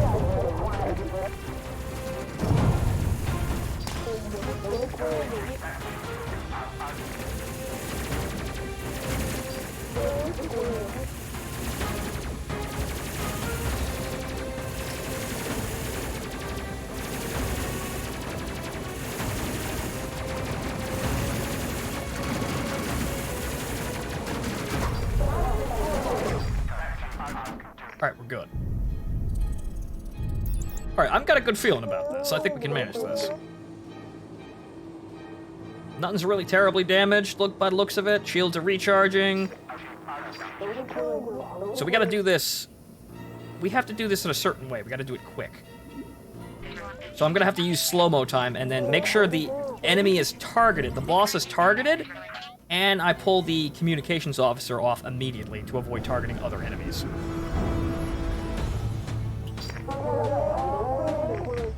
Where is it? Oh, we still have another point to go to. Oh well. I thought there was only one, there was only one station between us, but no, okay.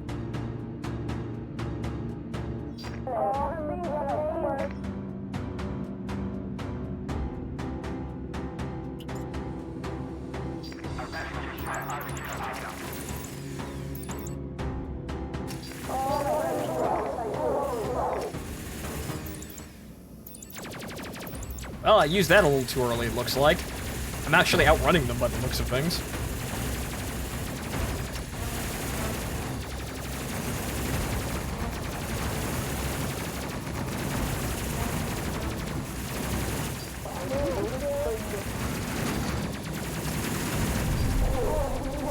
Take out those fucking boarding ships.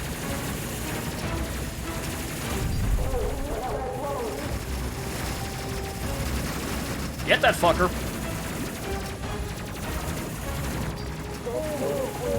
Good.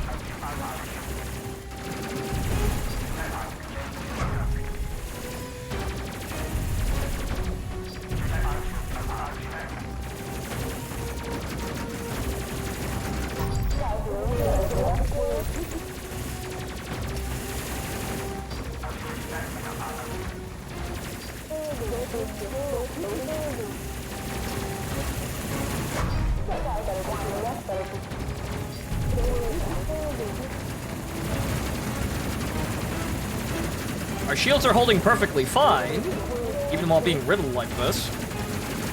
Actually, they seem to just be, like, looking at, that's our rear shield. With them shooting us in the ass, it seems to be just, like, just eating up the recharge rate. So we weren't actually taking more damage, or taking damage very slowly, because the shields were recharging faster than they could output DPS. So, huh.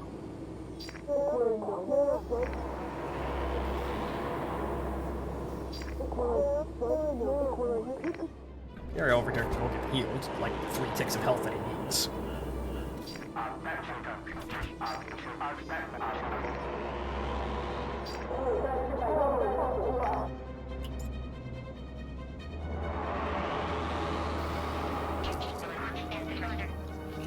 Alright, so this is where we're going to engage in this fight.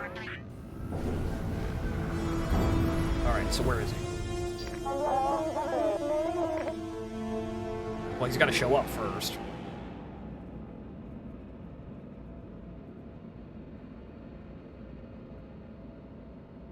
Though he may be stuck here, I don't think he'll be able to retreat even if he shows up. There he is. He's targeted. Okay. Pull the comms officer. Well, actually, call in fire support. And then just stop.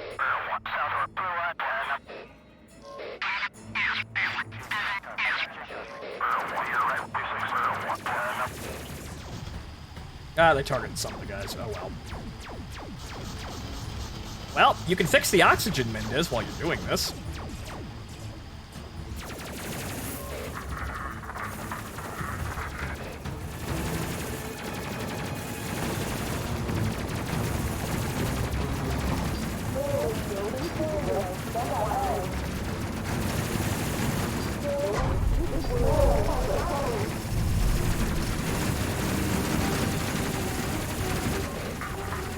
Come on, get the son of a bitch.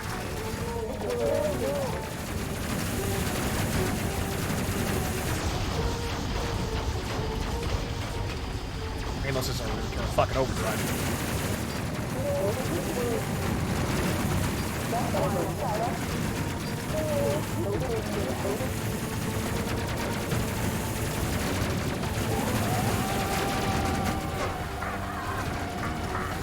And got him.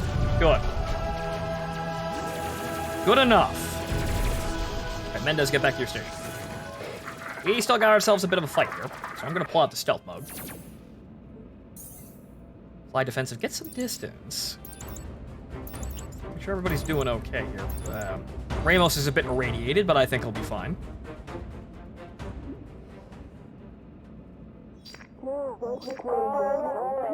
Oh, did they all just leave? Alright, well, they all left. They all left, the end.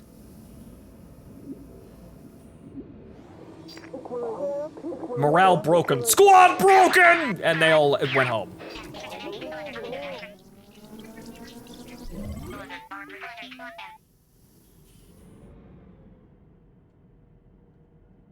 Alright. I always think it's gonna do its own animation, but no, I have to click it. Oh, scannable. We can get that. However, our reactor is looking a little bit damaged there. I might want to fix that. You engage the cloaking device. Yeah, but that means they fly around. They don't leave. But I guess in that case, we killed the ace, and so they left. They didn't leave before the last time we were shooting at him. I guess we managed to kill all of them before we actually killed the ace there, so well. So, let's see here. Scan. Doesn't look like there's anyone coming in on us. Oh, no, here they come.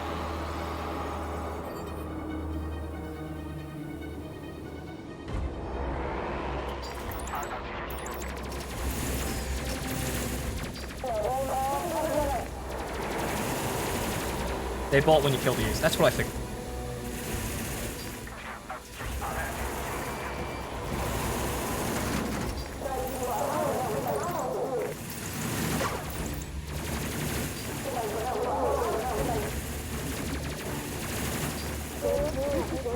And the O2 has stopped working. Well.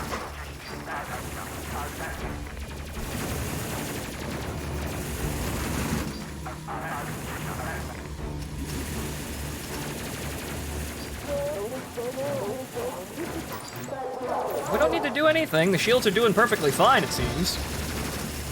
Just need to sit here and shoot them all.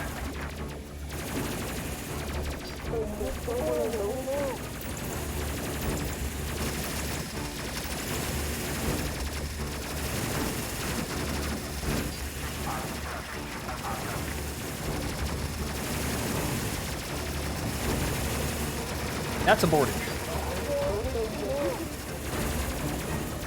I don't like that ship. Focus that ship.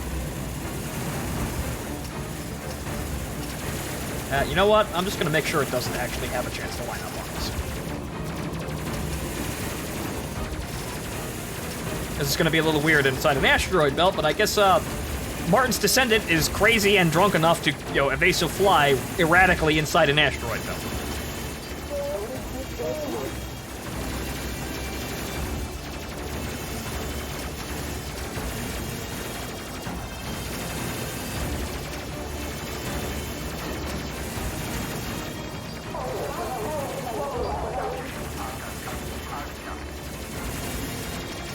Our guys are having to seemingly having a bit of trouble hitting things, though, but now that the evasive maneuvering is off, we might be able to do that again.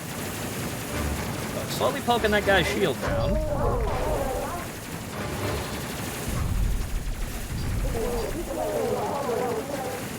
What broke? The shield broke. That's not good. That's not good at all.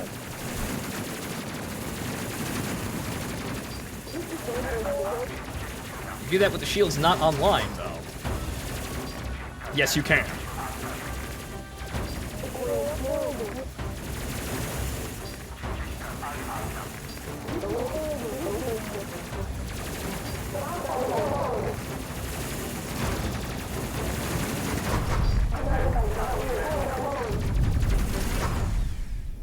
All right then, good.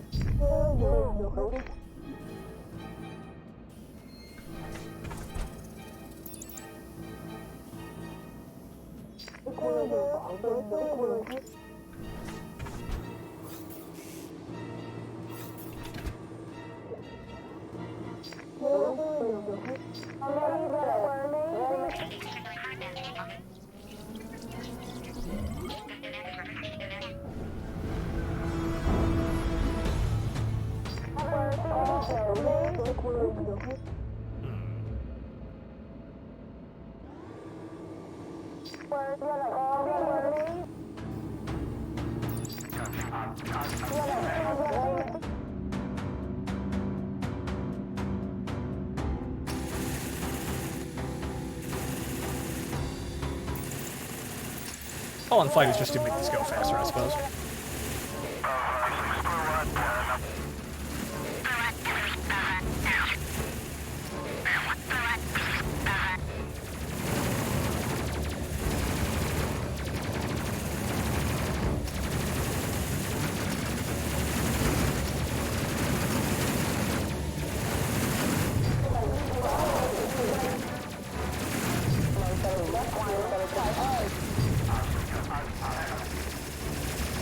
Those are boarding ships. Don't want to deal with those, but I suppose our escort fighters can handle that.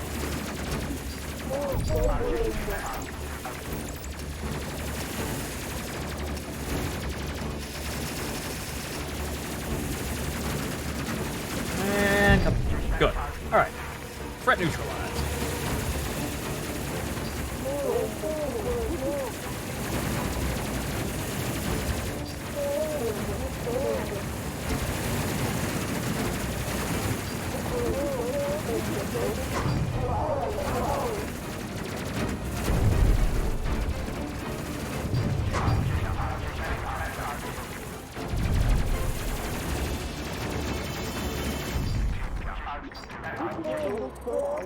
Alright, thanks for the help, boys. Let's get the hell out of here.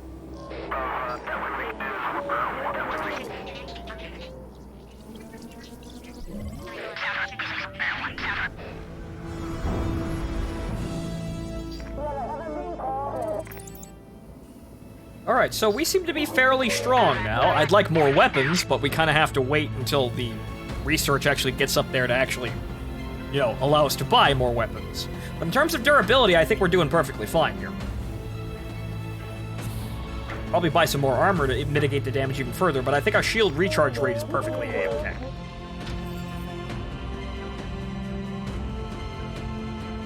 So it takes a while for them to deplete it, and when it's, you know, when it's actually depleted, it just comes back with no problems at all.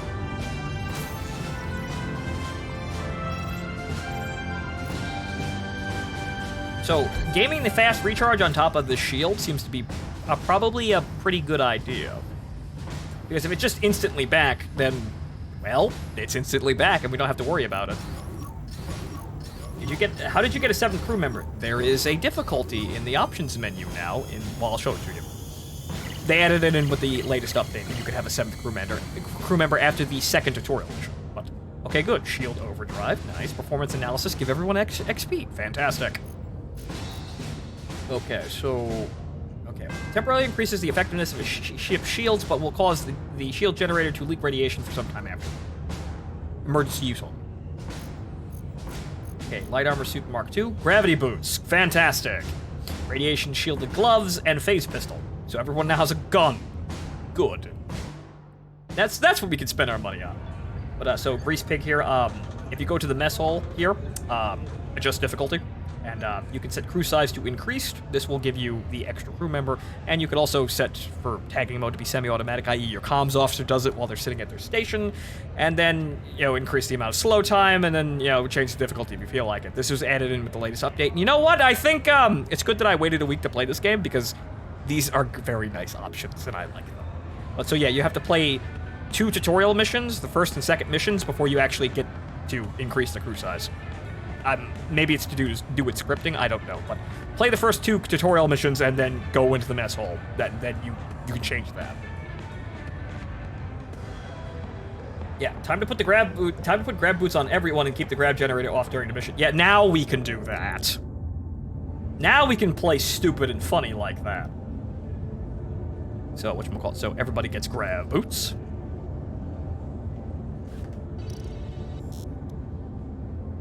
And, should I give everyone pistols? I don't think we need to. Okay, what else we got here? Revive tool. That would be nice. Okay, personal cloak. I think I'll wait for the revive tool. That I want. Those were power boots. Were there power boots? Am I stupid? Can we confirm? Those were power boots. Yes, I am stupid. Ooh. Well, they're unlocked! I'm a stupid. I clicked the wrong one. I thought it was this one right over here, but oh well, fine. Gloves, we don't need... The extra armor is kind of nice, but then again, also we need to... We also got, well, Mark II armor for everyone. Because everyone fucking needs it. No additional headgear aside from air supply, I suppose. But, yeah, no, nobody needs anything else. So now we can play stupid and just reroute power off of the generator onto other things, making the shield generator even better now. So now we can play dumb shit here. Okay, so who can be trained here? Is it everybody else? Ah, yes, good. We can finally get people secondary skills. Good. So we're gonna teach him gunner, weapons officer. Right. We're gonna our engineer is now a secondary weapons officer, meaning that she gets skills for using the gun, which is what she does most of the time. But before we get the rest of these, I have to go to the bathroom again, so I'll be right back.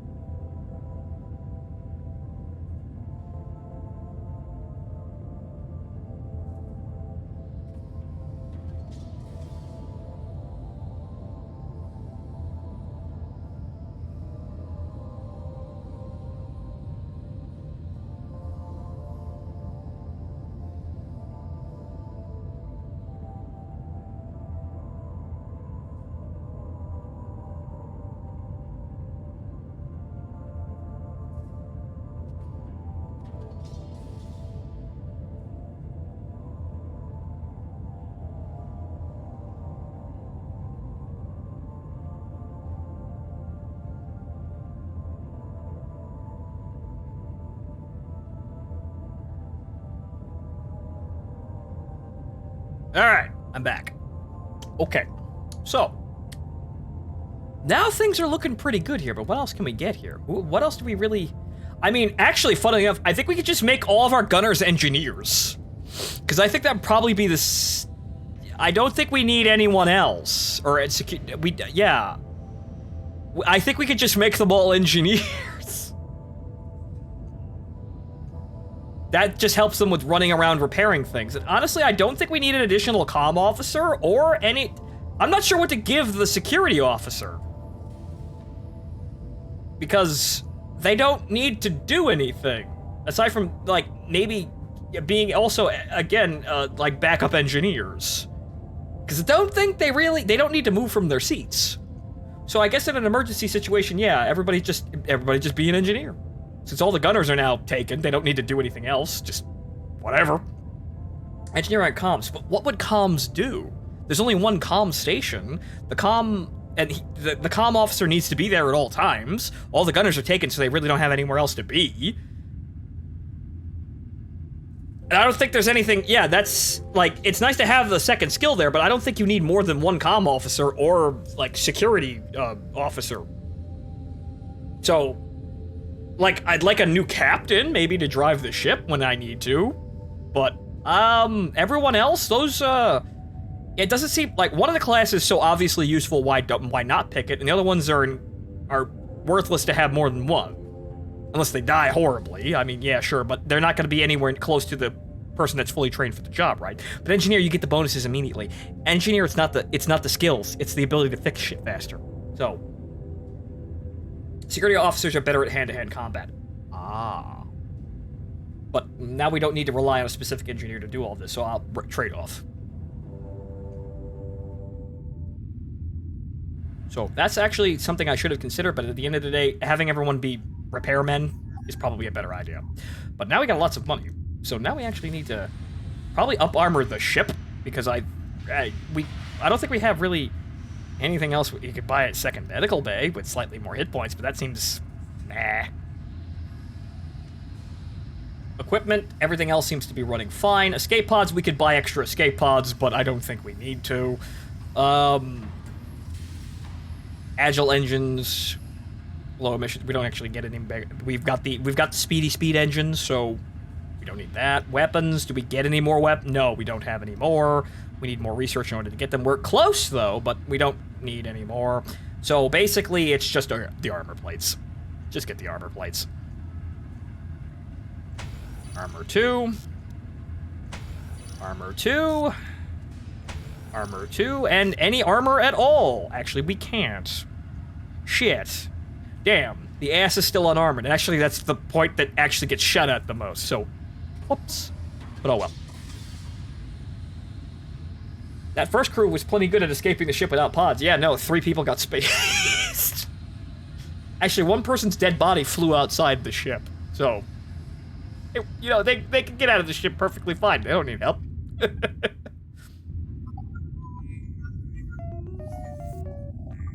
Okay, so let's do the rescue, let's see here, recover comms probe. Actually, since there's no, actually, it's probably gonna, no. The eyeball.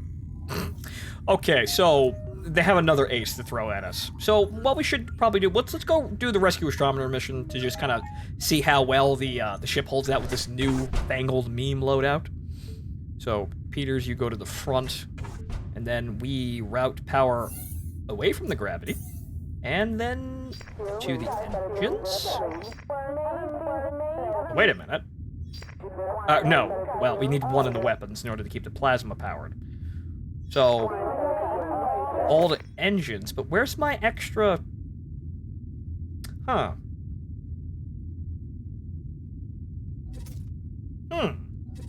I thought I'd have an extra power here. That's strange, because we took off gravity. Actually, no, I suppose we were running it at half there, rather just with 3 there, so that's what I thought I had an extra point, but I was actually running with a point down already anyway. Okay, so what's the base evasion here? We have to launch first, but...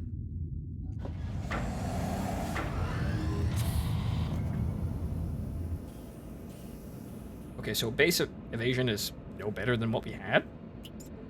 Nani? On here. Yep, that's it. Full. Shields at 2 ticks. So technically that's an upgrade to our shields, so we can't put any more power in engines, so... Okay. So... What about defensive? At 60. It had that... What? What? I got another tick in there, so what the fuck? Why am I not moving any faster? Eh?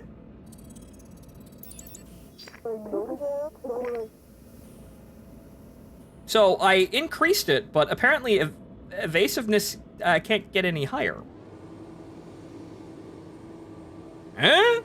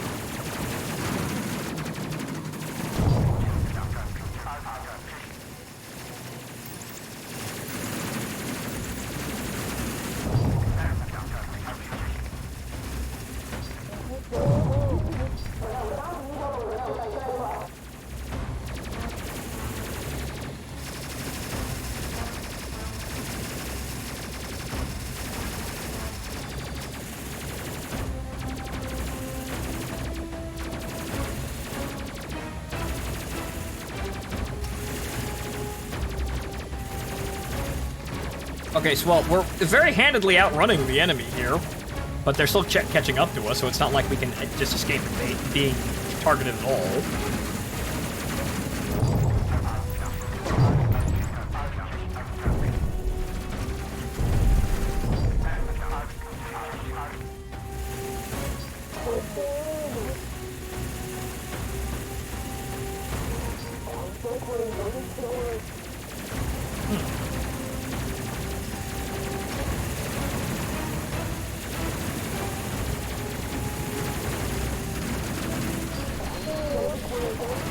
Oh.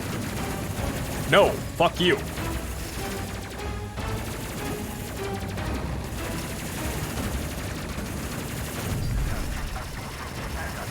So you can just hit evasive piloting and then immediately cancel and go back to shooting people to get the boarding ship to wave off. Alright, good. Our shields did not drop once. Okay then, I think we're set here. So our shield recharge rate has increased, and we have tankier shields now to the point where, yeah, no, we're basically just invincible in terms of like as far as the shield can protect us. They'll still probably go down under enough fire, but for the most part, we're about as durable as we can be against the level 1 enemies, I suppose.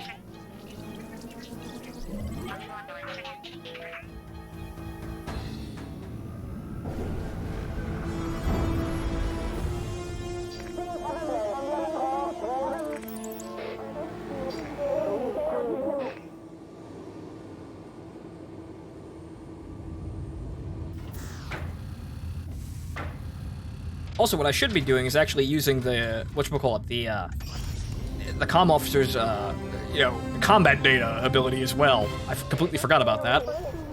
So many new and shiny things.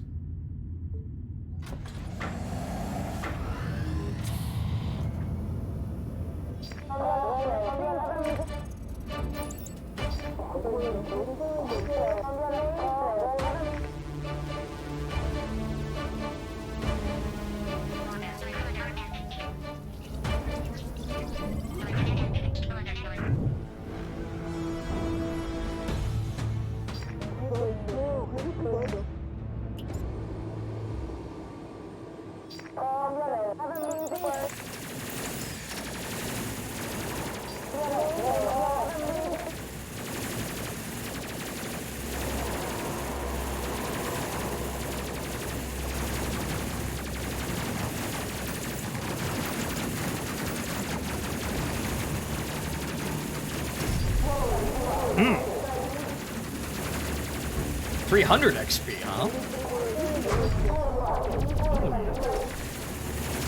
How long does that last? Basically the whole fight. Okay, so it's gonna last the entire fight. That's very useful.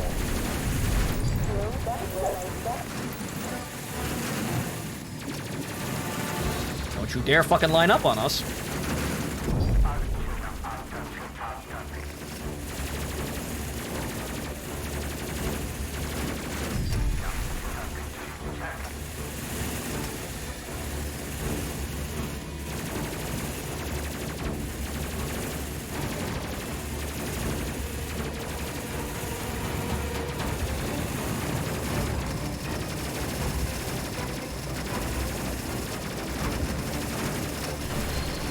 Nope.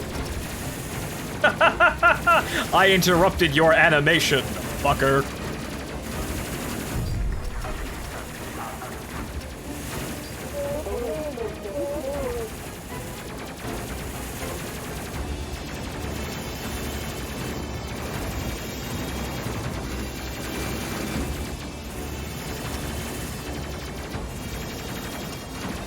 That one's probably going to die before it actually gets a chance to latch on, and it's dead. And unfortunately, the XP, it didn't last the whole battle, but effectively the whole battle. So yeah, we're good. I think we can tackle on much harder missions now. I may be able to get the faster recharging shield just so I can keep this fucking wacky train rolling here, but I think we're good.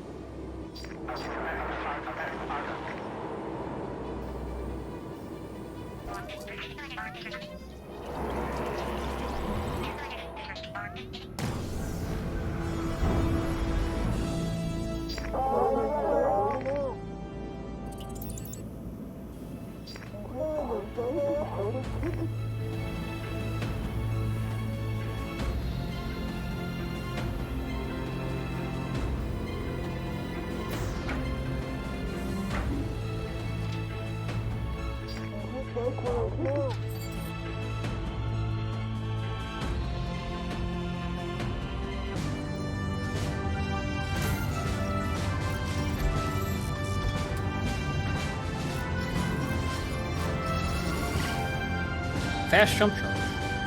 Good. For an emergency. Training. Who needs to train? Oh, I suppose the captain does. Captain actually gets a secondary skill now. But I don't want him to do any of that. I mean, security officer just for the sake of doing it? Just have better combat and that like, in one of those touchy moments, but at the end of the day, I don't want the captain to ever leave his fucking seat! So, yeah, that's kind of worthless, isn't it? That's actually completely worthless to me. But so, well, let's see here. Armor, we can put the ass armor on the boat now. So, there is that. In terms of anything else, the shield generator. Well, I can't get the fast recharge. I can't get it yet. I don't have it. So the medical bay, we can't. So we could put more escape pods in. But I don't want to, because I don't think we need them. So, now we just do harder missions, I suppose.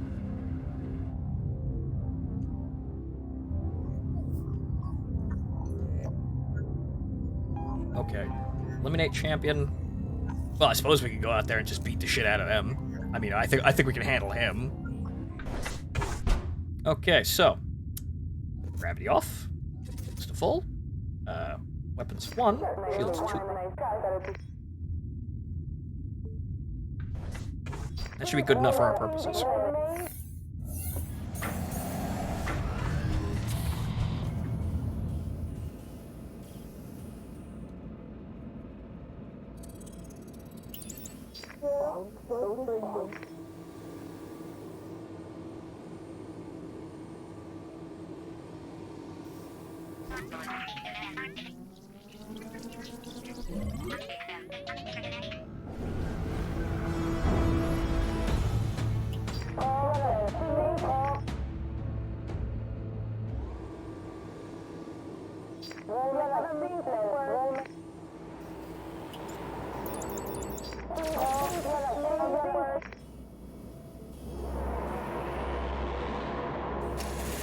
Unfortunately, our engineer slash gunner now has not reached level 2 and therefore cannot cannot focus fire, which is a shame.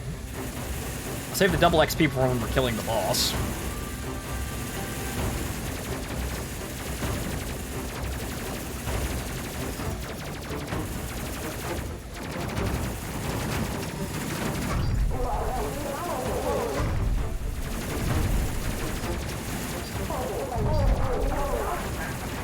I see you, fucker.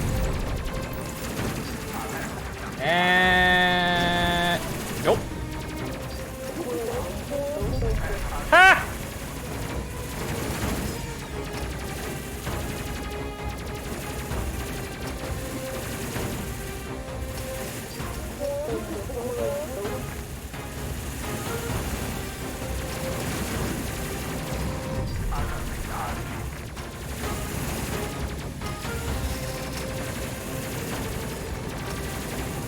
Try and line up on us. We can't kill it. And nope, that looks... Come on. You can do it. Come on.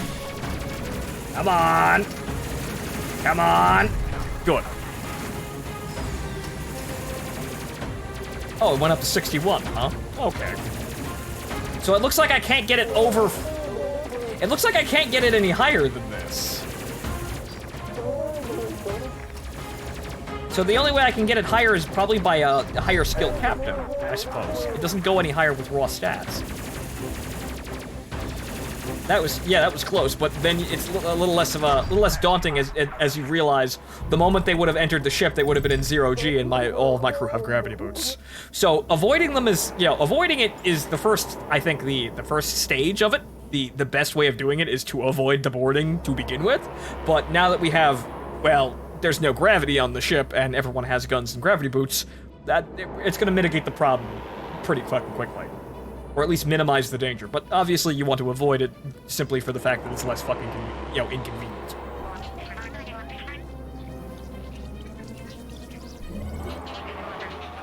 Okay, so we hop in and we call in everyone.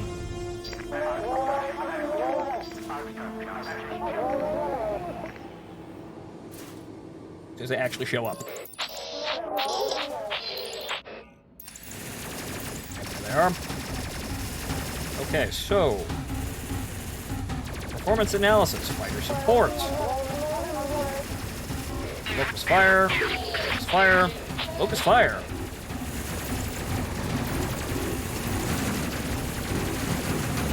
Boy, these guys are fucking chunky.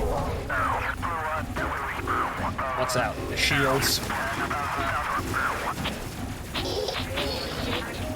Like, this is what you're for. Actually, I can't remember the shields because, we don't have the shields.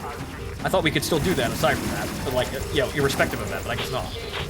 I don't know why I got away with it before. He's attacking the gravity! Good luck, jackass. We don't need any.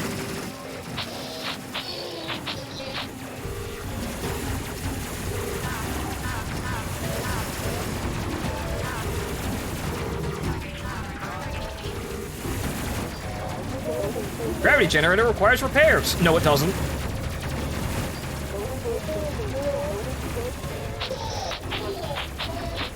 Come on, get the double XP. Do it.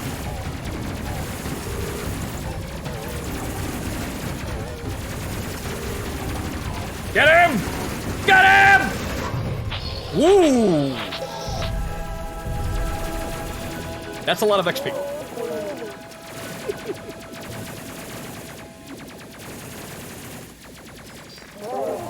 I would have liked to kill all the other guys, but oh well. Actually, are they still fighting us, or are they running the fuck? I think they're disengaging. Yeah, no, they look like they're disengaging.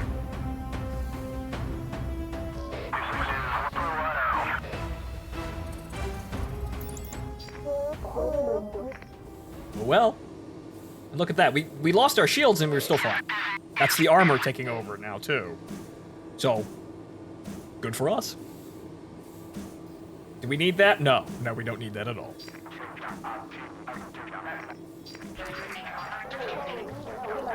The only way to make this better is so we can call in the fucking cruiser at higher levels with the comm officer apparently can do.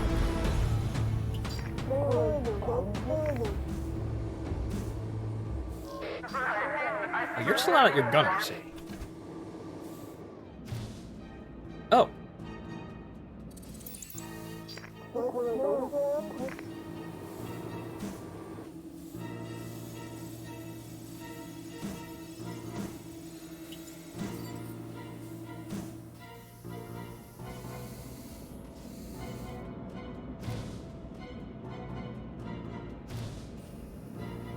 Whenever they wish to show up.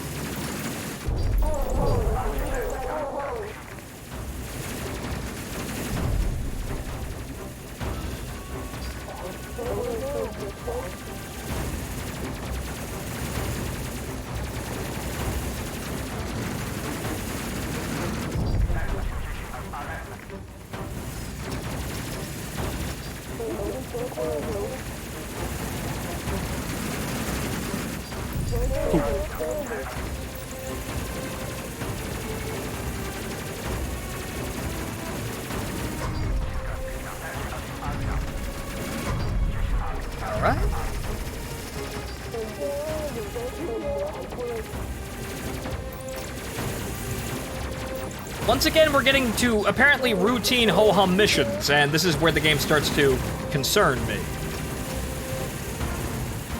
Because the last time we got comfortable, I lost the whole fucking shit. So, I got my fucking eye on you, video game. Well, apparently I can get away with activating performance analysis to get some more XP. So good. It's never a bad option.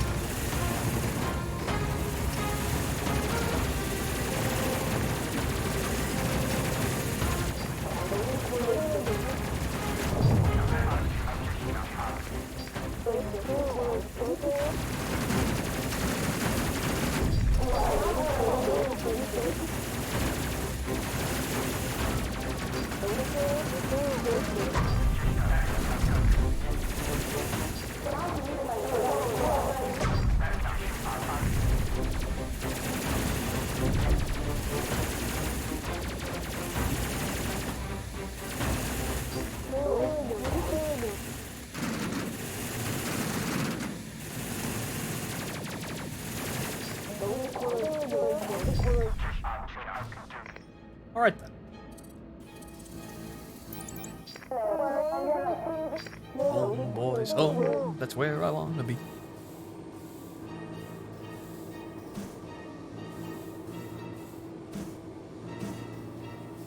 Think you can convince the engineers at base to lift the gravity generator out for another shield generator, or maybe an auxiliary reactor? What about another turret?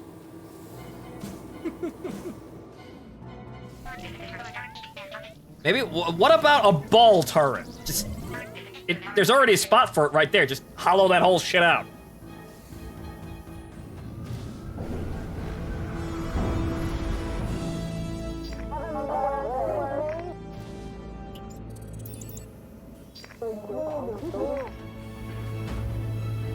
Also, that's something that a DLC could be potentially interesting to you, or like, could do something potentially interesting.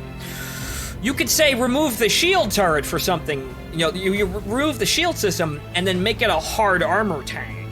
Just like increase the armor plates to the point where they are competitive, so that so you don't have a shield obviously, but the armor can, you know, you give us expanded armor upgrades so that it can tank as much as a shield could, or at least competitive. And then you could replace any of the subsystems with something else. That would be interesting, but we'll see what happens with further DLC.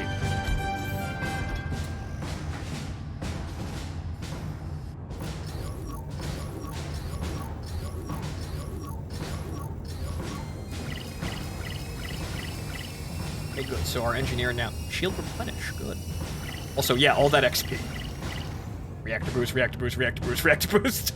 None of you were ever going to use that, but yeah, fine. So shield replenish, and so now we have two skills that. Actually, wait, no, that's the secondary skill. I wonder if they could use that while they're sitting at their chair. I wonder if the captain could use that while sitting at the captain's seat, but she probably has to be sitting at the security officer's seat, which is useless.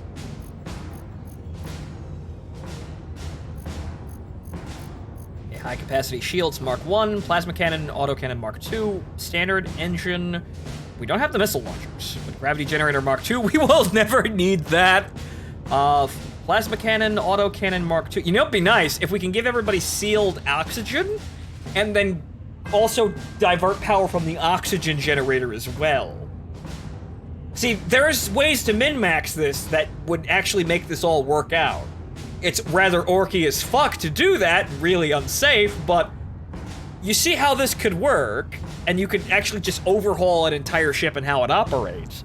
But unfortunately, we don't have the options to do that. Fast shield. I'll buy that because we have more than enough fucking money.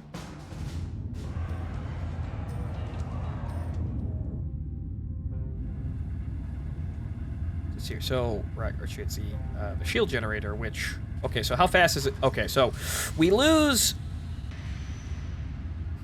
Okay, so actually... It's not twice as fast, but... Shield strength is fairly low, but the recharge rate is quick. At this point, we have so many abilities to actually instantly recharge the shields that I don't think it'll matter, but we'll give it a test run, I suppose. High capacity shields is... Holy fuck. Though...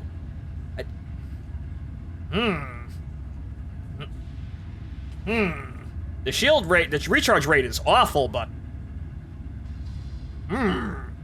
I don't think that'll ever go down. But if this goes up, we'll see how this is. We'll buy them both and run a test run, I suppose. Weapons, we've got the combination, your combination turrets that we don't really need. The Railgun Mark 1. Ooh. Okay, good. We're slowly unlocking more stuff. So engines, low emissions Mark 2, Agile Engine Mark 2. Ooh. Okay, so we need that, but we need 30,000 fucking research for that. As for everything else, I don't think we need anything else. We just need, well, we need more research for further armor plates, but I don't think we need anything else. What do we got in crew gear? What do we get out of crew gear again? Oh, the face mask. Full face environment mask, which protects the wearer from radiation somewhat, contains a small personal oxygen supply. The helmet's still probably a better idea. I'm waiting for this revive gun, though. I'm giving this to everyone the moment we get it, because then we don't really need medkits. And we can have more guns on the boat. No, actually, that's what I should do. That's what I should do. I should upgrade the med bay to just have more in it, just in case we need it. Now might be a good time to do that, because, well, we're flush with cash.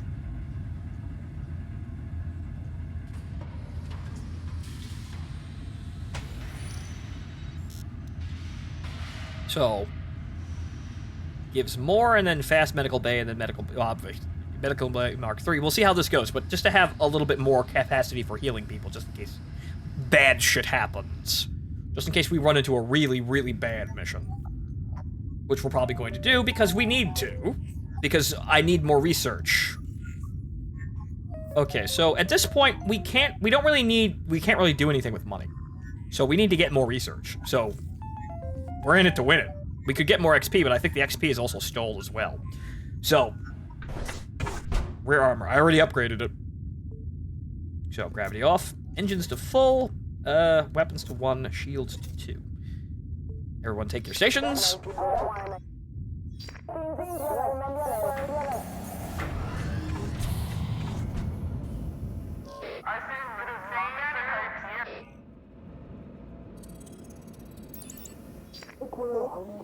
So I think now we're at the point where we can walk into that fight and probably kick everyone's ass. And we know it's going to be a big fight, so the double XP is probably going to go a long way as well.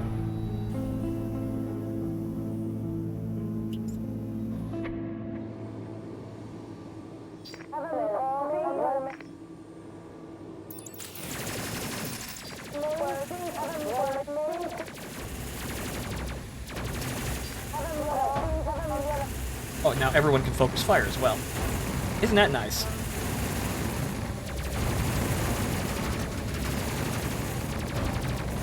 If only you had an additional crew member. Yeah, imagine if I had an 8th crew member. That would be fantastic. That would be... I'd actually have someone here in the engine room able to actually work the reactor while all the turrets are singing. That would be just absolutely fantastic. And again, you really should be able to recruit as many as you want. But I can understand how it breaks the difficulty of the game because it removes micromanagement, which is really the only way this game fucks with you aside from the difficulty spikes. So, I can see why it's there, it's just not a very good excuse. If I wanted an 8th person, or a 9th person, or a fucking drop pod full of Marines, I should be able to get it. Just have a bunch of men standing near the cargo hold with guns pointed towards the door.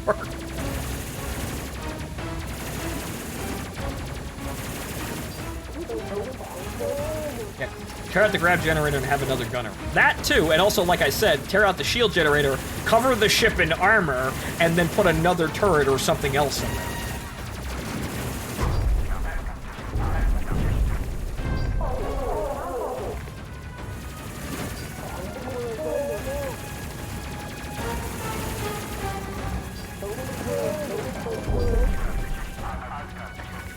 Or like, things like, say I didn't need the cargo hold as much. I'd actually give up being able to carry cargo, but what if I had like, a full med bay? Get me? That would limit my ability to do certain missions, but shouldn't that be a thing as well? Should you be able to specialize your ship to do certain missions that you want?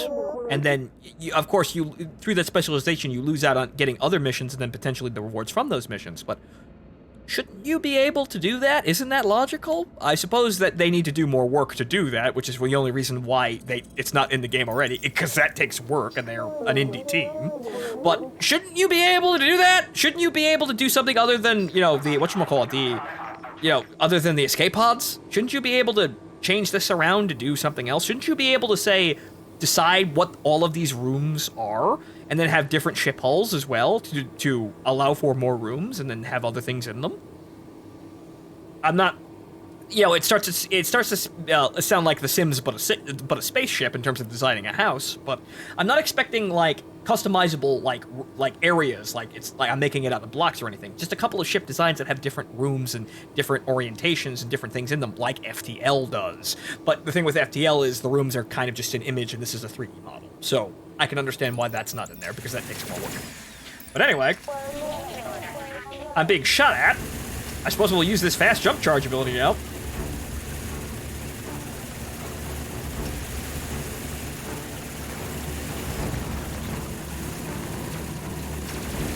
So there's a lot, I think there's a lot of things that you could do with this. It's just that, well, they need to actually go do them. It's a nice thought, but it's just a thought unless they actually do it. Haha, you can't board me, I'm jumping to hyperspace.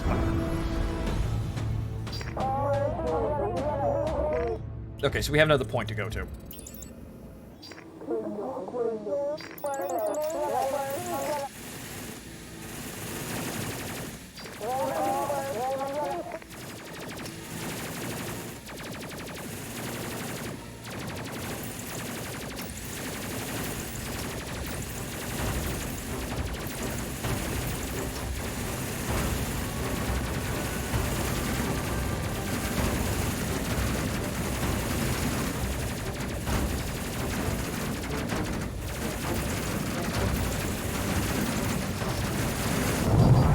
We don't need to call in support, we're fine. So how fast is that front shield gonna recharge?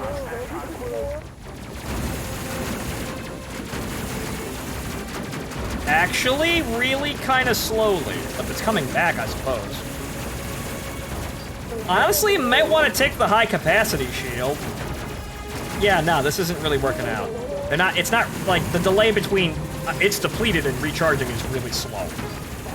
So I may actually want the high-capacity shield. That may be the better meta here.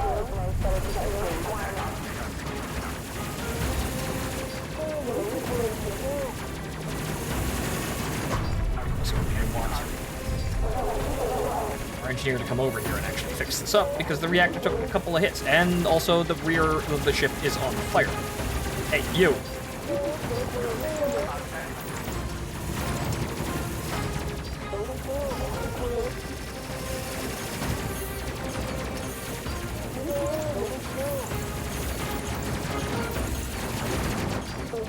Well, whenever it can actually be purged, it's not on fire anymore. There it is.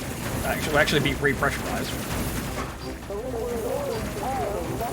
Okay, we might need support. Oh, Jesus Christ.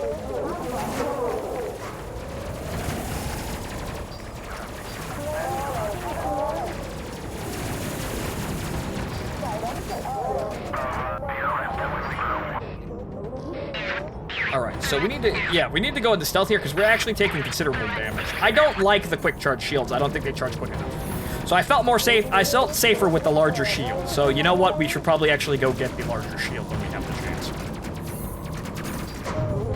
I was holding back, which is why this is kind of inconvenient.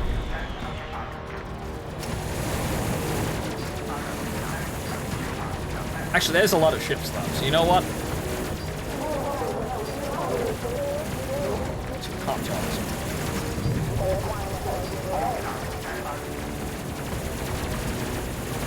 This isn't even the primary objective, too, which is...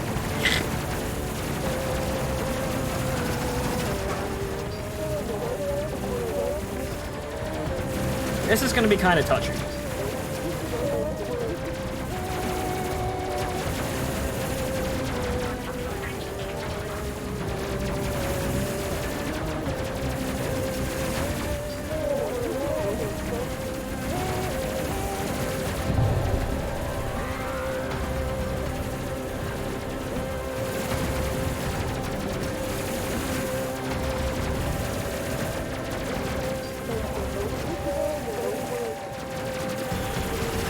I'm noticing the enemy's not dying, and that's rather concerning.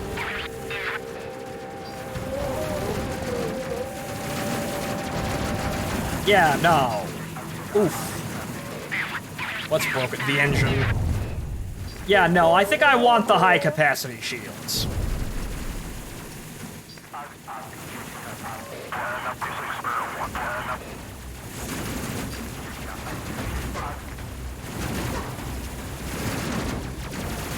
Fuck it, overdrive the guns.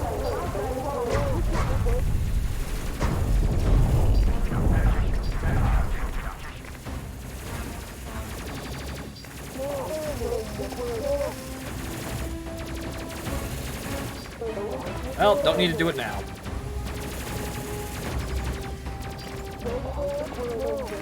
Alright, so I'm gonna get a normal suit and get out there. I'll have Alonzo do it since Alonzo's actually the engineer.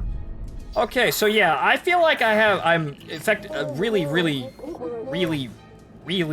big or really large decrease in efficiency. So I think the quick charge shield is a meme. You need the larger capacity one because I feel like the passive recharge rate is good enough. Yes, it's slower with the largest one, but they take so long to deplete it, then that kind of evens out. Get me?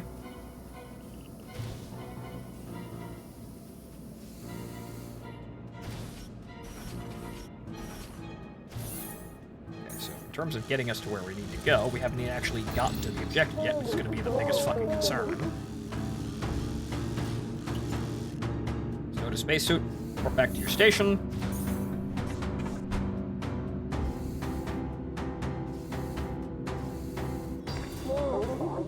And the O2 is malfunctioning.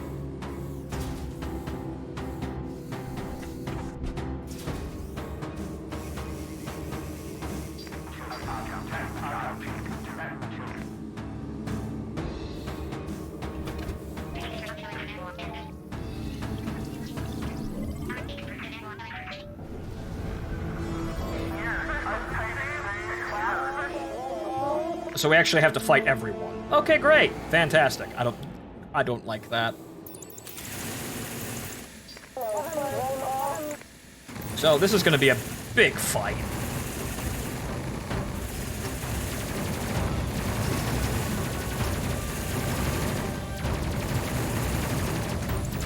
Fast recharge would be good for when your guns can instantly mulch enemy ships as soon as they engage. So it only seems to work at the lower missions.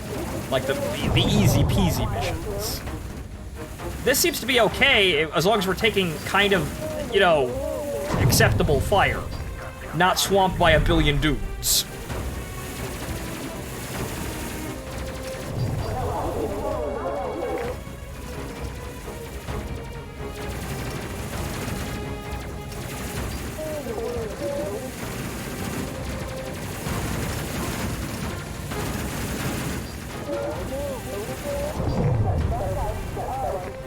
focusing on our front shield so much? Oh. Nope.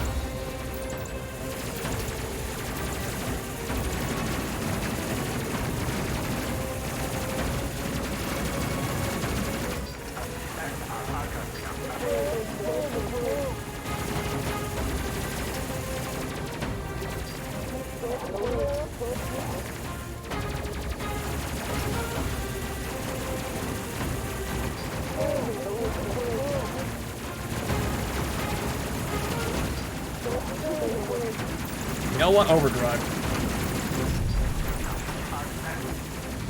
It's gonna leak radiation, but we can handle it.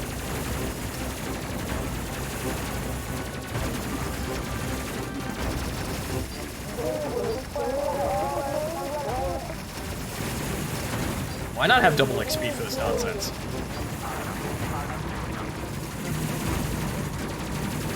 Okay, overdrive ended. That's actually not too bad. Oh, shit. Damn it all, I wasn't watching. Well, yeah, have him just shoot the ship off of us. Everyone grab the guns! Oh, they're all fucking floating there like idiots. Call in fighter support.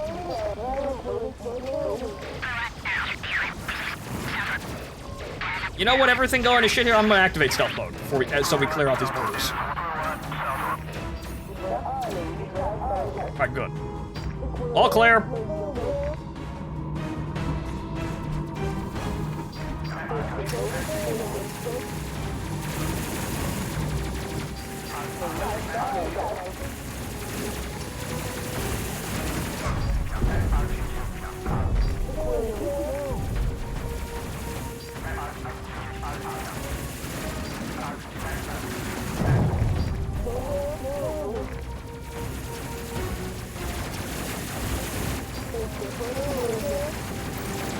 How was I expecting to survive? This is a massive difficulty spike, by the way. I feel like I wouldn't be able to cruise through this if I hadn't basically done all that work, basically just power gaming the lower, like, the easier missions. How was I supposed to survive this with the first tack out that I brought in here? I wasn't even gonna be close.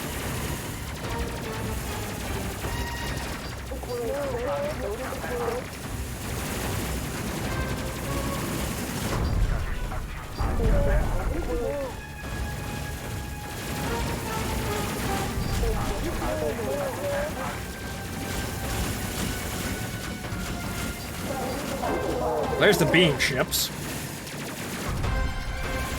Reactors hit.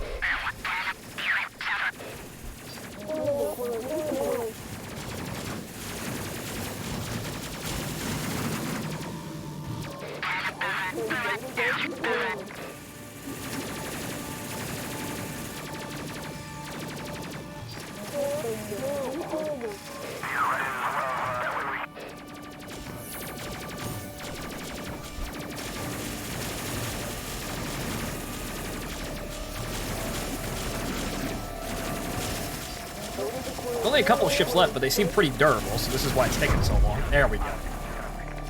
Those have got really durable shields by the looks of things.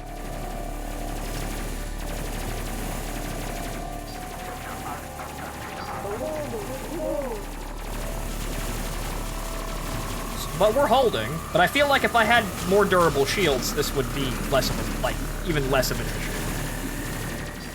So it seems like the base recharge rate is okay, even if the larger one is slower. It just have a large reserve. This is one of the times where raw recharge rate doesn't actually beat out big, large capacity.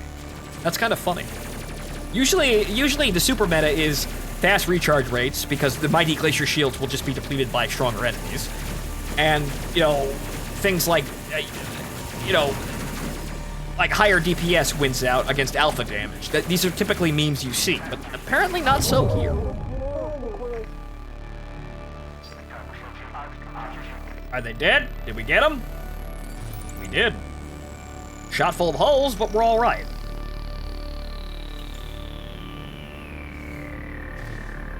So I suppose we have a scan or retrieve? Yeah, no, we have to retrieve. Okay. All right, Alonzo. Reel it in.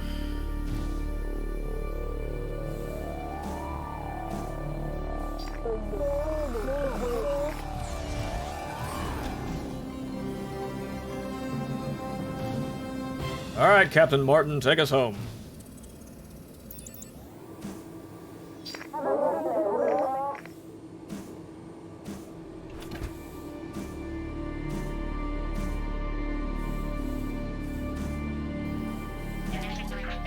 But yeah, I wouldn't have accomplished it. This was kind of a task for this ship, and also additionally, it seems like my weapons aren't really all that effective. But I don't have better weapons yet. The only way I survived that is because the ship is so damn durable. So, and even I was actually less durable than my comfort zone would have allowed me to be in that situation. So, I was still able to actually beat that mission purely because I was just so durable. But I needed to do all of that work in order to become that durable. So, it's really almost like you really need to grind the repeatable missions over and over again before you actually take on this mission. Even though I feel like I've been intentionally over grinding to over level, but it seems like that's what you kind of needed to do.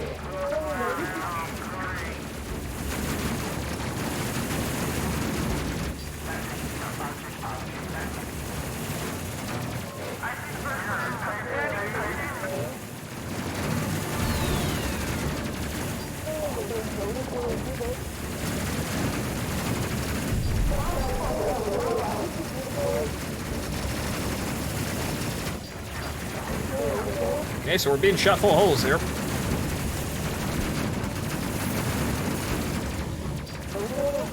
Ramos, get in there and fix that before it starts a fucking fire.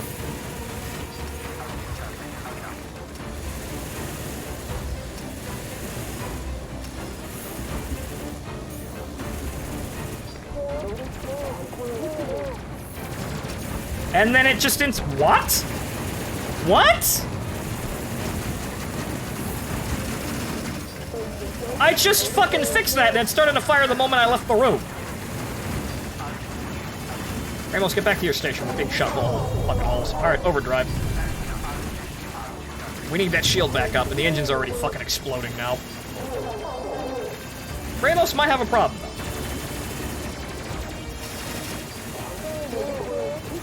Call in fire support? Yeah, let's call in fire support.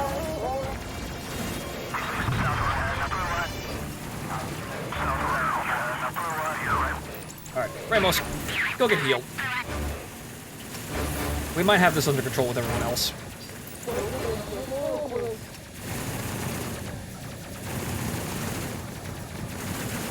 That's still a lot of ships, though.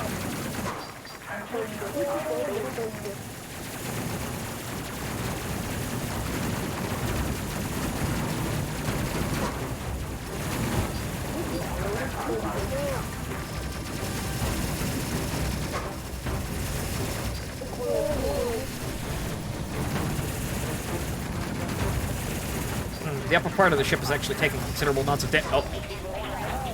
Uh-oh.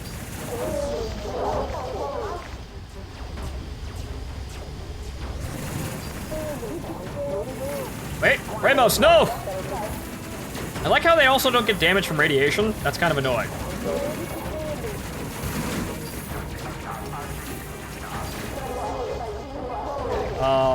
I think we're gonna have to go into stealth mode because we're being shot full of holes.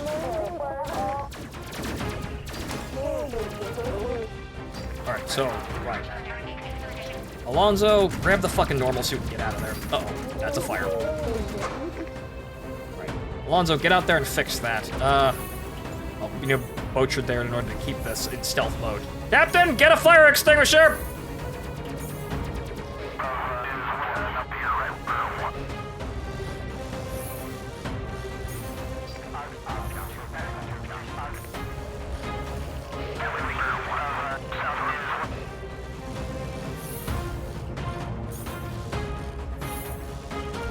Get your ass back in here before we actually get shot at again.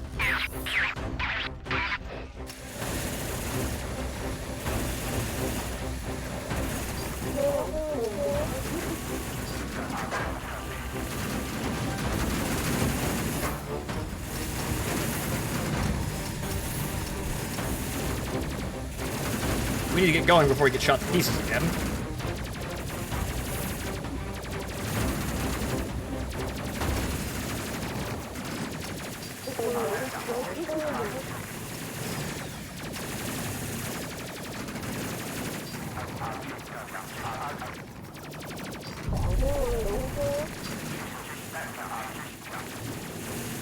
How many of them are there left? Is that it, finally? Holy shit! Yeah, no, how are you supposed to survive this? Like, fuck! Everybody's hurting now. Motherfuckers. How are you supposed to survive? Like, this is a hell of a difficulty spike if I ever saw one. My god.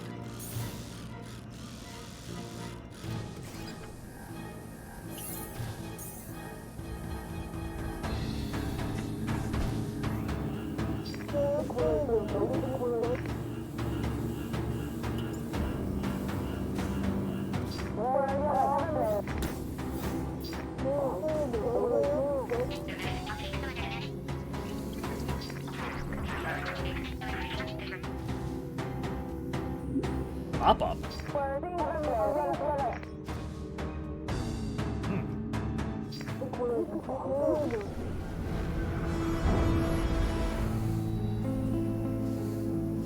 We might have to bail out of this, because I don't think we're going to be able to withstand another attack like that.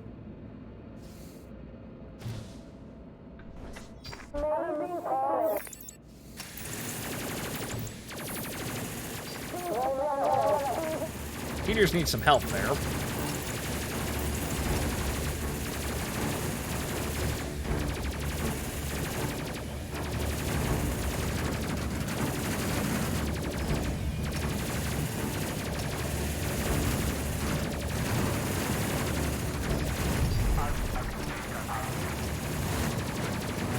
At least we're getting good XP with all this performance analysis stuff. Alright, Peters, get back to your station.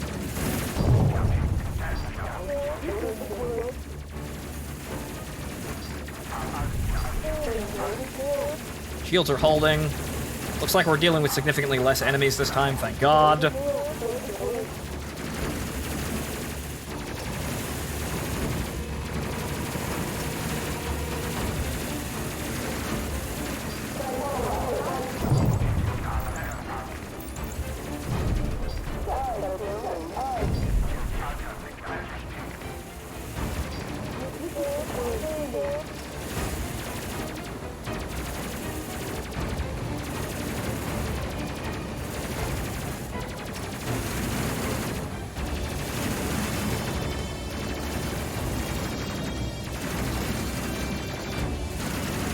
I see you back there, you son of a bitch.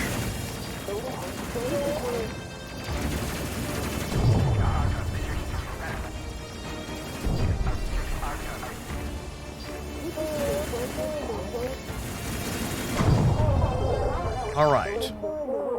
Shot full of holes, but we're going home.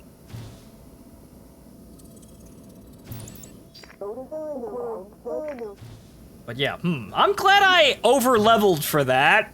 Because, yeah, you needed that. The only thing that would have helped me was having a crew that was, you know, better trained, but I lost the first crew, so I lost my leveling advantage there. But, yeah, no, get all the upgrades you can before you do that mission. You will likely fucking die unless you wanna, like, no, actually, you can't run away from the last fight, because you need to clear the entire area. But even that fight, and all the other fights around it, are a bitch. So you can run away from the other ones, but not the last one. So, yeah, no, over-level. If you got the, if you feel like you want to take the time to play some of the lesser missions and, you know, get the ship fully upgraded to the best you can, do that. This is the part where we start screaming. We could have got there. Could have happened earlier, I suppose, but it was just kind of a shock that the difficulty spike was so large that I didn't have a chance to actually, like, panic. I was just dead because I made a single whoops, and that cascaded into other whoops. Now we actually handled it, but that was just kind of sweaty moment there. That's what that was. It was sweaty. I feel like I should have been paid way more than that, but we got shitloads of XP anyway.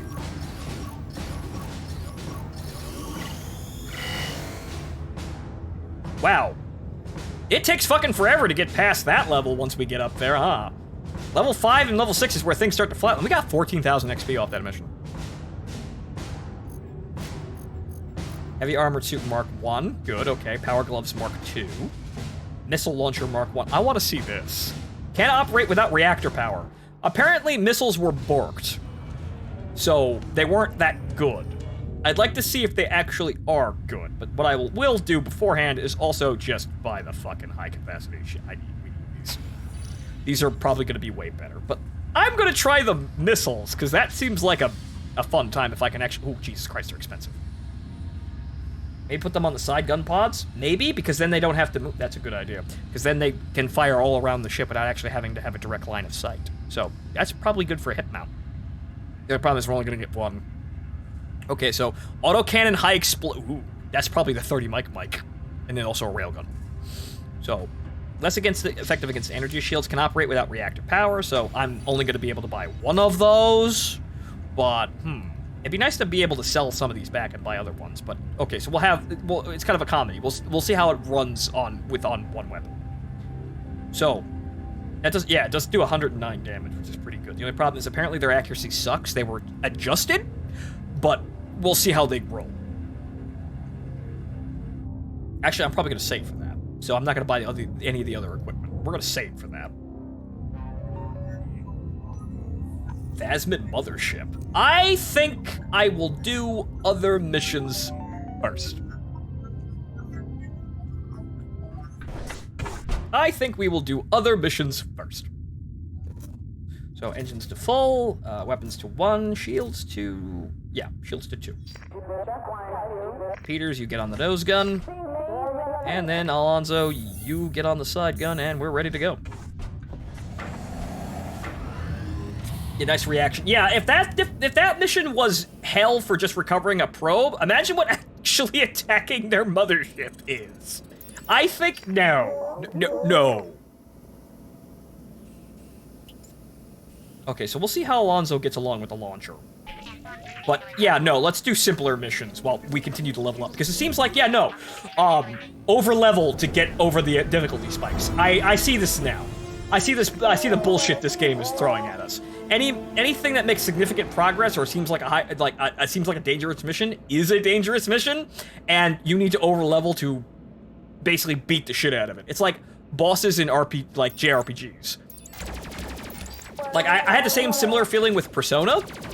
Yeah, Persona 5, because I was playing that on my off time. But the, whatchamacallit, what I did in the first palace was I actually sat there and over-leveled, and I kept that over-leveling, curve through... Wow, holy shit, those are bad. What the fuck? Okay, they can...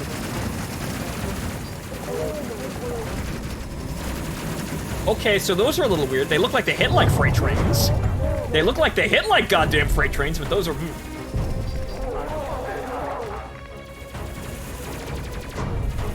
Okay.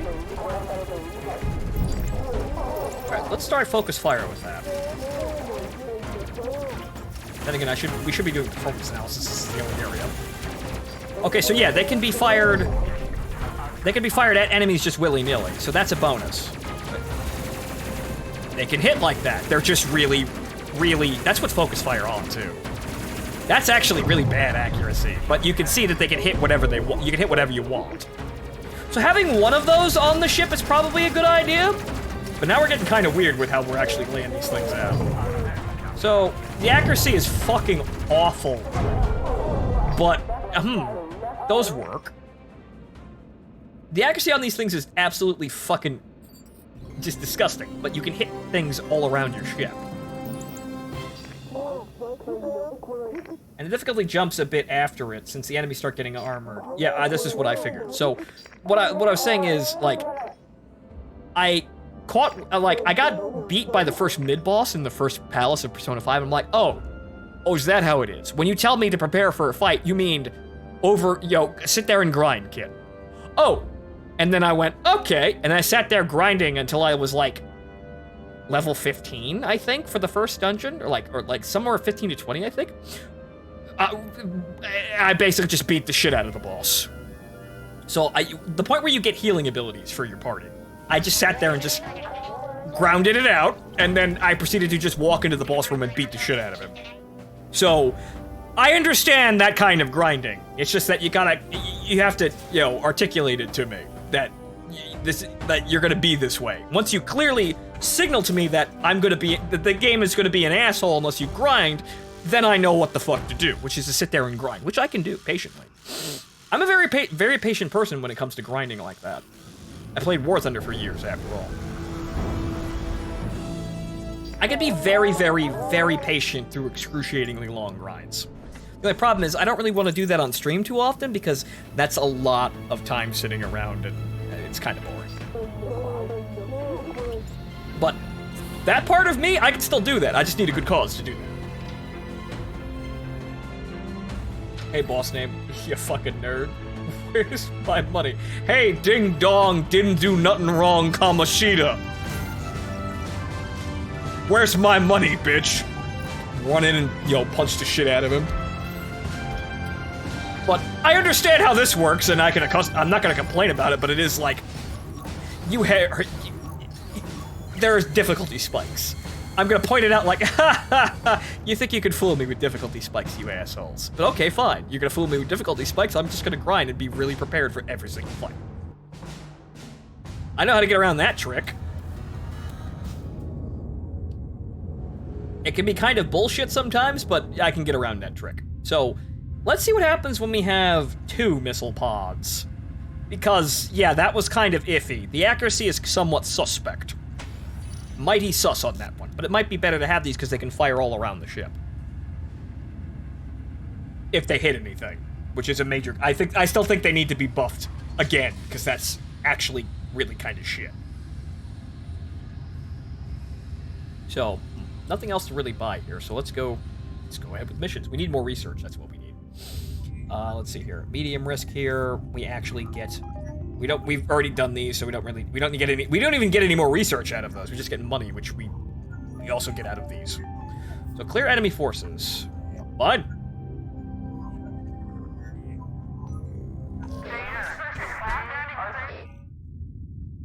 Enemy champion Agna Hake. Agna Hake.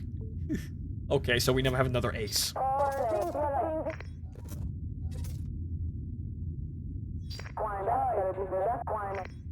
More power to weapons increasing the energy. Oh, it's just the energy weapons, right? Okay, so yeah, that only affects energy weapons. It does not affect the launchers. All right, so now we got 2 launchers. Let's see what this can work. Let's see. It also, the funny thing is, if a game's gonna be this difficult, it actually really punishes the player for experimenting, which is actually really bad game design when you have so many choices. Because, hey, oh, well, I wanted to try these missile turrets. Imagine if they were shit. Complete shit. Irrecoverable shit. Like as kind of a crippling blow as the fast recharge shield was. We almost died because of that. We were put into actually a really bad situation, more than we really needed to be. Having things that don't work are actually going to kill the player when they experiment. And that's going to piss somebody off.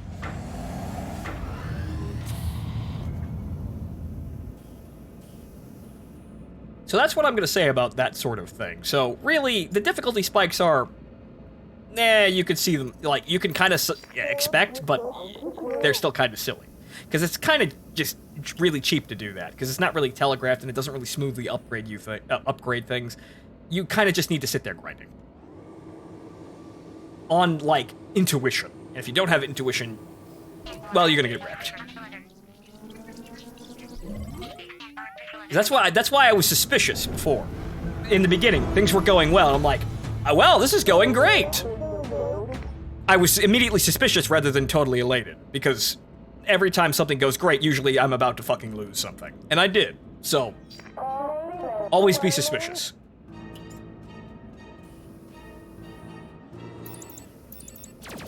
Okay, so let's see what the missile launchers can get away with.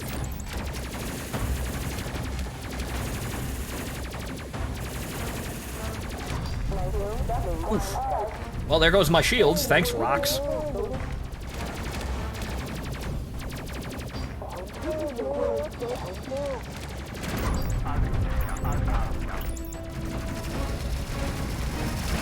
Well, at least when they're side on, firing missiles at them is just, you can very easily blow those guys up.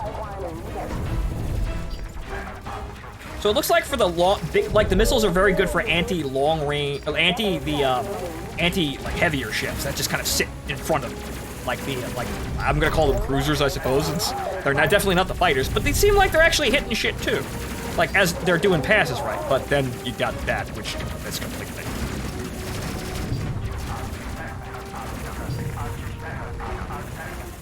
What broke? That's the O2. You kind of need that.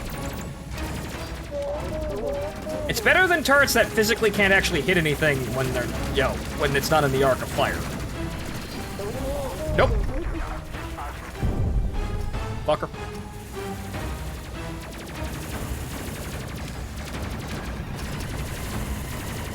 So it seems like front and back are probably good with actual turrets. Sides, the missiles, they work out. Like, this guy's gonna get wrecked. Don't. That's what it's good at. That seems to be what it's good at. Getting heavily armored enemies that are kind of just parking right next to you and trying to, like, fucking Spanish galley in your ship.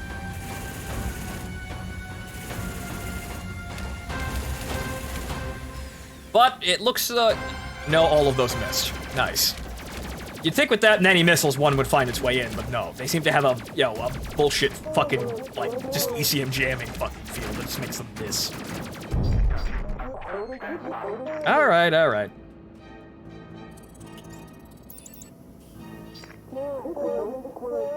But in terms of operating everything else, we're A-okay.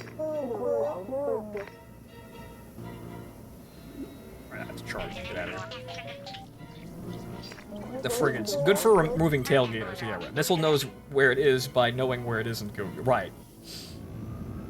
And by knowing where it is and where it isn't, it something that, divergence or error.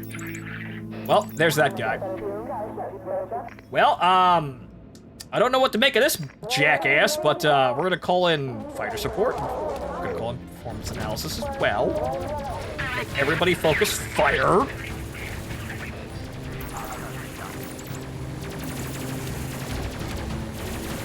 So actually, it might be good for bosses because it makes them stand still. Like, because they have a habit of standing still right next to you.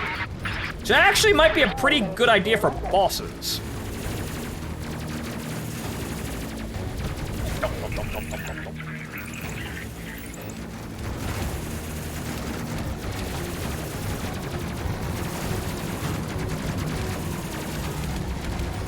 And no, he hasn't run away like a bitch yet.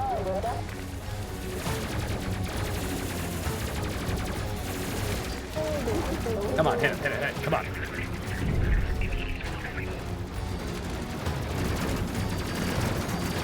Yes, something vaguely religious tones.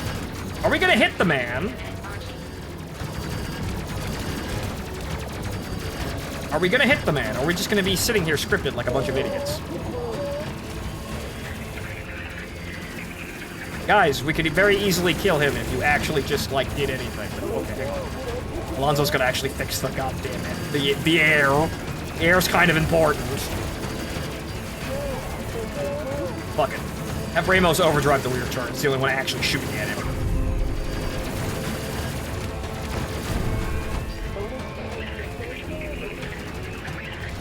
Come on, get him, get him.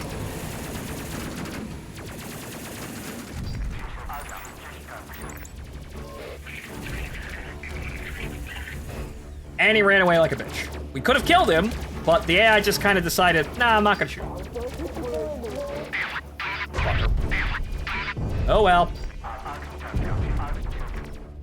The ship's perfectly fine. We didn't really take any damage aside from the O2 just kind of breaking on us. Maybe we should upgrade that next, because it seems like it's breaking arbitrarily.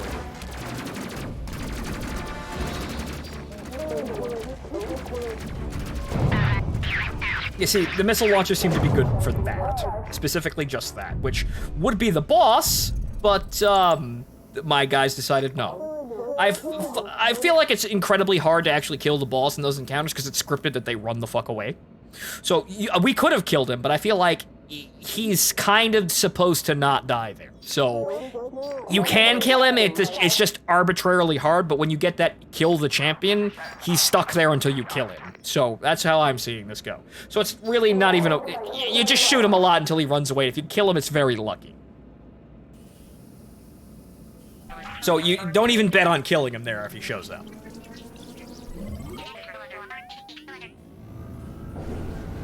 You can get a double pod with one option being a missile launcher on them. I haven't got them yet, but that sounds nice. Okay, so we're here. Where's the enemy, though? There.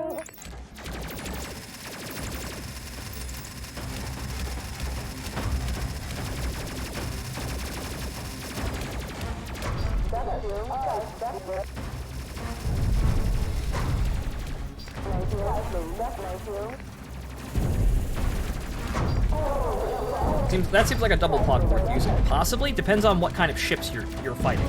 So if you have a big frigate or corvette or whatever sitting right next to you, you can just kind of hit the button and then they'll immediately slam 3 missiles into his face.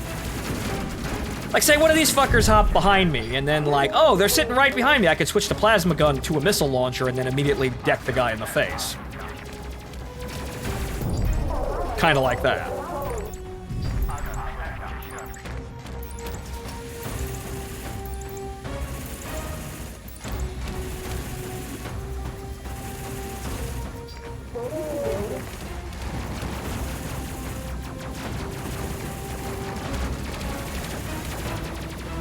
And now they're just hitting nothing again.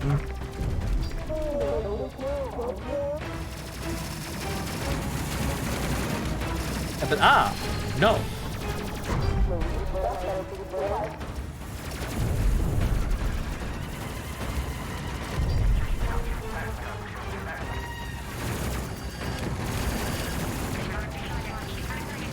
Yeah, no, this thing, we're upgrading this. Because it feels like the oxygen generator is breaking arbitrarily. Like, it's just kind of, it's like the fuse box on the bomber crew going out because it feels like it. And our shields barely fucking drop, so I'm not exactly sure how the fuck it's actually breaking, but it's just breaking because it wants to at this point.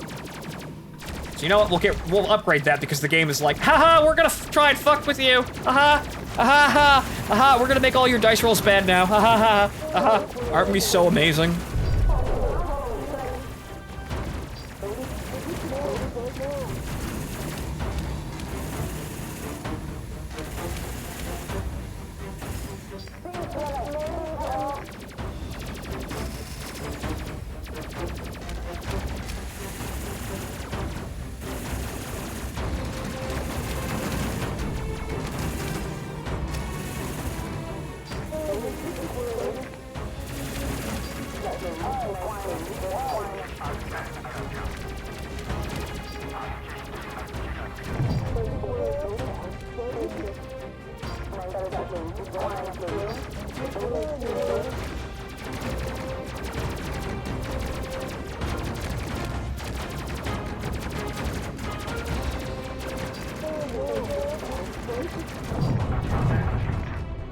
Alright, that seems to be it.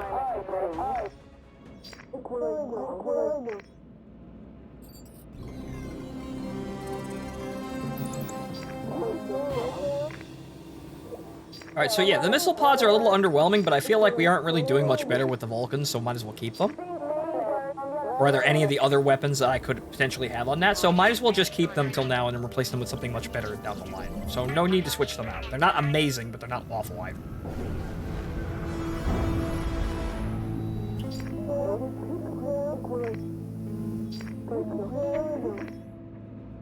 I want to see the railguns. I too wish to see the railguns, even though they're energy dependent. So we'll see what their actual stats are. The explosive cannons are probably stupid, though. They're either really good or they don't hit anything. This is my assumption. Yeah, might as well call them fighters.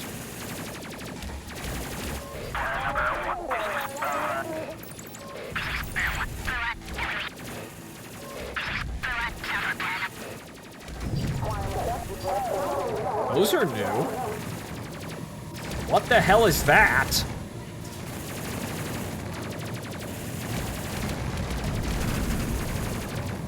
I don't know what that is, but I'm now concerned. Oh god. Oh, those are mines. Oh. Evade! Evade! Evade! Okay, so that's a missile ship by the looks of things.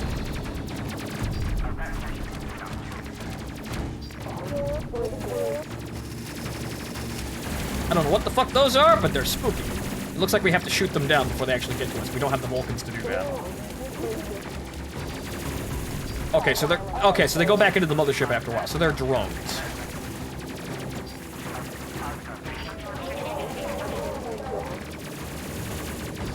They steal stupid amounts of kinetic energy while dealing power. Interesting. Oh, they're laser. Oh. Ooh. They're lasers. And also, my guys are just kind of taking forever to shoot them! Guys! Okay, you know what? Now I'm seeing some flaws here.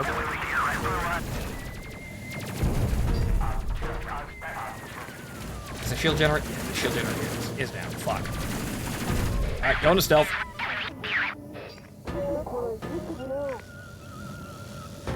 Okay, so now I'm seeing some flaws here since I probably want Vulcans to deal with that big cloud of dudes. Maybe we should not use the missiles.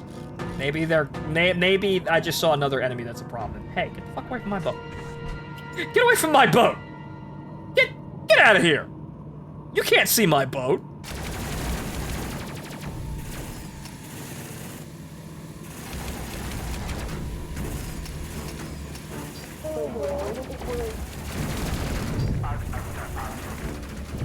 Yes, I'd expect this to be... Okay, they're good at that. I'd expect them to be good at that, but those smaller ships are kind of a meme there. We may have a problem dealing with those later on. That bulky bastard that almost rammed you is a mine layer. Right, fantastic. Whatchamacallit, the one that dropped, you know, apparently those are laser mines that just kind of shoot at you, that like they're turrets. Or they're kind of missiles, but also turrets. They're fucking funnels. That's what they are. They're funnels. Why didn't I think of that before? They're fucking funnels. Just replace that thing's model with a fucking cube blade. It wouldn't look out of place.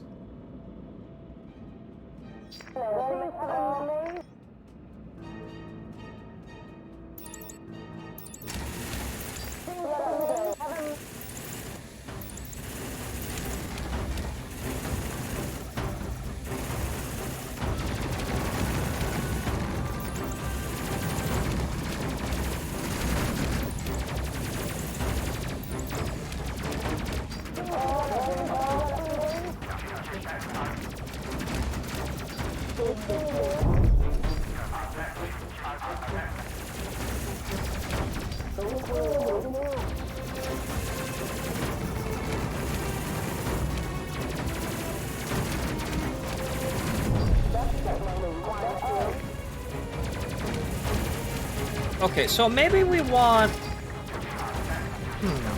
So maybe we'll want the front or the rear turret to be Vulcans. Because it seems like the side turrets are mostly shooting at targets they can't fucking hit. But the rear and the front ones typically are shooting at the much larger ships like right now.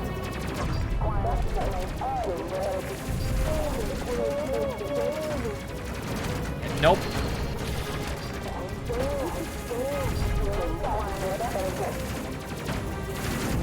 Like,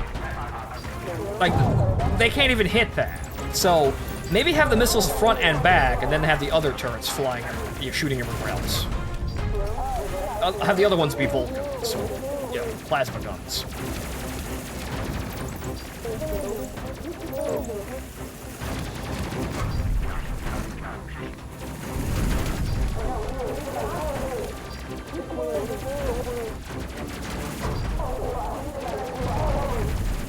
Good Christ, there's more.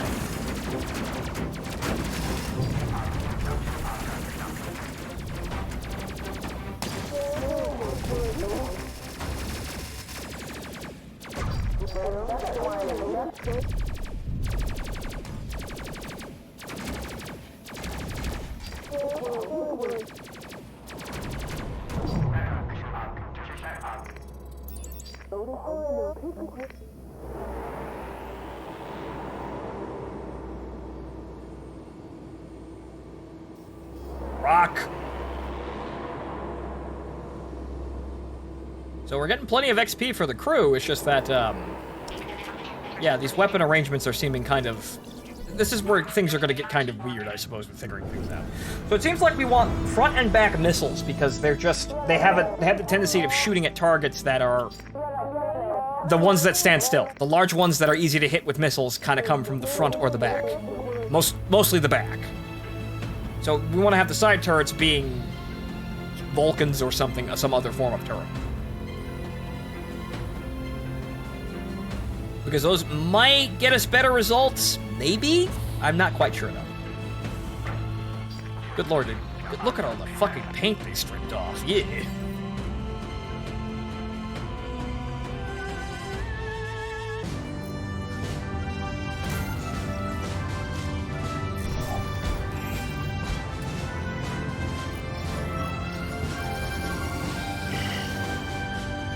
I will never use those skills.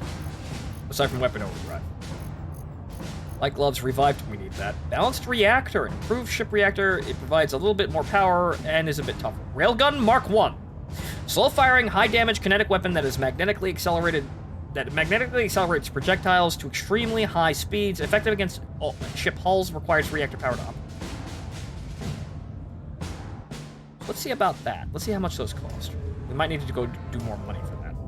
Might have to do another milk run to get that. Oof.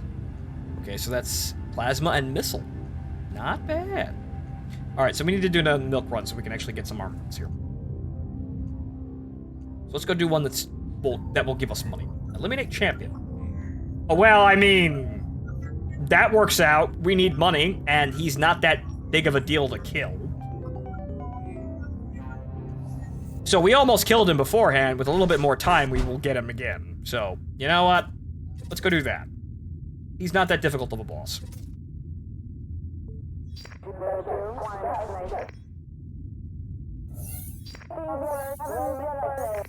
She was stripped during combat. She didn't deserve that. That's just normal combat for Azur Lane and Cancoli. Of course, every time the girls go out, they get their clothes blown off. What do you think would happen? That's just a normal day at work, says Phontos Kikon.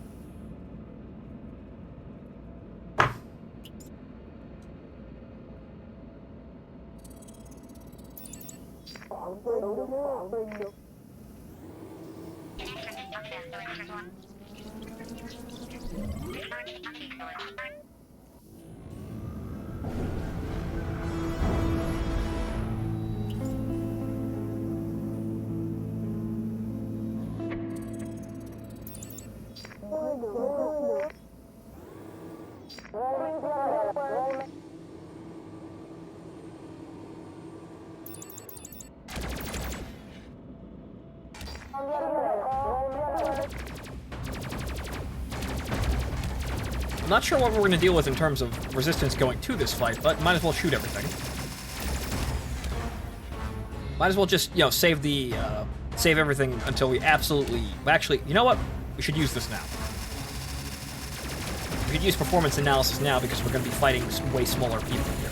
And as soon as we kill the boss, and the enemies are going to book, and they're not going to be, you know, viable for XP anything.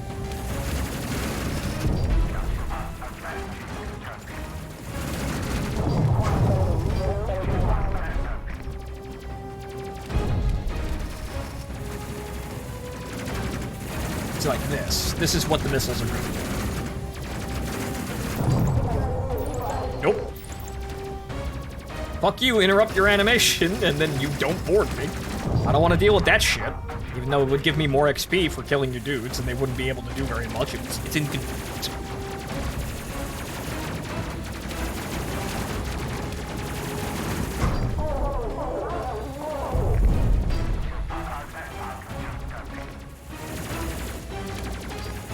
So the missiles are good for broadsides then. Broadsides or the front and rear turrets that they can sit there shooting at things that stand right in front of them. They're good for shooting at things that don't move, and it seems like the enemy heavy ships, they basically like to sit on all sides, but they typically, like the boarding ships, typically like to sit behind us and in front of us. but they'll sit on all sides. But most times they will just kind of sit there on the front and back. And the funny thing is, the missiles will still hit them there. It's just that you'd be able to do more damage, hitting them more, like hitting them way more, like consistently if they were on the front and the back.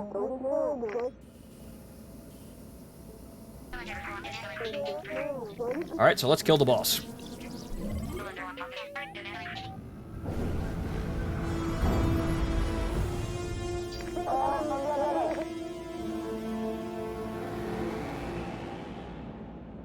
The one thing I will say about this, turning off the need to manually sight the targets yourself is actually a very good thing.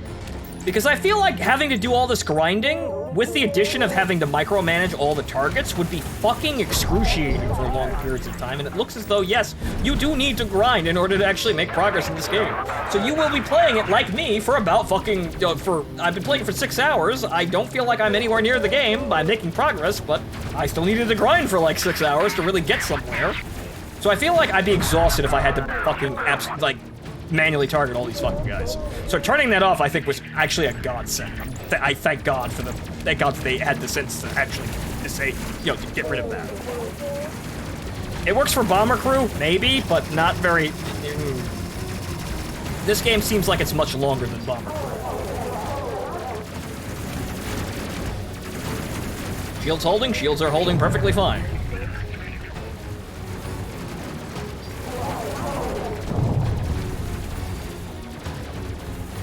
I'll just replenish the shields again, too.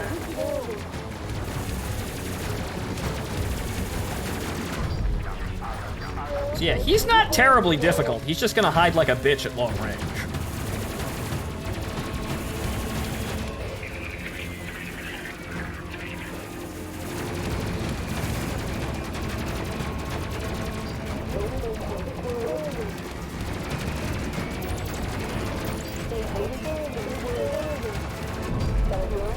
Ramos, now's your chance. Overcharge the gun. Knock him dead. That looks bad. Nope. I see your special move charging up, and I acknowledge your tells, and I fucking avoid them.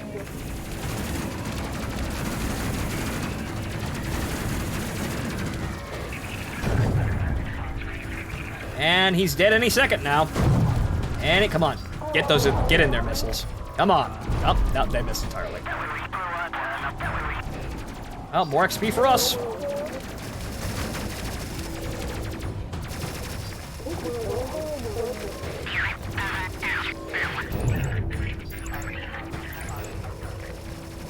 Well, Ramos now has cancer, but we may actually be able to kill him now. Well, apparently we actually, he started the fire and then he stopped. Come on, come on, come on, come on! Uh-oh. Was that supposed to hit us? Was that supposed to hit us? I feel safer already. Was that supposed to hit us? Because it didn't.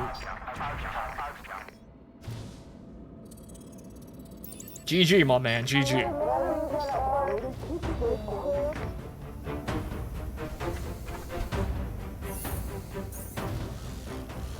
I like how the gravity generator is shorting out every single mission and we don't care.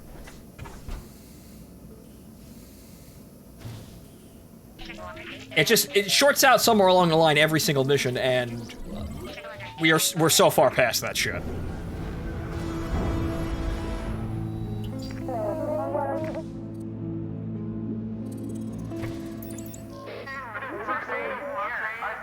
Oh. Fragment of damaged pass. Huh.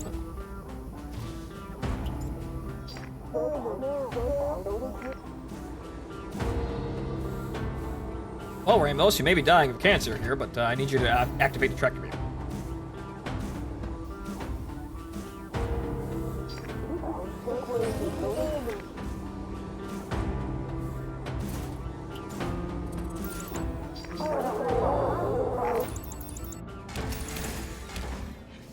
Also, the O2 is malfunctioning.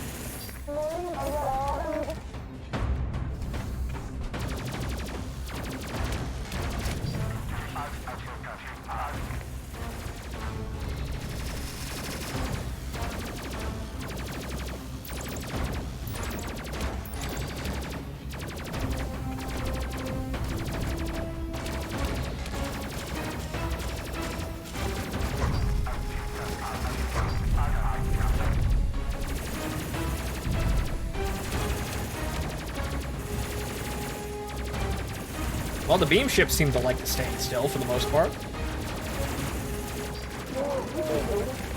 What if we go to attack here? Can we kind of make this go a little better for these missiles? No. Well, the last one maybe.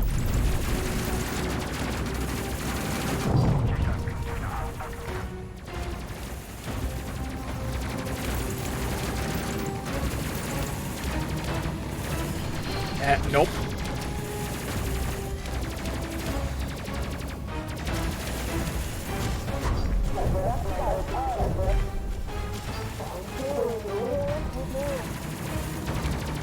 Overdrive the missiles. I want to see if they'll actually get better. No. Not really. That was the front turret. I wanted this one, and I wanted the both side ones.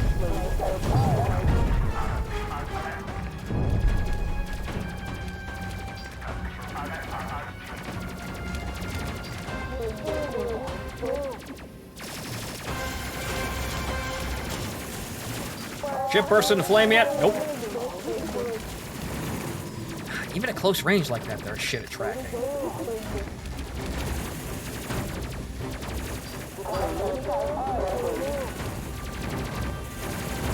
Oh, that's a fire.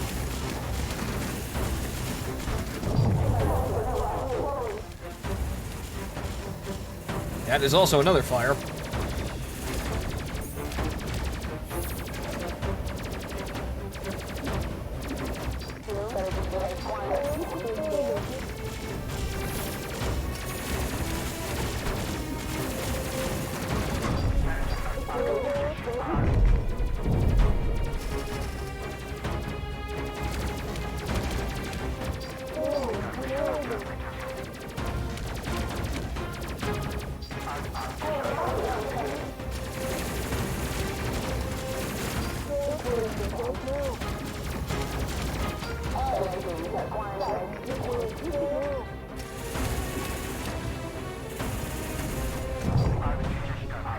All right, good.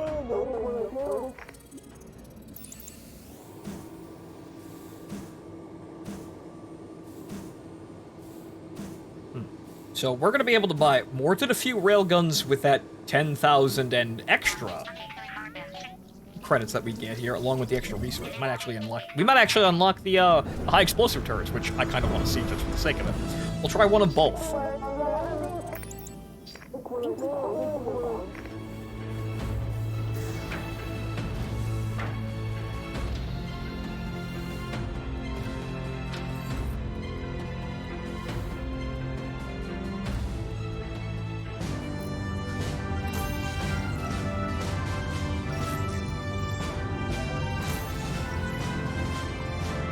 I feel like I should get more for that, but okay, fine.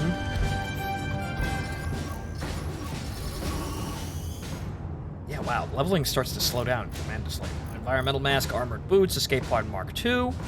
Good chance of automatic recovery. If that fails, there's a strong chance that the pod could be tracked and recovered. Okay, so, fast medical bay. This medical bay is faster to heal crew members, but has very limited capacity. Standard plating Mark III. Well, we didn't get the explosive rounds, but okay. We get armor, lots of it.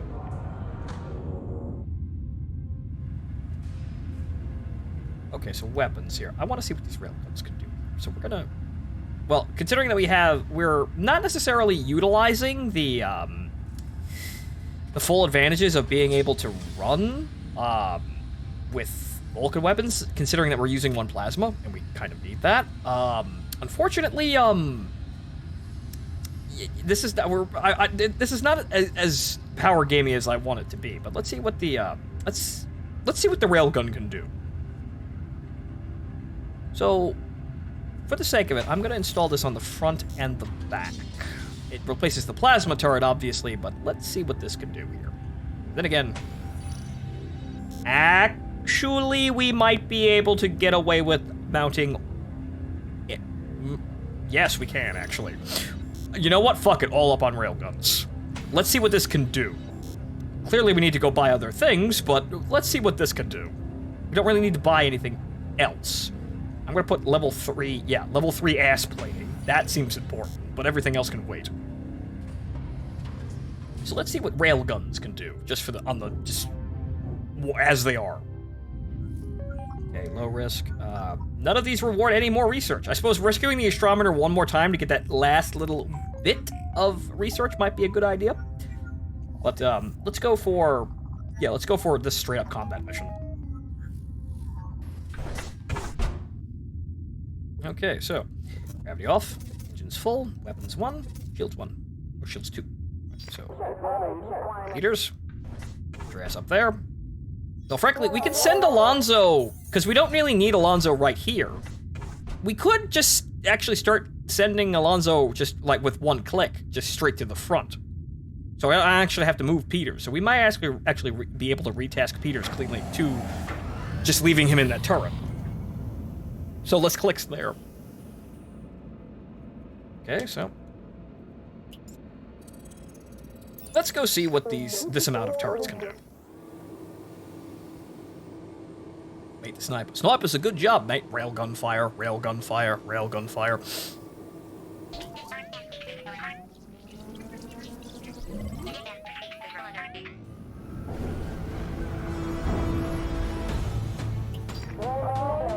Just clips of Halo ship Mac cannons firing in place of, every time the sniper shoots during Meet the Sniper. Okay, so let's see what this can do.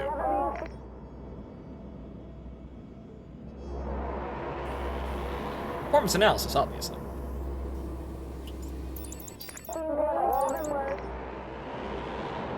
Alright, so where are they? Oh, okay.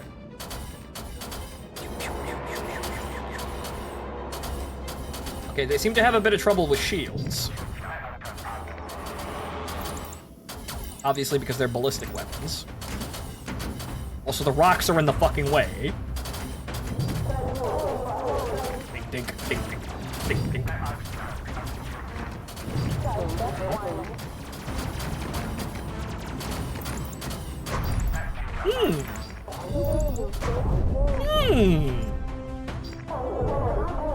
I like this. This seems promising. What if we... Well, we just lost a bunch of our shield due to a rock, but... What if we move this into attack mode?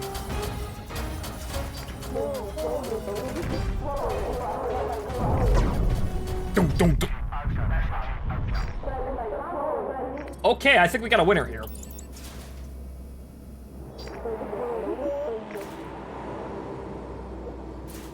Who knew railguns benefit from numbers like muskets? I know, right? So yeah, that seems like it works real well. Also, yeah, the shield generator broke. I thought it was just, like, whatchamacallit, I just thought the, the shield broke because a rock hit it, but nope, shield generator's down. Hold on.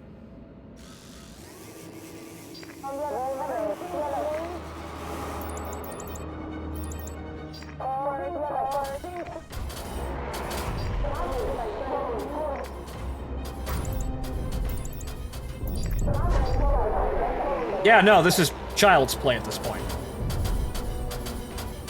They need a little bit of time to zone in, I think, but...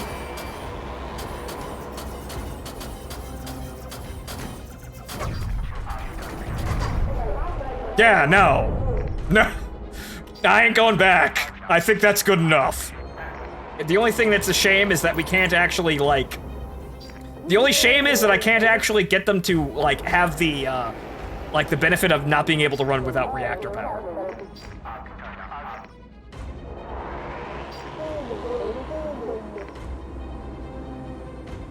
My only regret is they need to be powered. There's like a railgun Mark II? They need they need a Mark II for this? This seems like it works pretty fucking well. The Rock's trying to beat us on a drag race and it's winning. Hey! Fucking stupid-ass Space Rocks. Quicker fire rate, possibly. Rail machine gun. Actually, that's a hag. A hyper assault Gauss rifle. That's just a hag.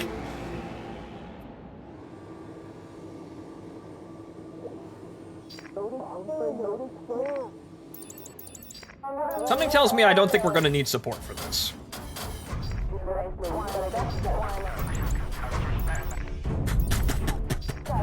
Yeah, no. No. Yeah, no.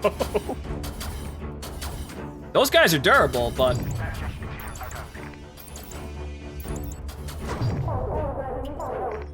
This is child's play.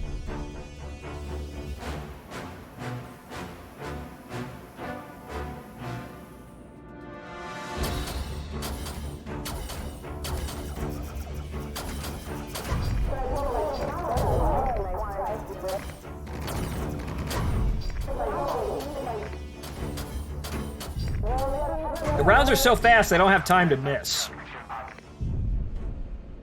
They're all dead. That's it. Yeah, no, get railguns. Having trouble, get railguns. Just get railguns.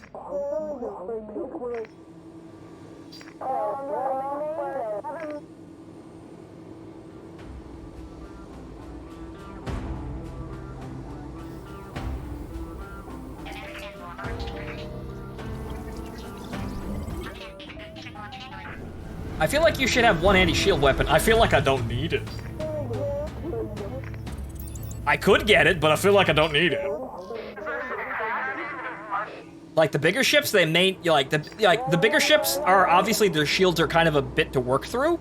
They're kind of chewy. They like it takes a while for the shields to go down, but all the guns are focus firing on them. They don't really take any time at all. And the other ships just pop instantly. Their shields don't exist.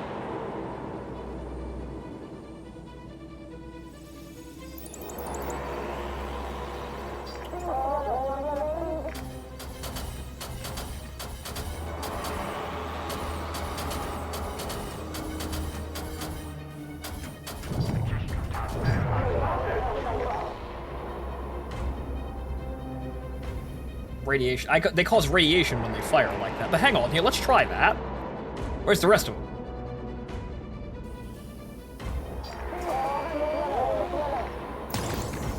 Oof.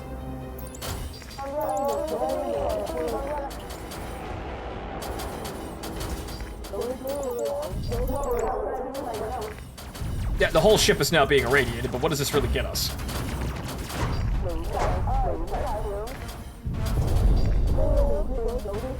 Actually, that's way more controllable, because now I don't have to deal with fires. Everyone just loses a bit of health.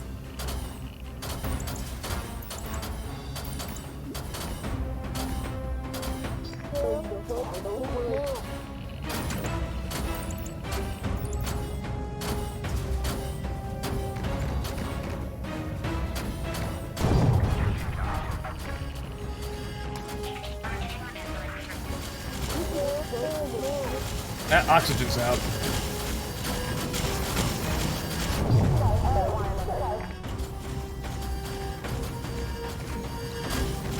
Now imagine if I gave everyone anti-rad suits and did this just as an attack pattern.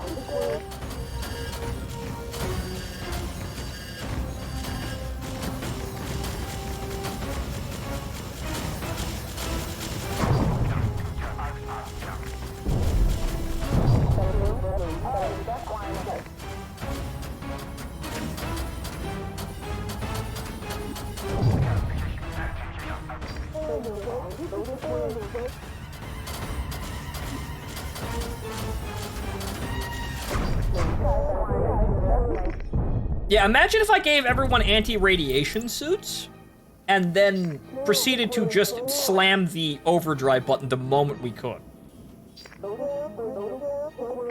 Thereby effectively increasing the amount of attack power all the railguns have.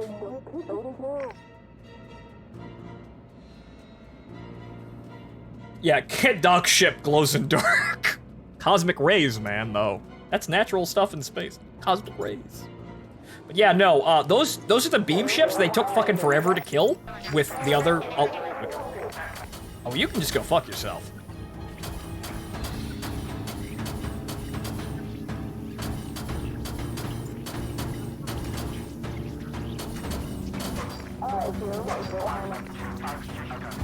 I don't even get XP for killing you shitheads.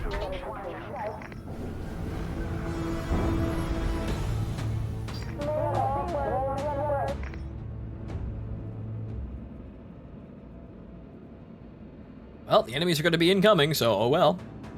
Fucking go after them.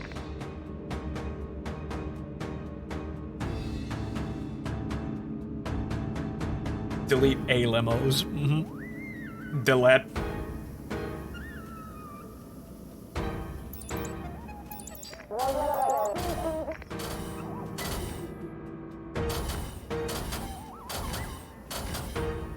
One of them is firing completely off the mark.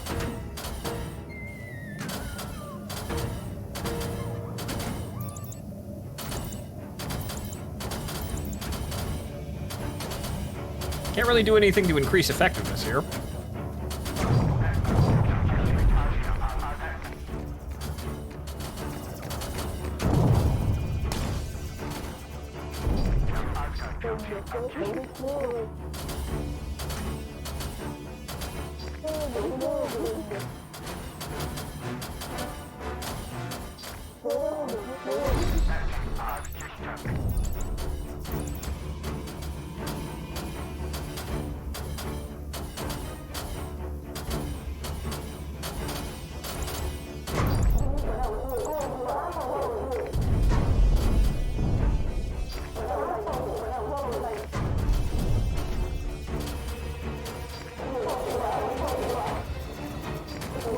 See, this is what I'm...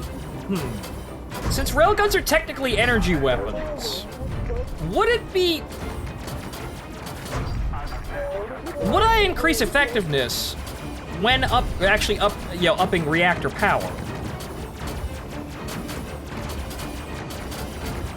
Would I be able to go balls out, guns a go-go by just routing all power to the weapons? Would that work out? Yes, we might have to do all DPM here. I think we can manage that. Because I think with the largest shield and the most armor, we're kind of already doing that one of those things that I wanted to do. So, give everyone rad suits, and then pump all the weapon power into, pump all the loose energy into into weapons. And then see what happens. This ship is unsafe, and it's kind of just K-19 now. That's I'm just making K-19. It's dangerous and highly lethal to be on, but gets the job done real well.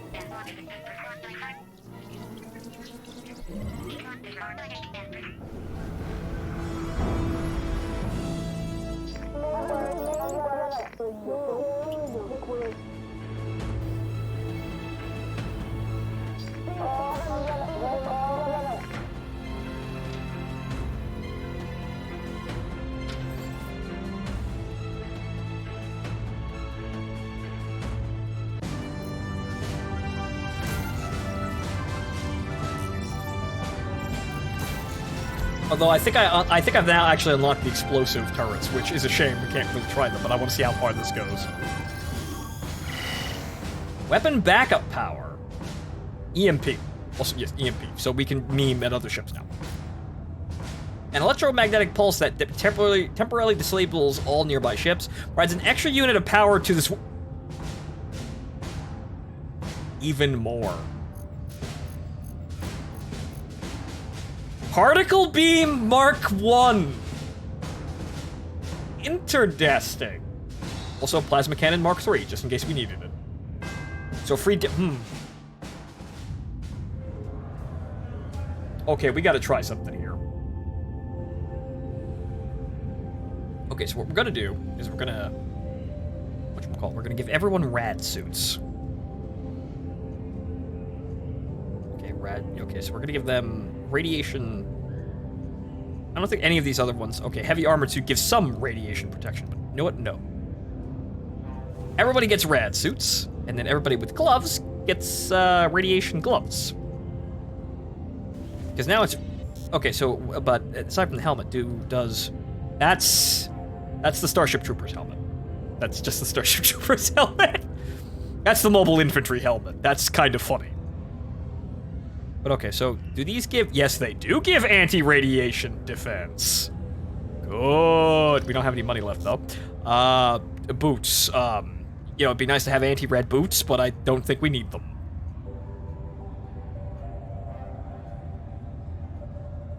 No, we need to go team anti-rain. We need... no, you heard of anti-rain, and what about anti-rad?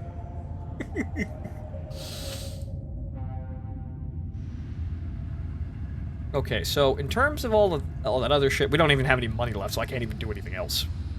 So, okay, so crew gear, everyone still has the magnetic boots, right? Yes, I think so. Yes, everyone has magnet boots.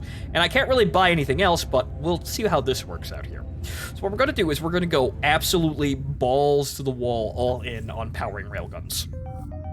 So, actually, we should probably actually do recover comms probe, because that is the most difficult situation to be in. So, we should probably actually try it on this. Okay, so what we're gonna do is, we're gonna turn off gravity. We're gonna put all power to weapons. And then, maybe one less to shield. We kind of want shields. Our shields are really big, but maybe we'll go down to weapons here because our flying ability is so fucking high anyway. Who cares? We're gonna be trying to just... We're gonna be basically trying to more or less just outskill the game, like whatchamacallit, outskill everyone by sheer DPS rather than dodging.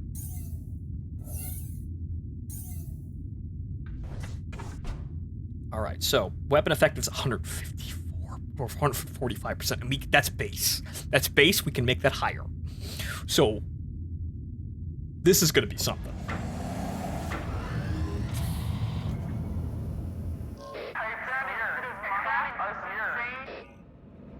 So let's go blunder into combat and see how this works.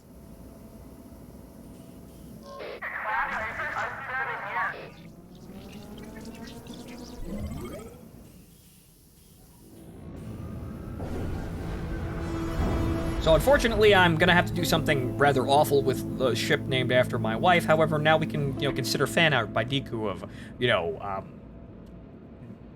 said Takao in skin-tight radiation suits getting, a skin-tight radiation suit getting really sweaty. There you go. That makes it all better. Though, yeah, that 13 effective dodge is kind of yick. But, let's see how just sheer unadulterated damage output does.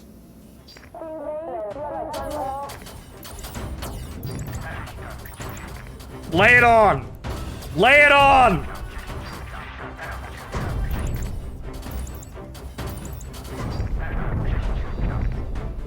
I hear them dying.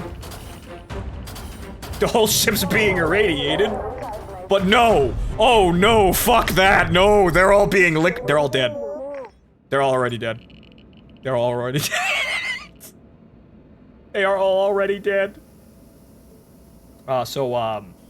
Yeah, no, that's, yeah, back the fuck up here.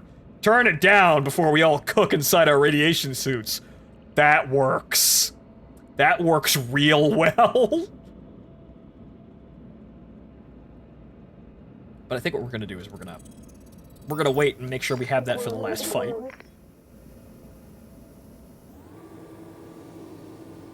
We hardly took any damage at all. And also, all the health damage to our crew is being healed because that's how radiation damage works. So, congratulations, we've effectively made Space K-19, where we cause a reactor leak and get better. They were enemies? I'm sorry, I blinked and missed them. Yep, nope, that's about how that went.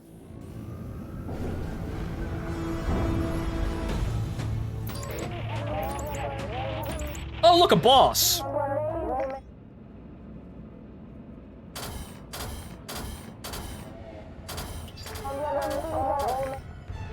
I'll call him fighter support just because. Unfortunately, all of our skills are on cooldown, so we can't actually really absolutely wreck this guy. That is going to be the shame here, but maybe we'll get close. The hell is that? That's a missile. Oh, well, it's radiate! Joke's on you, you dumb fuck! Joke's on you! I have a radiation protection in, like, all capacities. Okay, so focus fire here.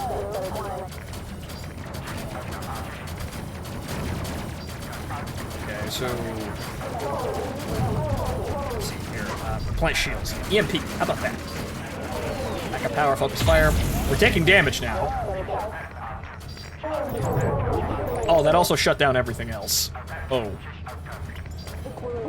That also hit us.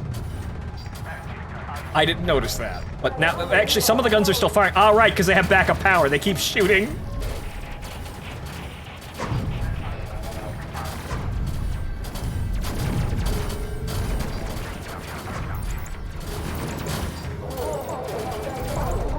Wait, where is it? Whoa, whoa, wait. Wait, we might kill him.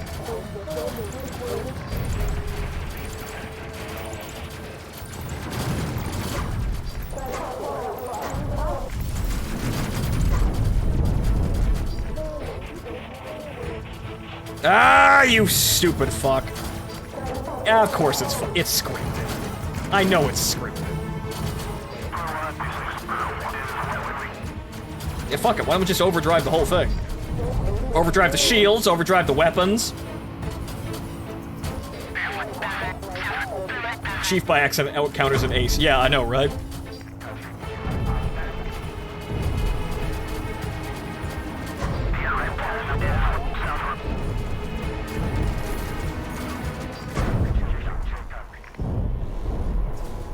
Okay, so this works. We just have to be ready with all those abilities to really just drop in and immediately wreck something. So in order to actually make this work, we kind of need all of those abilities stacked on top of each other to really actually make this go, which means we have to wait for them to recharge. So we have to wait at each jump gate for all these abilities to recharge, and then we're at absolute shocking, horrifying power.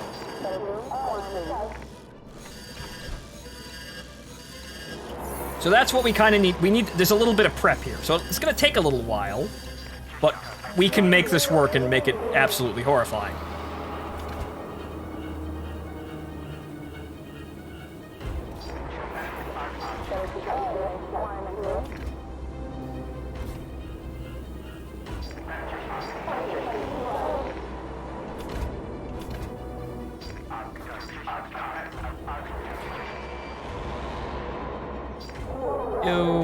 Your abilities are back, your abilities are back, your abilities are back, okay.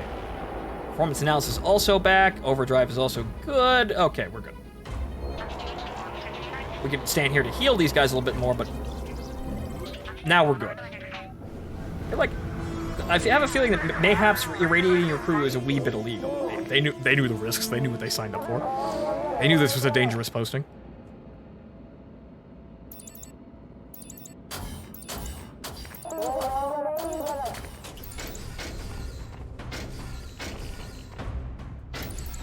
Boy, I can hear the Geiger counters going already.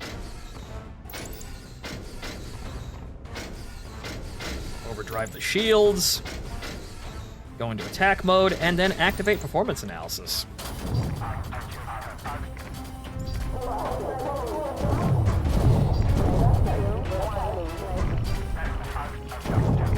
So what is this efficiency at?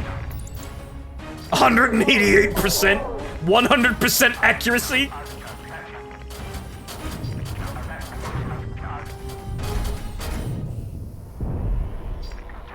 And that's it.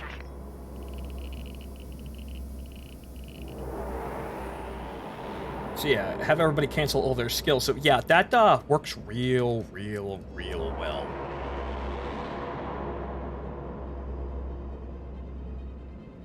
Be fast, be efficient, have a plan to kill everyone you meet in seconds.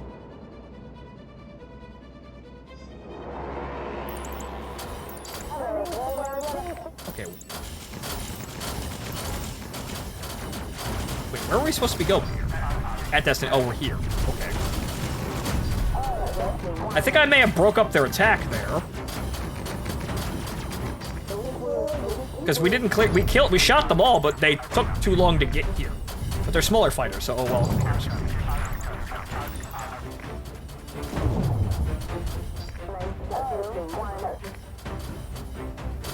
I think I might have broke the spawns, because we didn't get the objective prompt there. So we may have been played by the video game.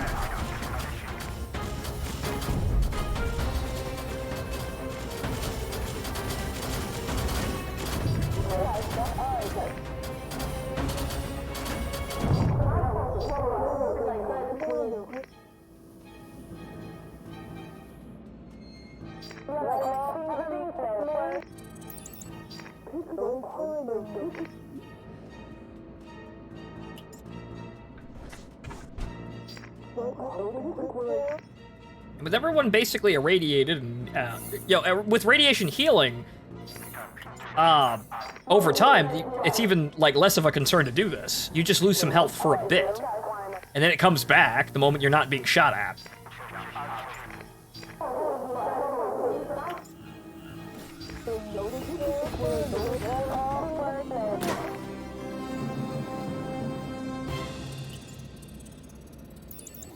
We need more XP.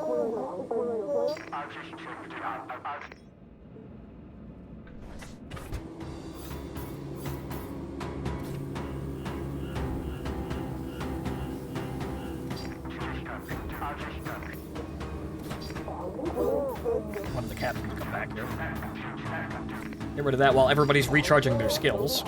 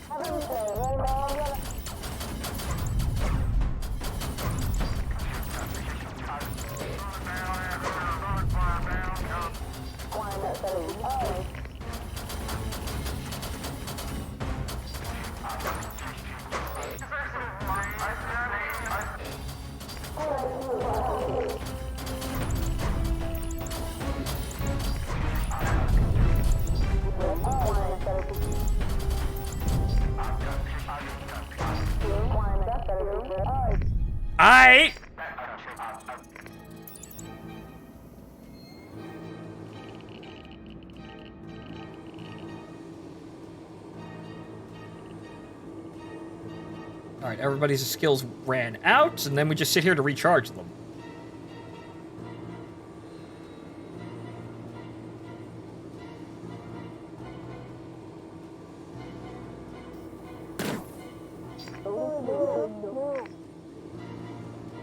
I mean, unfortunately, performance analysis gets, run out pretty quick there, but oh well. So we just sit here and just kind of dick around and wait for our abilities to recharge, and then we leave the system. We have accelerated time in order to do that too, so we can afford to sit here and wait a bit.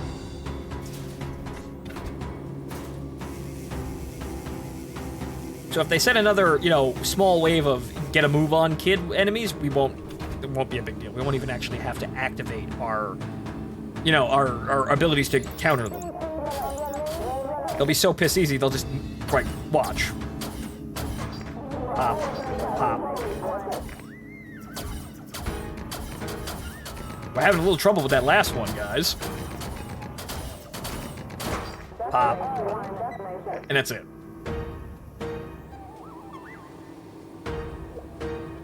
So, we can game this exceptionally well, it seems. Just need to, get all the abilities up, and then we can just leave.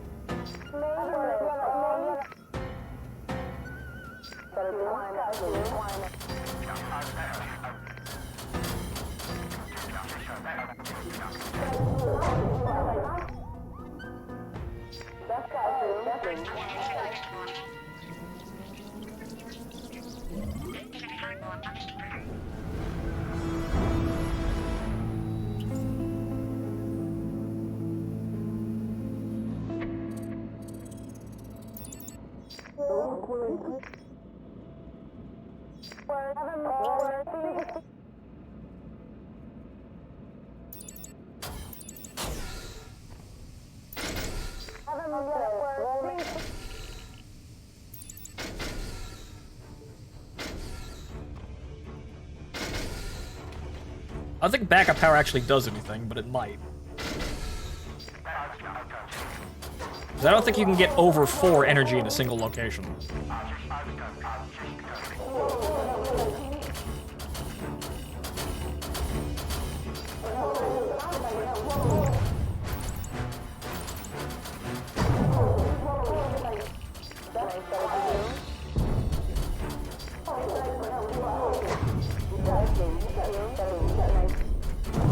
It's like 5-round bursts with these fucking things. It's hilarious. Imagine if we were actually ready for stupid Quixote here. Quixote. Right. It's probably an indirect Don Quixote reference here, but imagine if we were ready for him. Imagine if we actually hopped into that encounter and actually had all of our shit together. We would have immediately murdered him. He would have died horribly. So let's see if we can actually get him. So this works, we just have to work the meme here. Of course, want to try other things, but... Well, the only thing else that I can think about doing is getting the 30mm cannons, which don't require power, so we can up shields. And then the beam cannons, which sound interesting. Not sure how they'll work, though.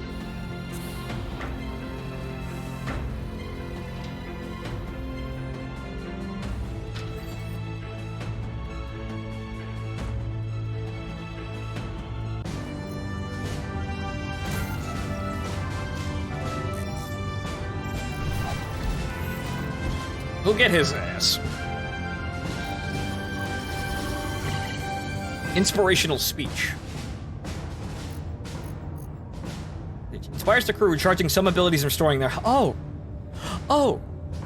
Recharging their ability... Oh. Well, isn't that convenient? Autocannon Mark III. 20mm caseless rounds in bursts of high rate of... Jesus, got 20mm caseless. Yike. Ooh. Though we have some... I think we'll spend some money on the engines. Because we do have the do we have the Agile 2s? No, we do not. The Agile 2s are there, but we need more. We need way more for that. So we don't have that. Equipments for everything else. Weapon systems. Obviously, we could get more, but... Missile launcher Mark IIs. Interesting. Particle beams with autocannons. That's interesting. Fires a beam of ionized atoms which can penetrate shields and armor, causing widespread holy fuck. Penetrate shields and armor.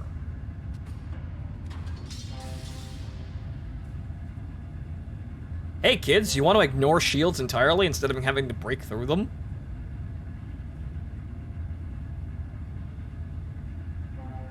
I think I may have to try this.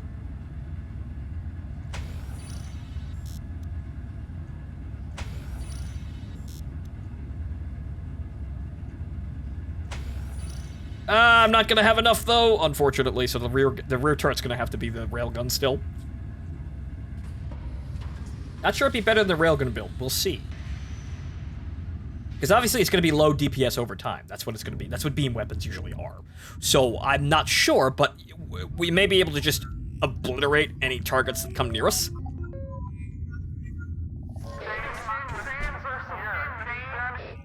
So gravity off. Oh no, shields. Weapons full, engines... No, shields up, yes. Alright, Alonzo, get to the front. So let's see how this works, because obviously the railgun's going to have a mix of alpha damage and has, high accuracy, high alpha, which is would only be countered by slow reload time. That's what I'm not sure if it's really what this is, but, you know, and also not being able to do damage to shields, or rather, not doing a whole lot of damage to shields.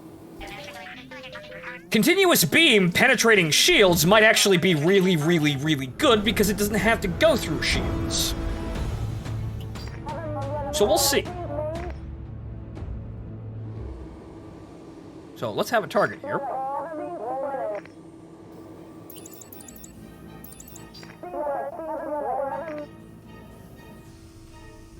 See about the range, too.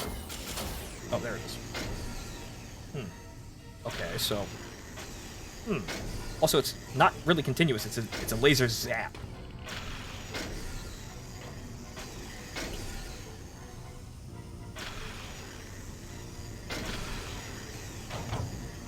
Good, good, good. Which one? Overdrive the shields as well, and then performance analysis. Okay, so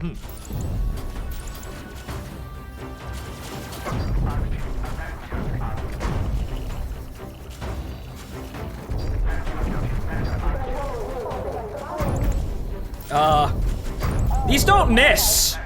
These aren't missing. They're not missing the targets. Ever. Well, maybe once there. Maybe while returning, but,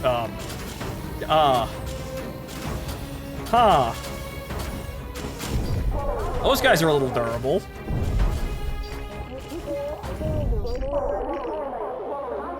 Okay, so in addition to that, so they're all dead. What about elevating... What about inspirational speech?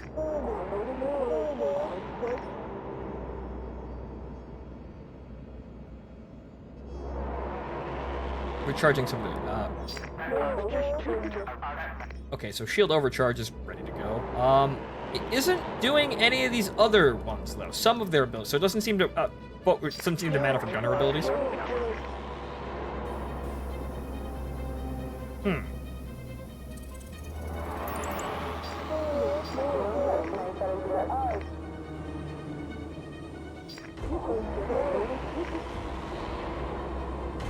Also, that ability healed everyone. They heal from radiation, but that healed them. So...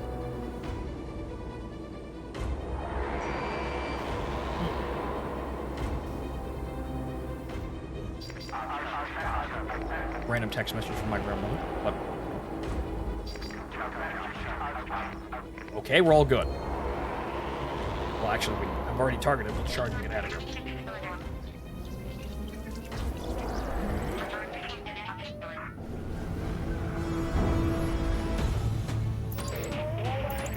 Oh! The future is all mine. Okay, Mr. Tesla. Okay, so the ace is here. He's about to get wrecked. So, unfortunately we don't have inspirational speech, but I don't think we're gonna need it. So, call in fighter support just for the sake of it. Let's see, overdrive shield. We don't have, god damn it, I thought everyone was charged. Oh well. Why is only one guy's overdrive charged? That's weird. I activated them all at the same time, so why is there differing, like, levels here?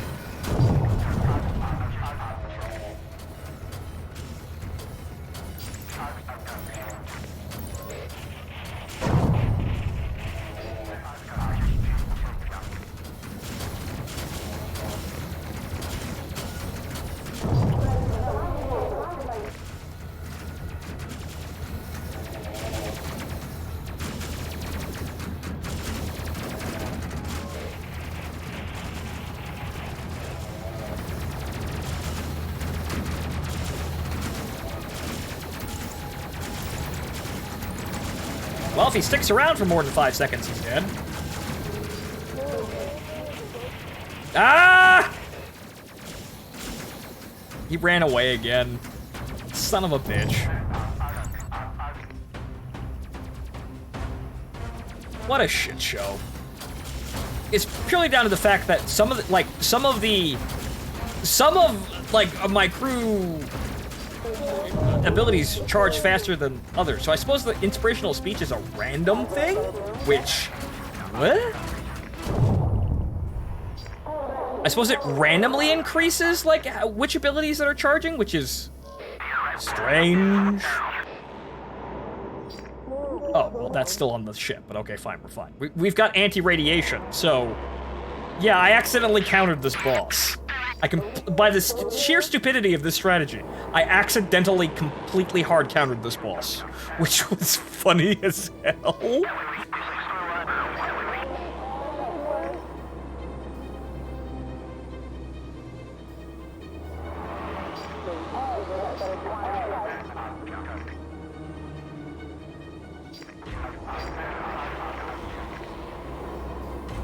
But I guess we're gonna sit here and wait a bit. Now we're gonna have to make sure that everyone is charged the next time I do that.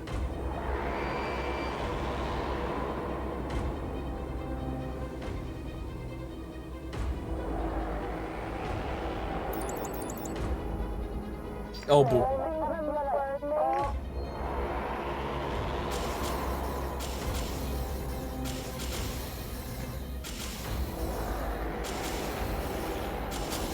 You know,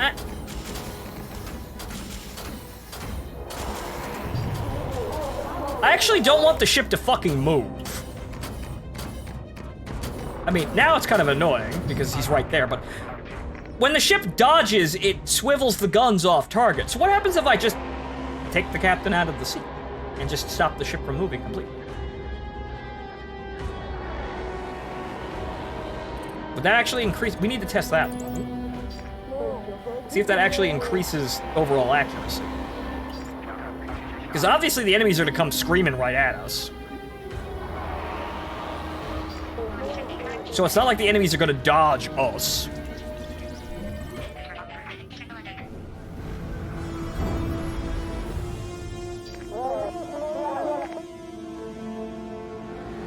Okay, so you know what I'm gonna do? I'm gonna do this. Stop.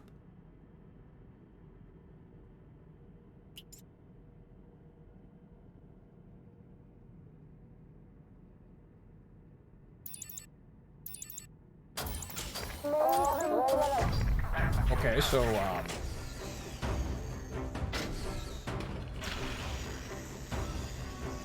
also, since we're standing still, might as well just put overdrive in there to help out the shield.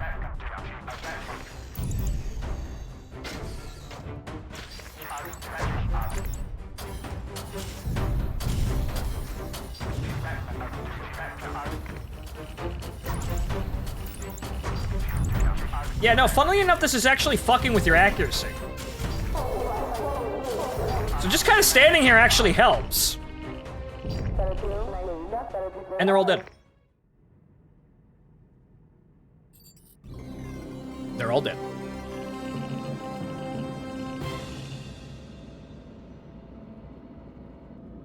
I think the railguns are superior. You know, they seem to work out all right, but yeah, it seems like the railguns may be superior. I would like to see, whatchamacallit, let's see if the, no, that wouldn't work, because the railguns draw power from the reactor, meaning that they can be enhanced. The explosive rounds do not drain power from the reactor, and they cannot have their accuracy enhanced or energy enhanced. So the railguns may be stuck like that. Well, the explosive rounds may be stuck at the damage they're at, and they may or may not be effective. Oh. A scanner. Good.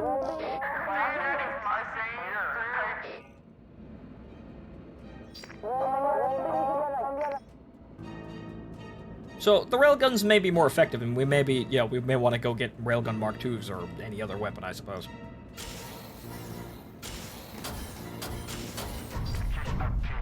Yeah, no, the railgun's killing faster.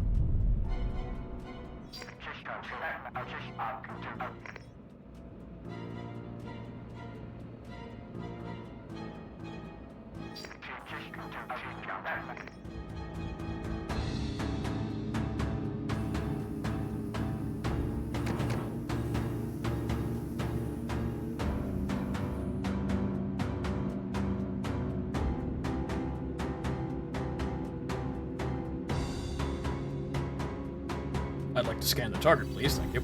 Also, we were outrunning that single enemy back there.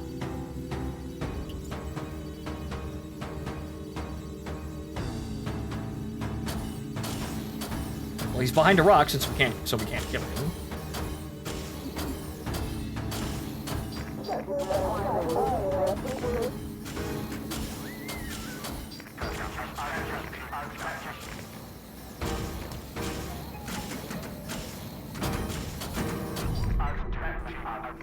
Well, he's dead.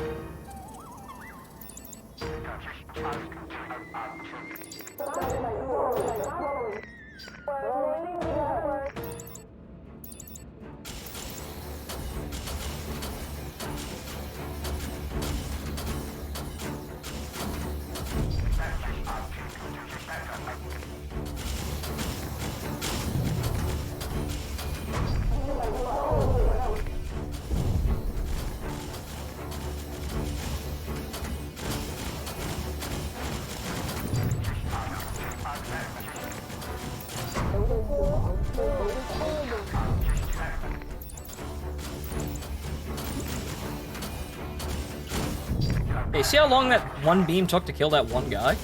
I'm fairly certain the railgun is killing faster.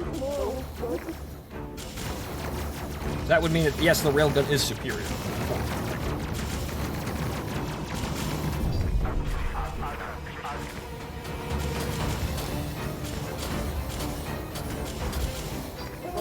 Pulling some part of the fighter support to get rid of some of these guys. Nope.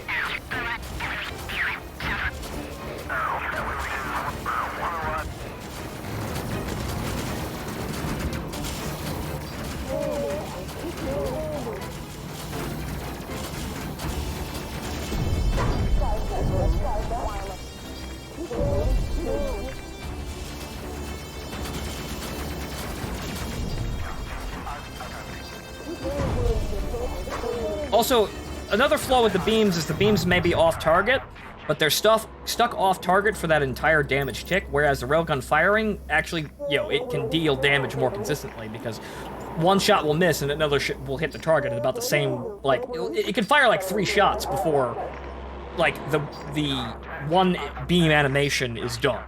So it can fire 3 shots before the beam is done firing 1. And if the beam shot misses, it can't do anything, whereas the railgun can actually retarget. So it would seem that, yes, the railgun is superior for several other reasons, aside from just raw damage. So we're just gonna dump those and go back to railguns.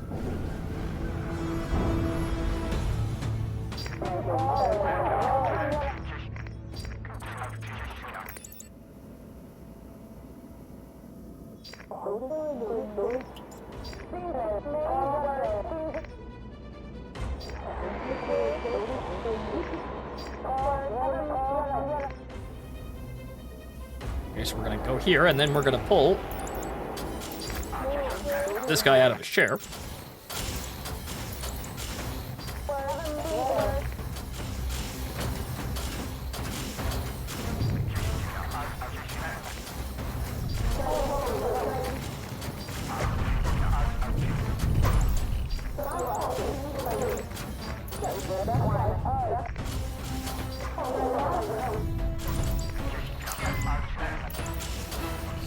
Yeah, moving fucks with your accuracy, so taking the captain out of his seat is actually a very good strategy by the looks of this. Yeah, no. Taking the captain out of his seat is actually a really good idea. Because the ship doesn't move and then just becomes a turret. And while that makes it so you will take more damage, this outputs damage so fucking quickly that it's more important to just be on target. They won't get anywhere near you. So, never mind us glowing in the dark a bit.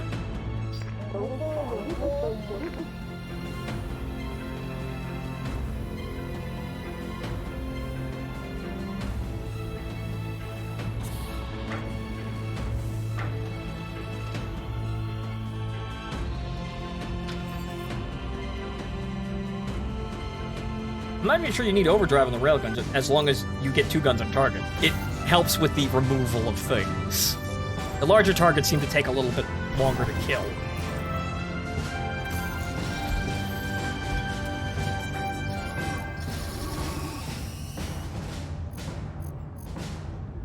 Armored gravity boots? These weighty, bulky boots give some protection to the wearer. They allow the wearer to walk normally, even when the ship's gravity system is disabled. Oh well. We don't need... The armored gravity boots would be nice, but we don't really need them. Okay, so we're gonna put all the railguns back on the ship.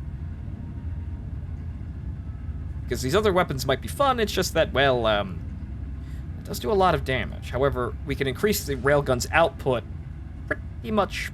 But hang on. Well, wait a second. I could just put that back. I already had that, you fuck.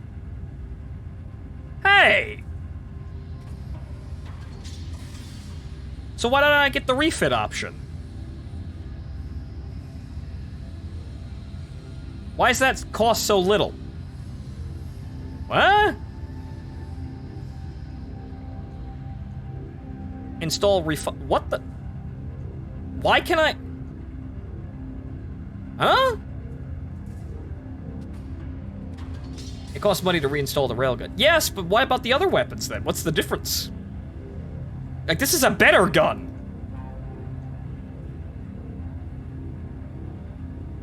Huh?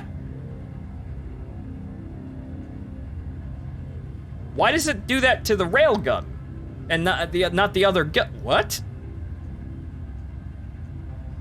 I had the railgun. I bought it. So what the fuck? Huh? It gives me a discount for some of these guns, but not others. Why?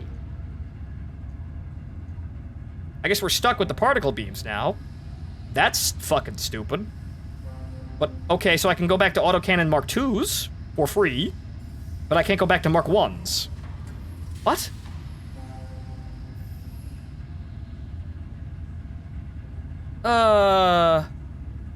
This doesn't make any sense. Why am I getting refunds for some of these, but not others? Possibly because the railgun is so bonkersly powerful? I don't know. But okay, fine, I'm not gonna spend any money. I'll just save it. The beams are okay, it's just that they're a little less efficient. I also need more money here, so we're going after the mothership. Actually, the mothership doesn't really even... That doesn't even really reward all that much money. I need more.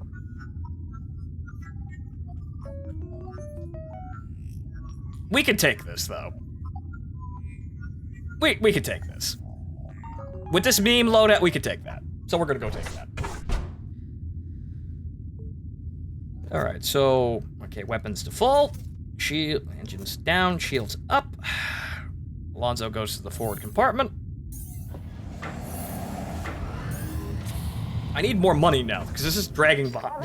This is dragging ass behind. I want more money and, you know, less grind here.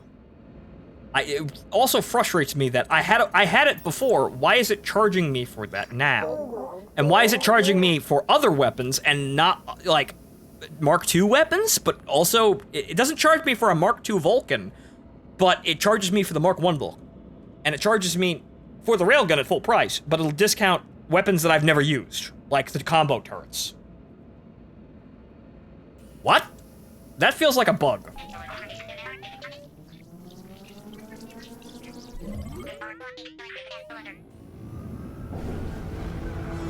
Optimally speaking, if you bought the gun before, it shouldn't cost anything to mount it again.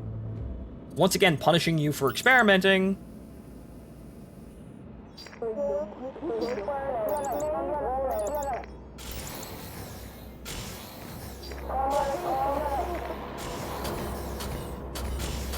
I shouldn't need to do this, but then again, these guys might be tougher, so you know what?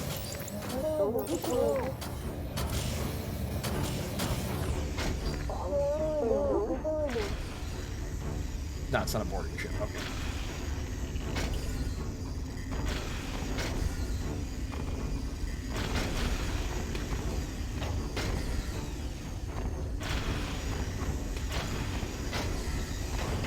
Then we're just gonna remove the captain. Because we don't need the captain.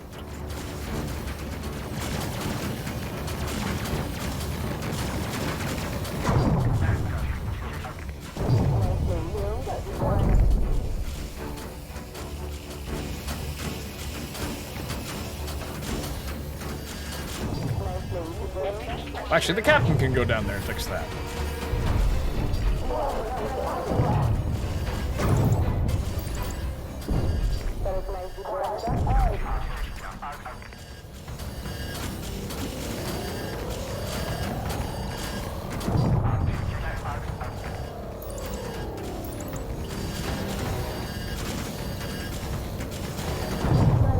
Are losing rear shields, though. That's somewhat concerning. However, we could also do this.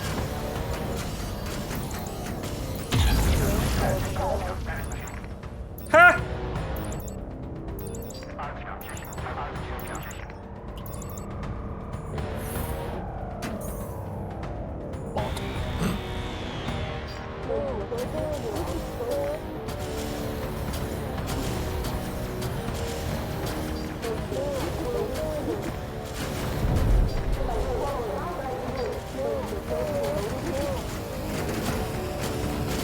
I'm really missing the railguns now. Also, the shields have failed. That's not good.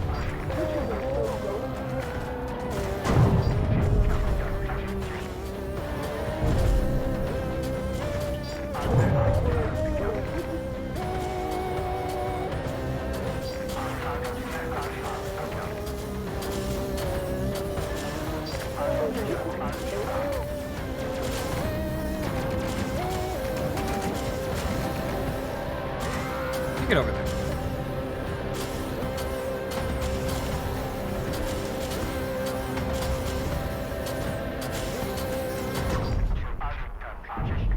Okay.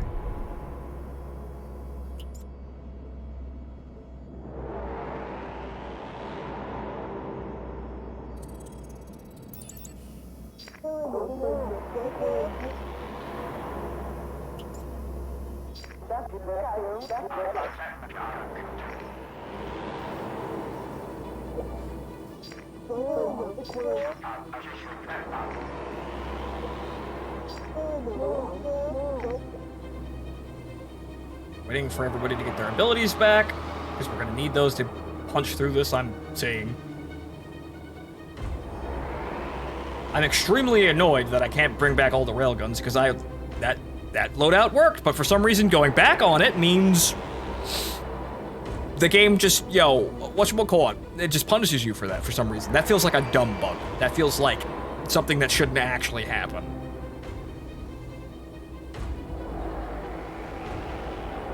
Okay, that's good. That's good. Okay, we're charging. Let's get the fuck out of here.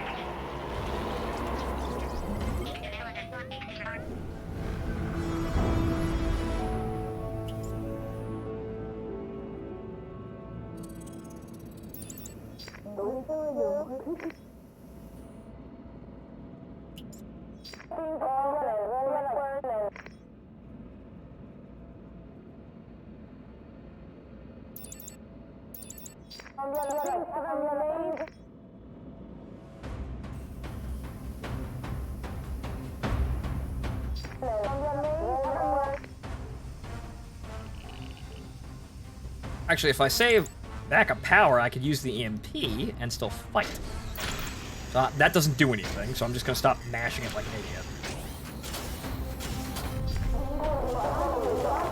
If things get kind of hairy, we can activate the EMP and then backup power for all the guns and continue fighting.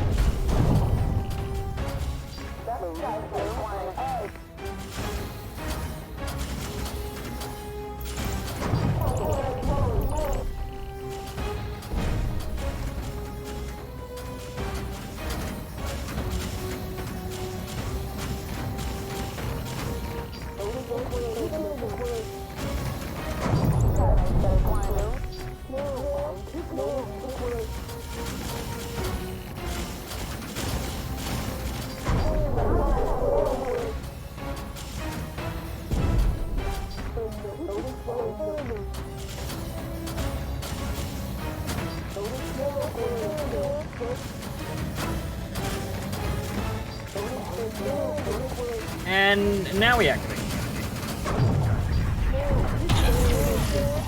But then...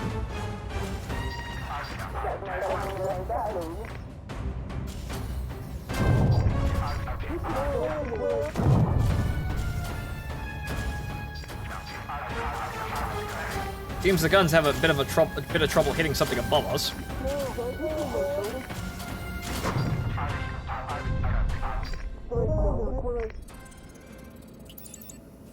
And we have the captain give an inspirational. Actually, he's already given an inspirational speech. Bochard needs some heals though, so we're gonna give him some.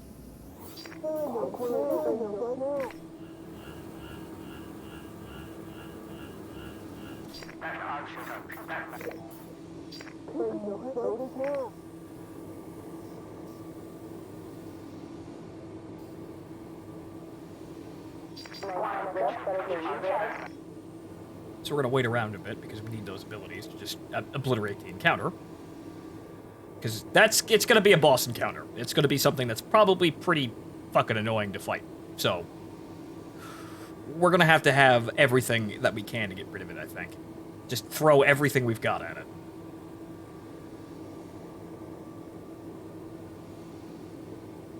Means having to wait for all these abilities to regenerate.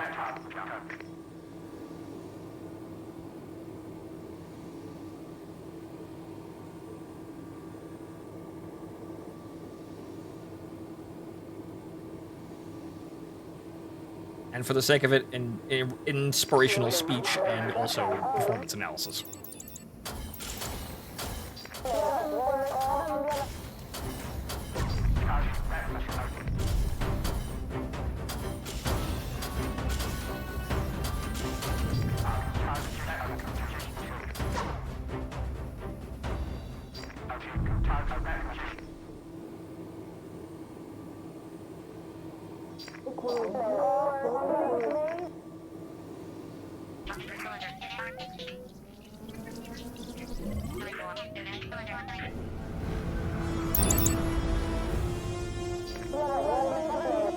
Oh.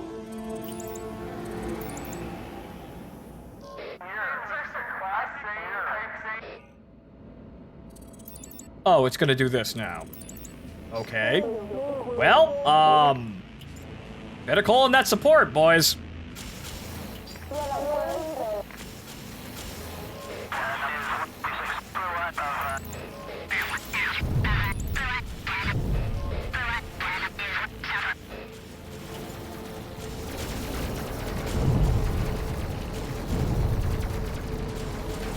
Go under it.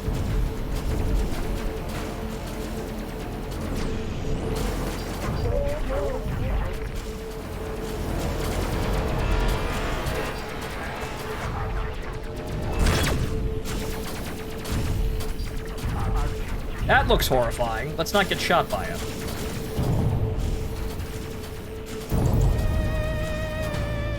Oh. Well, yeah, everyone just shoot at that. We're fine.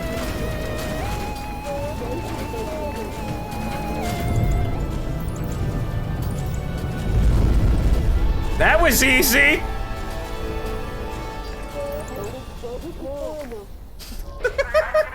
That was rather easy. We just kind of looked at it.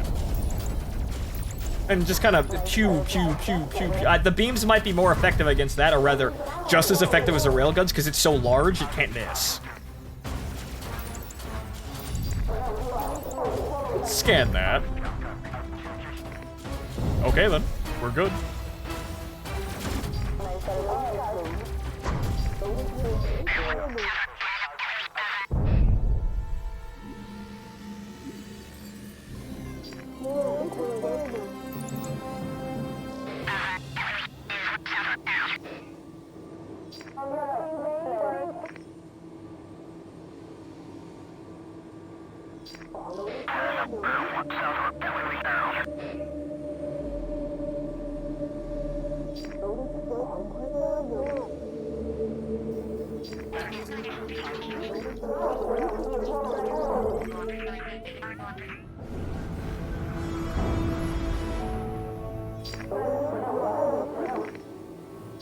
Oh.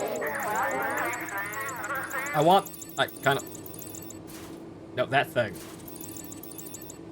That's weird.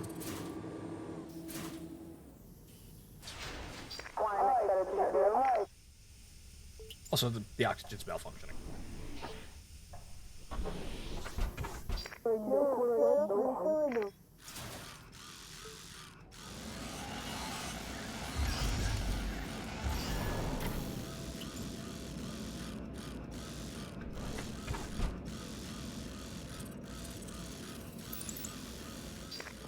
You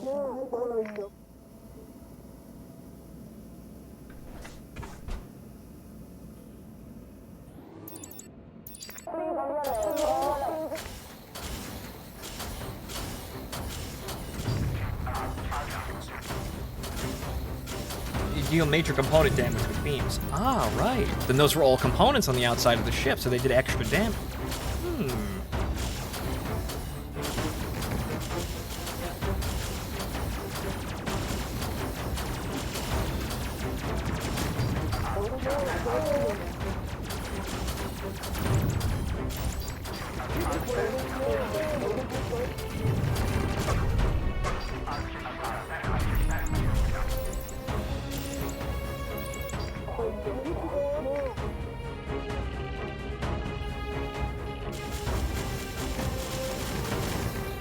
So you stopped firing why?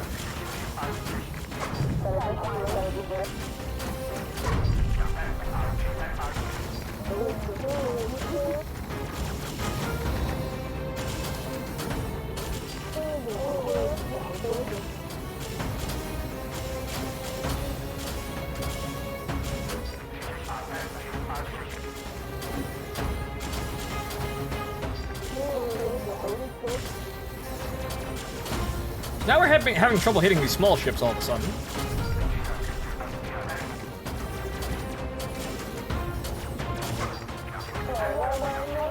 The small ships are probably harder hit by railguns, but the big ships are harder hit harder by beams. Apparently so. Maybe something like that. I don't know. I think it's just the fact that the beams could not miss, so every single tick did damage, and then we just proceeded to just saw it apart.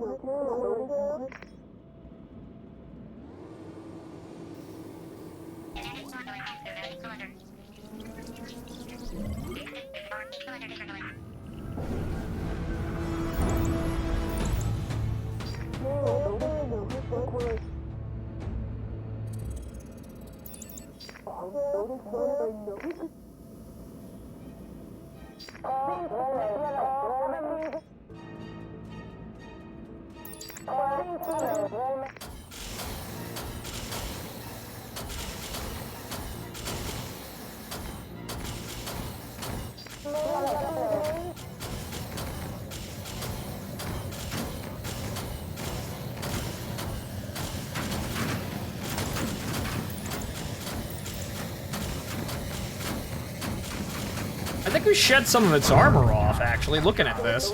I think we're actually peeling armor off with the beams. So that might be the only component they actually really have.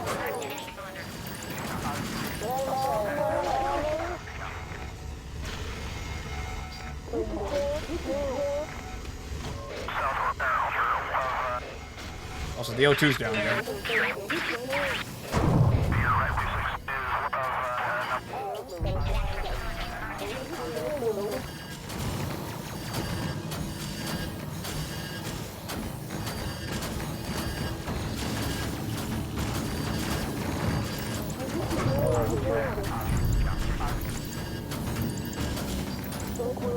Oh no, radiation. We don't care. We experience that on a daily basis.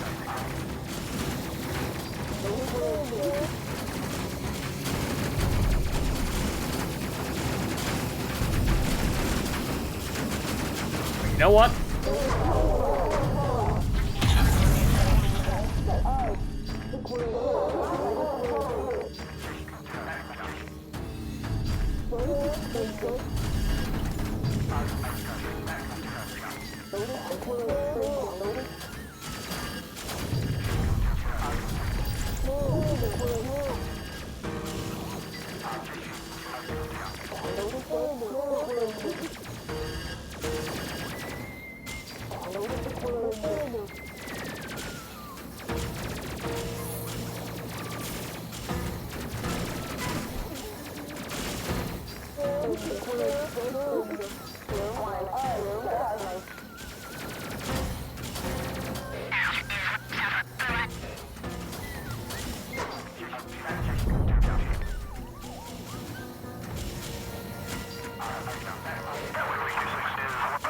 Are there other player ship types? Doesn't seem so.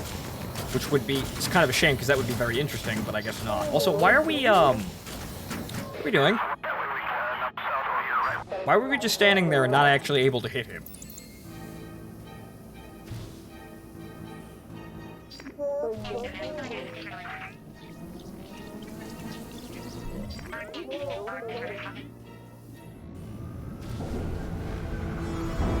Well, that was hard fought, but we got it. Wasn't terribly hard to take out the boss. It was everything else that was the issue. The boss, we just kind of rode up next to him and shot him to pieces. We could take out a fleet of those guys with no issue at all.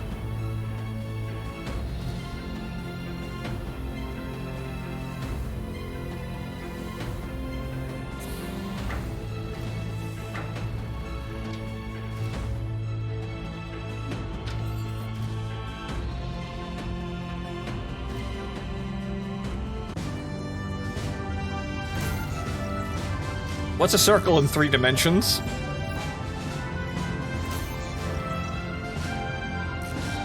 I'm not sure I get the meme there, but, well, we should have enough money for railguns now. Does the crew still come back? Does the crew come back from their mission with a healthy green glow? Well, one of those guys were, if you were paying attention. Reactor boost 3. Request cruiser support. Good. Big guns. We're never using the reactor, but sure. Radiation suit Mark III. Oh, well, look at all that. Oh, Jesus Christ. All right, missile launcher Mark II. Autocannon particle beam. Now. Standard plating Mark IV. This is a lot of stuff, but we need to get railguns back. We need to get railguns back on the double. Scavenger. The best science were put in charge of analyzing the scans of the Phasmid mothership wormhole device. Why are they giving me story now? The scientists made quick progress. Only a few months later, a UDF wormhole drive was constructed for Athena Station. And now we take the fight to them. Athena Station is preparing to wormhole to coordinates recovered from the Task Force Alpha comms beacon. So basically, we're going to warp the whole station there, and good luck, boys.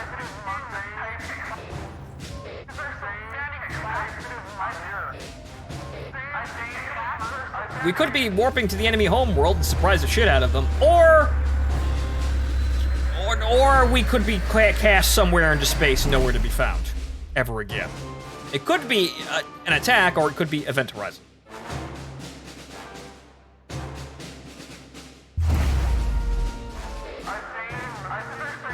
Welcome to deep space.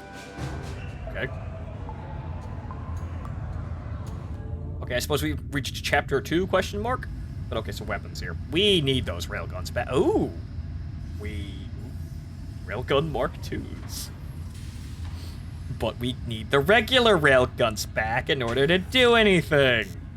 So you know what? I'm just gonna go back and just, take my losses here. And we've still got to deal with one particle beam. Can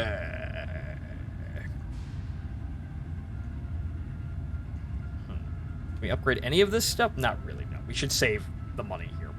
Everything else works out fine, we just need to wait. Also, we didn't get any of the other aces, unfortunately. That was our last mission in that sector, so we didn't get the rest of the aces in that area, which is kind of annoying. I went for Explored Delta Quadrant. Lots of research and lots of money, though. Also, there's one, if we go the fast route, there's one objective, so that'll work out. Okay, there's that. Weapons to full. Shields to 2.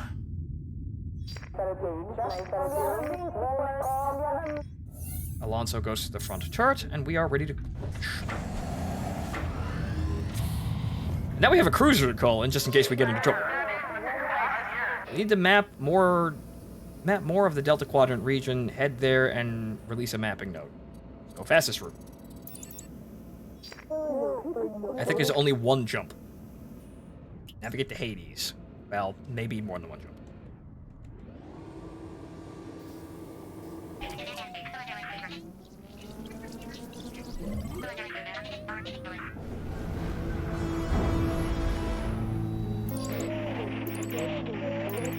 Oh, look, it's that guy. Well, fun for him. We're ready to go here. Okay, so slow time. Fighter support, cruiser support, and performance analysis. Bring out the big guns. Everyone, just go ape shit.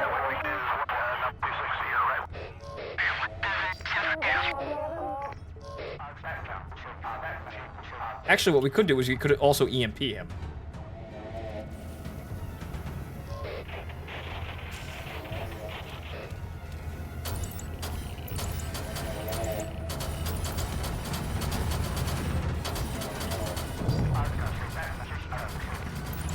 Oh, that's the cruiser over there. Wait a minute, that's a backup us. So we call it another us.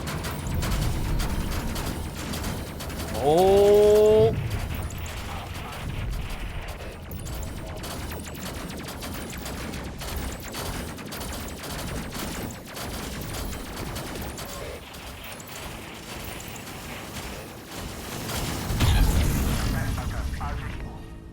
Wait, I think we got him. Wait. Wait. Come on, kill him.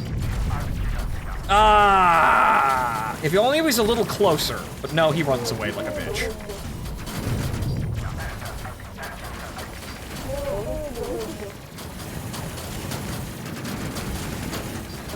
So we're technically a cruiser. Which is funny because Takao is a cruiser. Because that's just another us. So we just get two of us. And also, they're still firing radiation at us, which, oh well.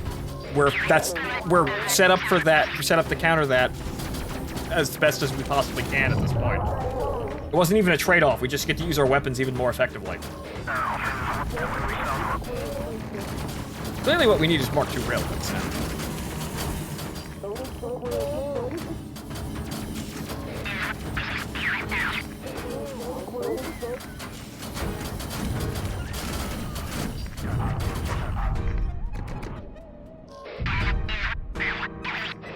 Oh well.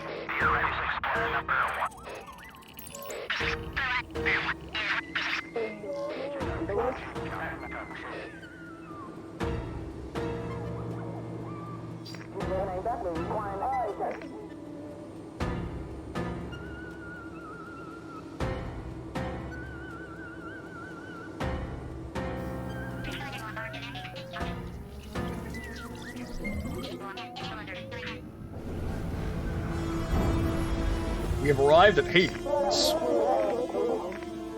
It's a lava planet. Worth the name, I suppose.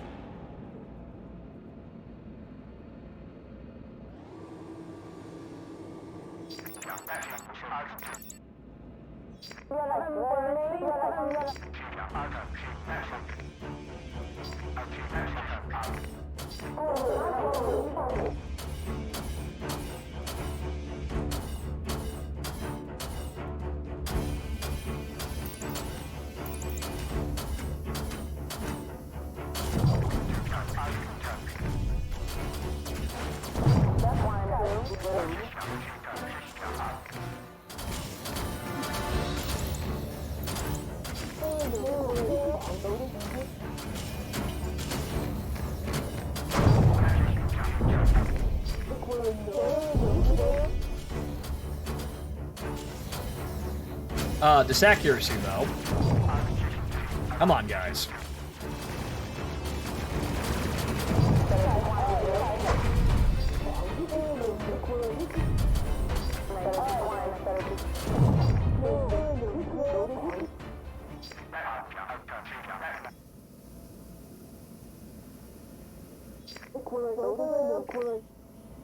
Okay, so we're here. I guess we actually, yeah, no, we have to check the mapping note here.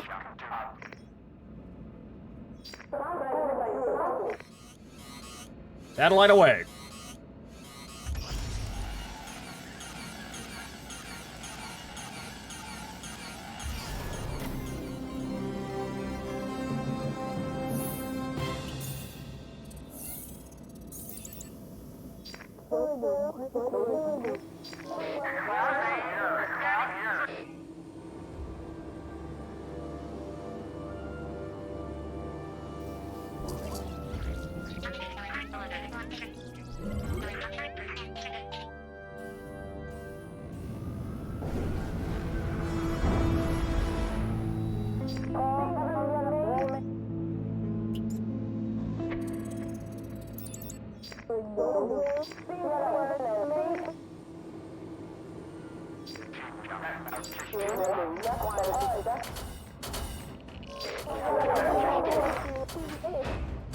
Why are you not back at your station, son?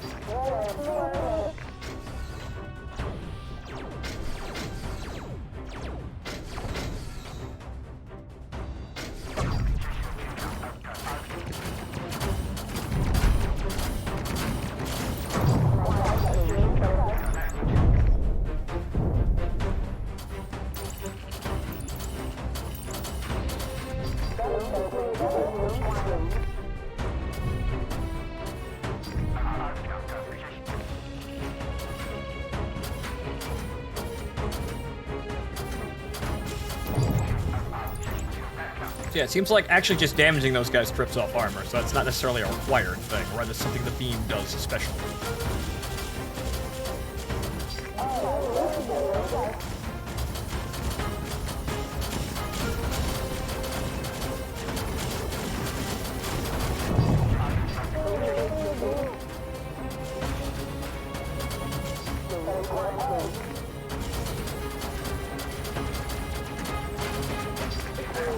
Oh, I see what you're doing.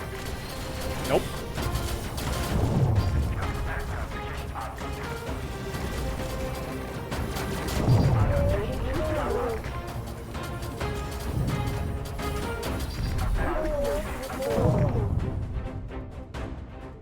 Yeah, so it seems like inspirational speech randomly restores crew members, like some crew members' ability, but not others. Like, it will choose a crew member to randomly restore their abilities. Not all of them, though. It just chooses one, or two, it seems. And it just, charges their abilities. Like, Mendez here, and I'm assuming, whatchamacallit, no, Cruiser Support's active. That's probably what that is. But some of the abilities come back from a randomly selected crew member, which is okay, fine. Helpful, but kind of stupid.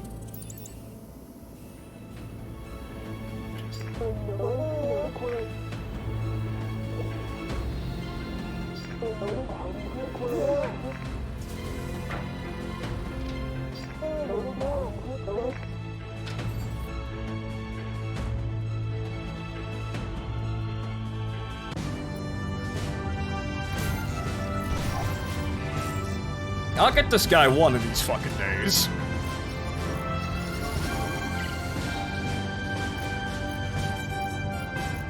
Gravity generator, low emission engine, efficient railgun Mark II. Slow firing, high damage kinetic weapon that magnetically accelerate.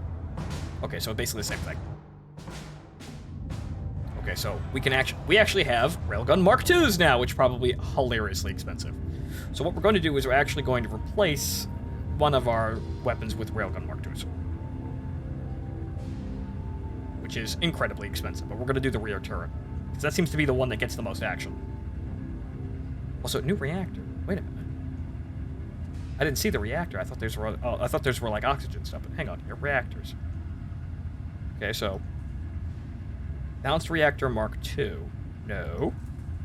Efficient reactor Mark... Ooh. So we get one more tick of power. Ooh. Well, I'm going to have to buy that.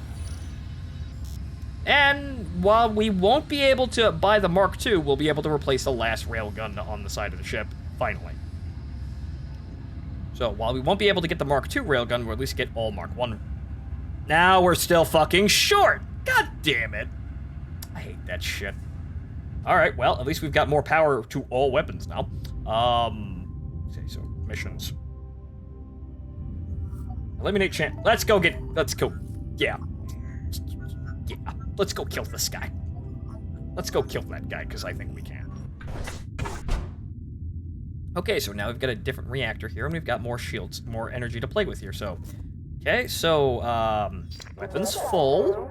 And then shields and engines can be whatever they want. Right, so we can put up shields. So how about that?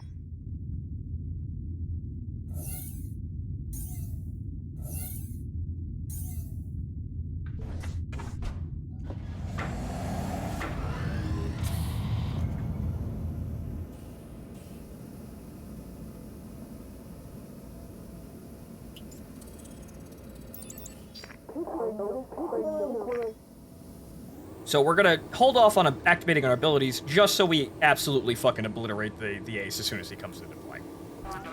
But then again, we should probably expend actually get the XP from killing the other guys. So you know what, fuck it. We'll save the support for later, I guess.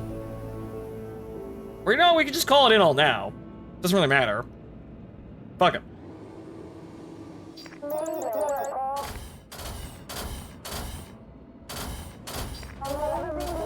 So just in case they try to screw us with a harder than usual encounter. You can always EMP him, that will save.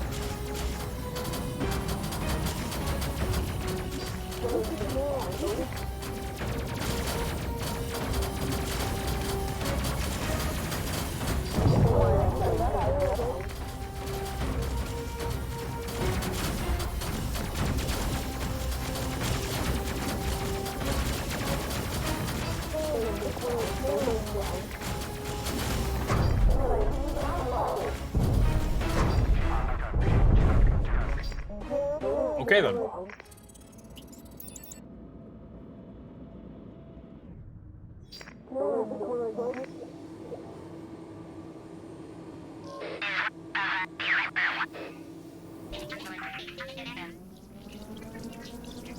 So we could take on aces if we were ever prepared for them, but this one we really need to have the railguns, and we really need to be on the ball in order to get one.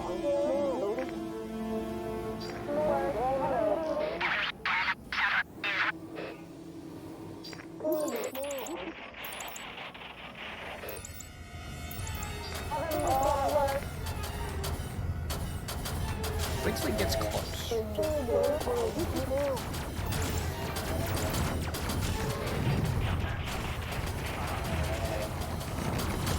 And EMP. But backup power and overdrive.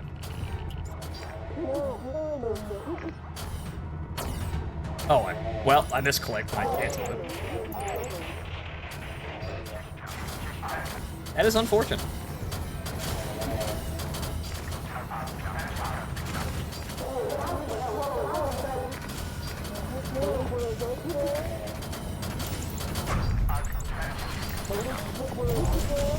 Oh.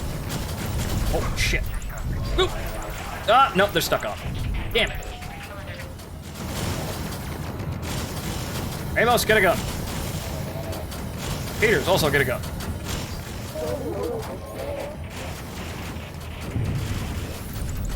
Shame I can't kill them with an irradiated ship.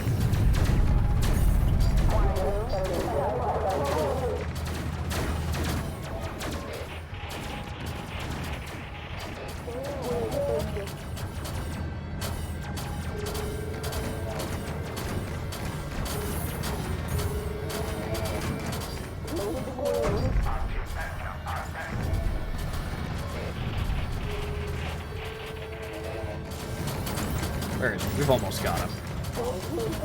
Taking a pounding, but we've almost got him. There we go. I suppose I reaped one. What one sows, the pleasure was mine. Okay, well that was actually upstanding of him. Well, I guess I shouldn't have been an asshole. The end.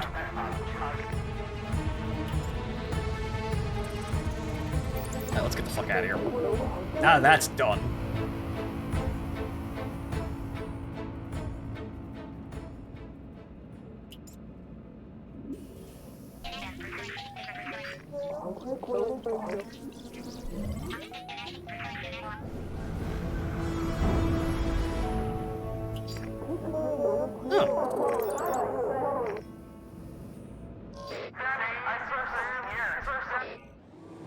A UDF escape pod, huh?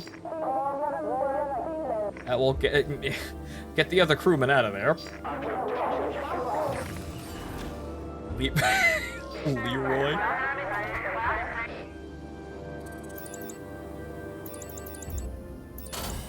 I wonder how this man wound up here. It couldn't have been his own fault by acting so, foolishly and rushing into a situation, right? Also, we maybe have to worry about Leroy because he doesn't have a radioactive suit.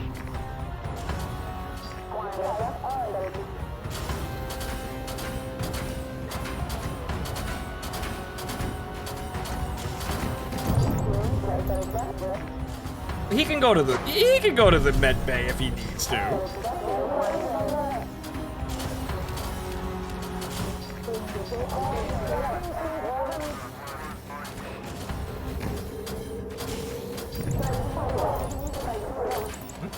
Hang on. 1 sec.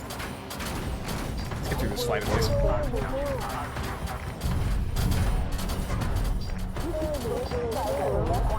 Leroy's hiding from all the radiation. He's fine.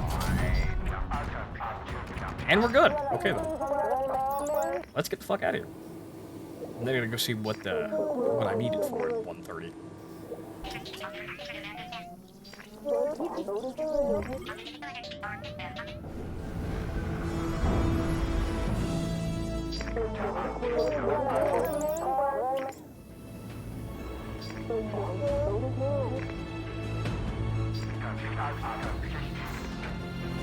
Alright, let's pull her into land here, and then go see our spoils, and now I'll go see what I'm looking for.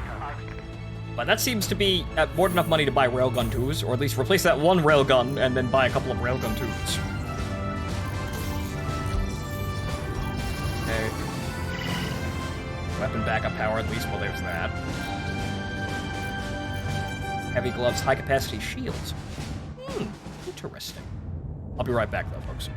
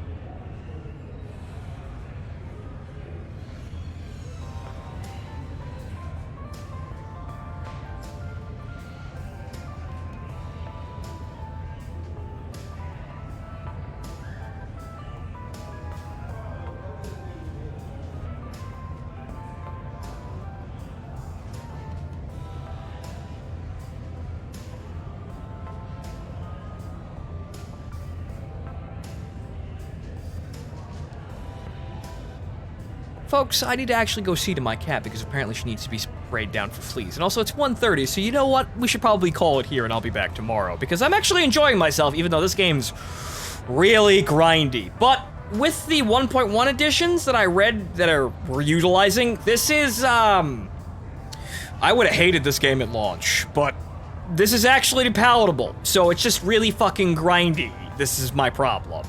But we can get through this, so what I'm going to do is... all the radioactive kids have to... Well, that one's brave. He's sitting next to all the radioactive people at lunch. But okay, so what we're going to do real quick here is we're actually going to equip the railguns on the ship, since that seems to work real fucking well. So we will equip a railgun here. And then we'll see how many railgun 2s we can put in here. So front and rear railguns are kind of a given at this point. So those seem to get the most use. And then, rather than, we'll keep Railgun Mark 1 and Mark 2, well, like, 2 Mark 1s here, just for the sake of it, because we can actually buy other systems as well, and I think we actually need to. So, actually, what I'm going to do is I'm going to do armor. I think the armor needs to be upgraded. The shield could also be, and also, here's the cat. Walking on my desk. Need to take care of her. So, 2,000, huh? Yike. Also, but that gets in that blister. That's I don't agree with that blade of armor, but how much does a shield cost? So let's do high capacity shields, Mark II. Okay, that goes from 1,000. We get an extra 250.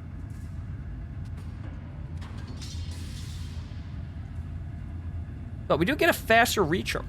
So, it's not as good still. I'd probably mark... Standard Shields Mark 3 is probably the best here.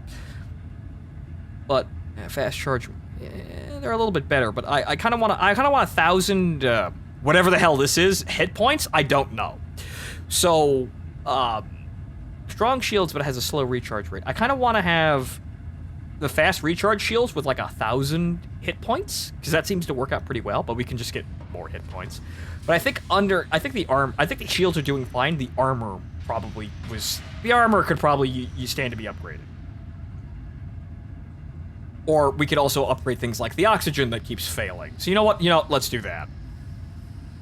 So, high-capacity shields, no. Gravity generator, don't fucking need it. Oxygen, yeah. Let's get the oxygen. So it doesn't fucking break down every 5 seconds and need to be fixed. Fission reactor, that works out. Armored reactor, balanced reactor. Okay, so medical bay, we have more of these, but we don't really have any money for any of that. But what we could do is we could go to crew gear. Then we can upgrade everybody's radioactive gear. We have enough money for that, I think. Okay, so how much would it cost to equip? So this is... It goes from 10 to 15. It also gets some armor from that as well. So actually, that's not too bad. So, everybody... That upgraded helmet. And then as for anti-rad gear... we go from... You get an extra 5... Actually, yeah, we get the basic armor from these upgraded radiation suits. That's actually really good. We get anti-rad 2 gloves? We don't have them yet. So leave them as they are, I guess. And boots, we can upgrade... Well, we might not be able to, but... Yeah, no, they're too expensive. Alright. We do need the revive guns. So you know what? I want... At least the captain to have the revive... Well, actually, no, I can't, because that costs too much, so we can't do that either. I need that, because then we don't really have to worry about having medkits. If somebody goes down, we could just zap them with the morphine gun. But right, so, that appears to be all we should probably do this evening. I had to die once, I guess, but, once we got rolling with the second ship, we actually were doing perfectly fine. My complaints about this game are... It's very grindy, but we're making it through.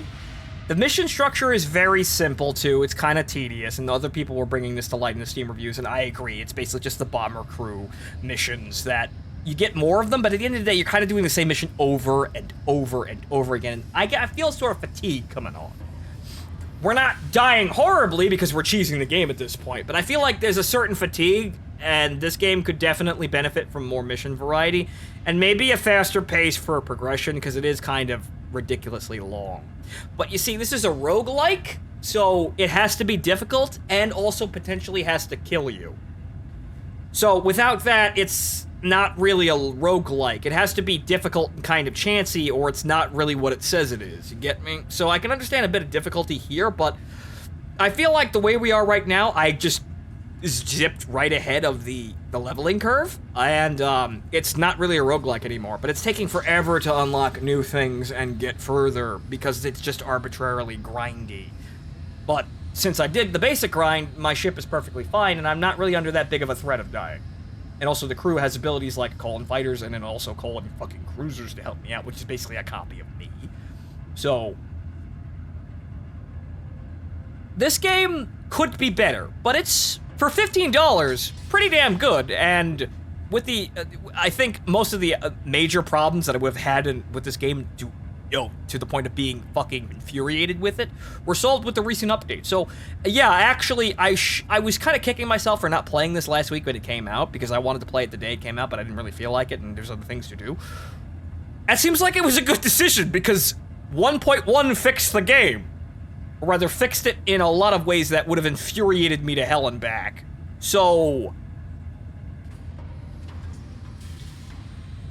this game's alright now. I think it's worth the $15 if it's actually still that price. I think it was $15 when it came out. Is that 15 or 12? I don't know. I can't remember the price, but I know it's less than 20.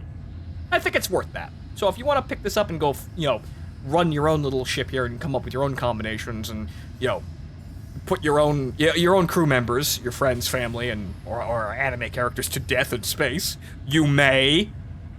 I'd sign off on it because I think this game is worth the money, and this goes to show even an awful launch can be saved if, you know, they actually have the initiative to salvage the awful launch, the developers, and, well, publishers by extension, but mostly the developers, for an indie game like this. And why having shit products that remain shit for months or even years is really inexcusable. Look at you, War Thunder, and basically every game recently made by EA. So, I think this game gets a pass, but I'm going to keep playing it, probably tomorrow, and see where this goes. But that's going to be it for the show tonight, ladies and gentlemen. I'll see you all tomorrow. Need to go take care of my cat. Have a good night. See you next time.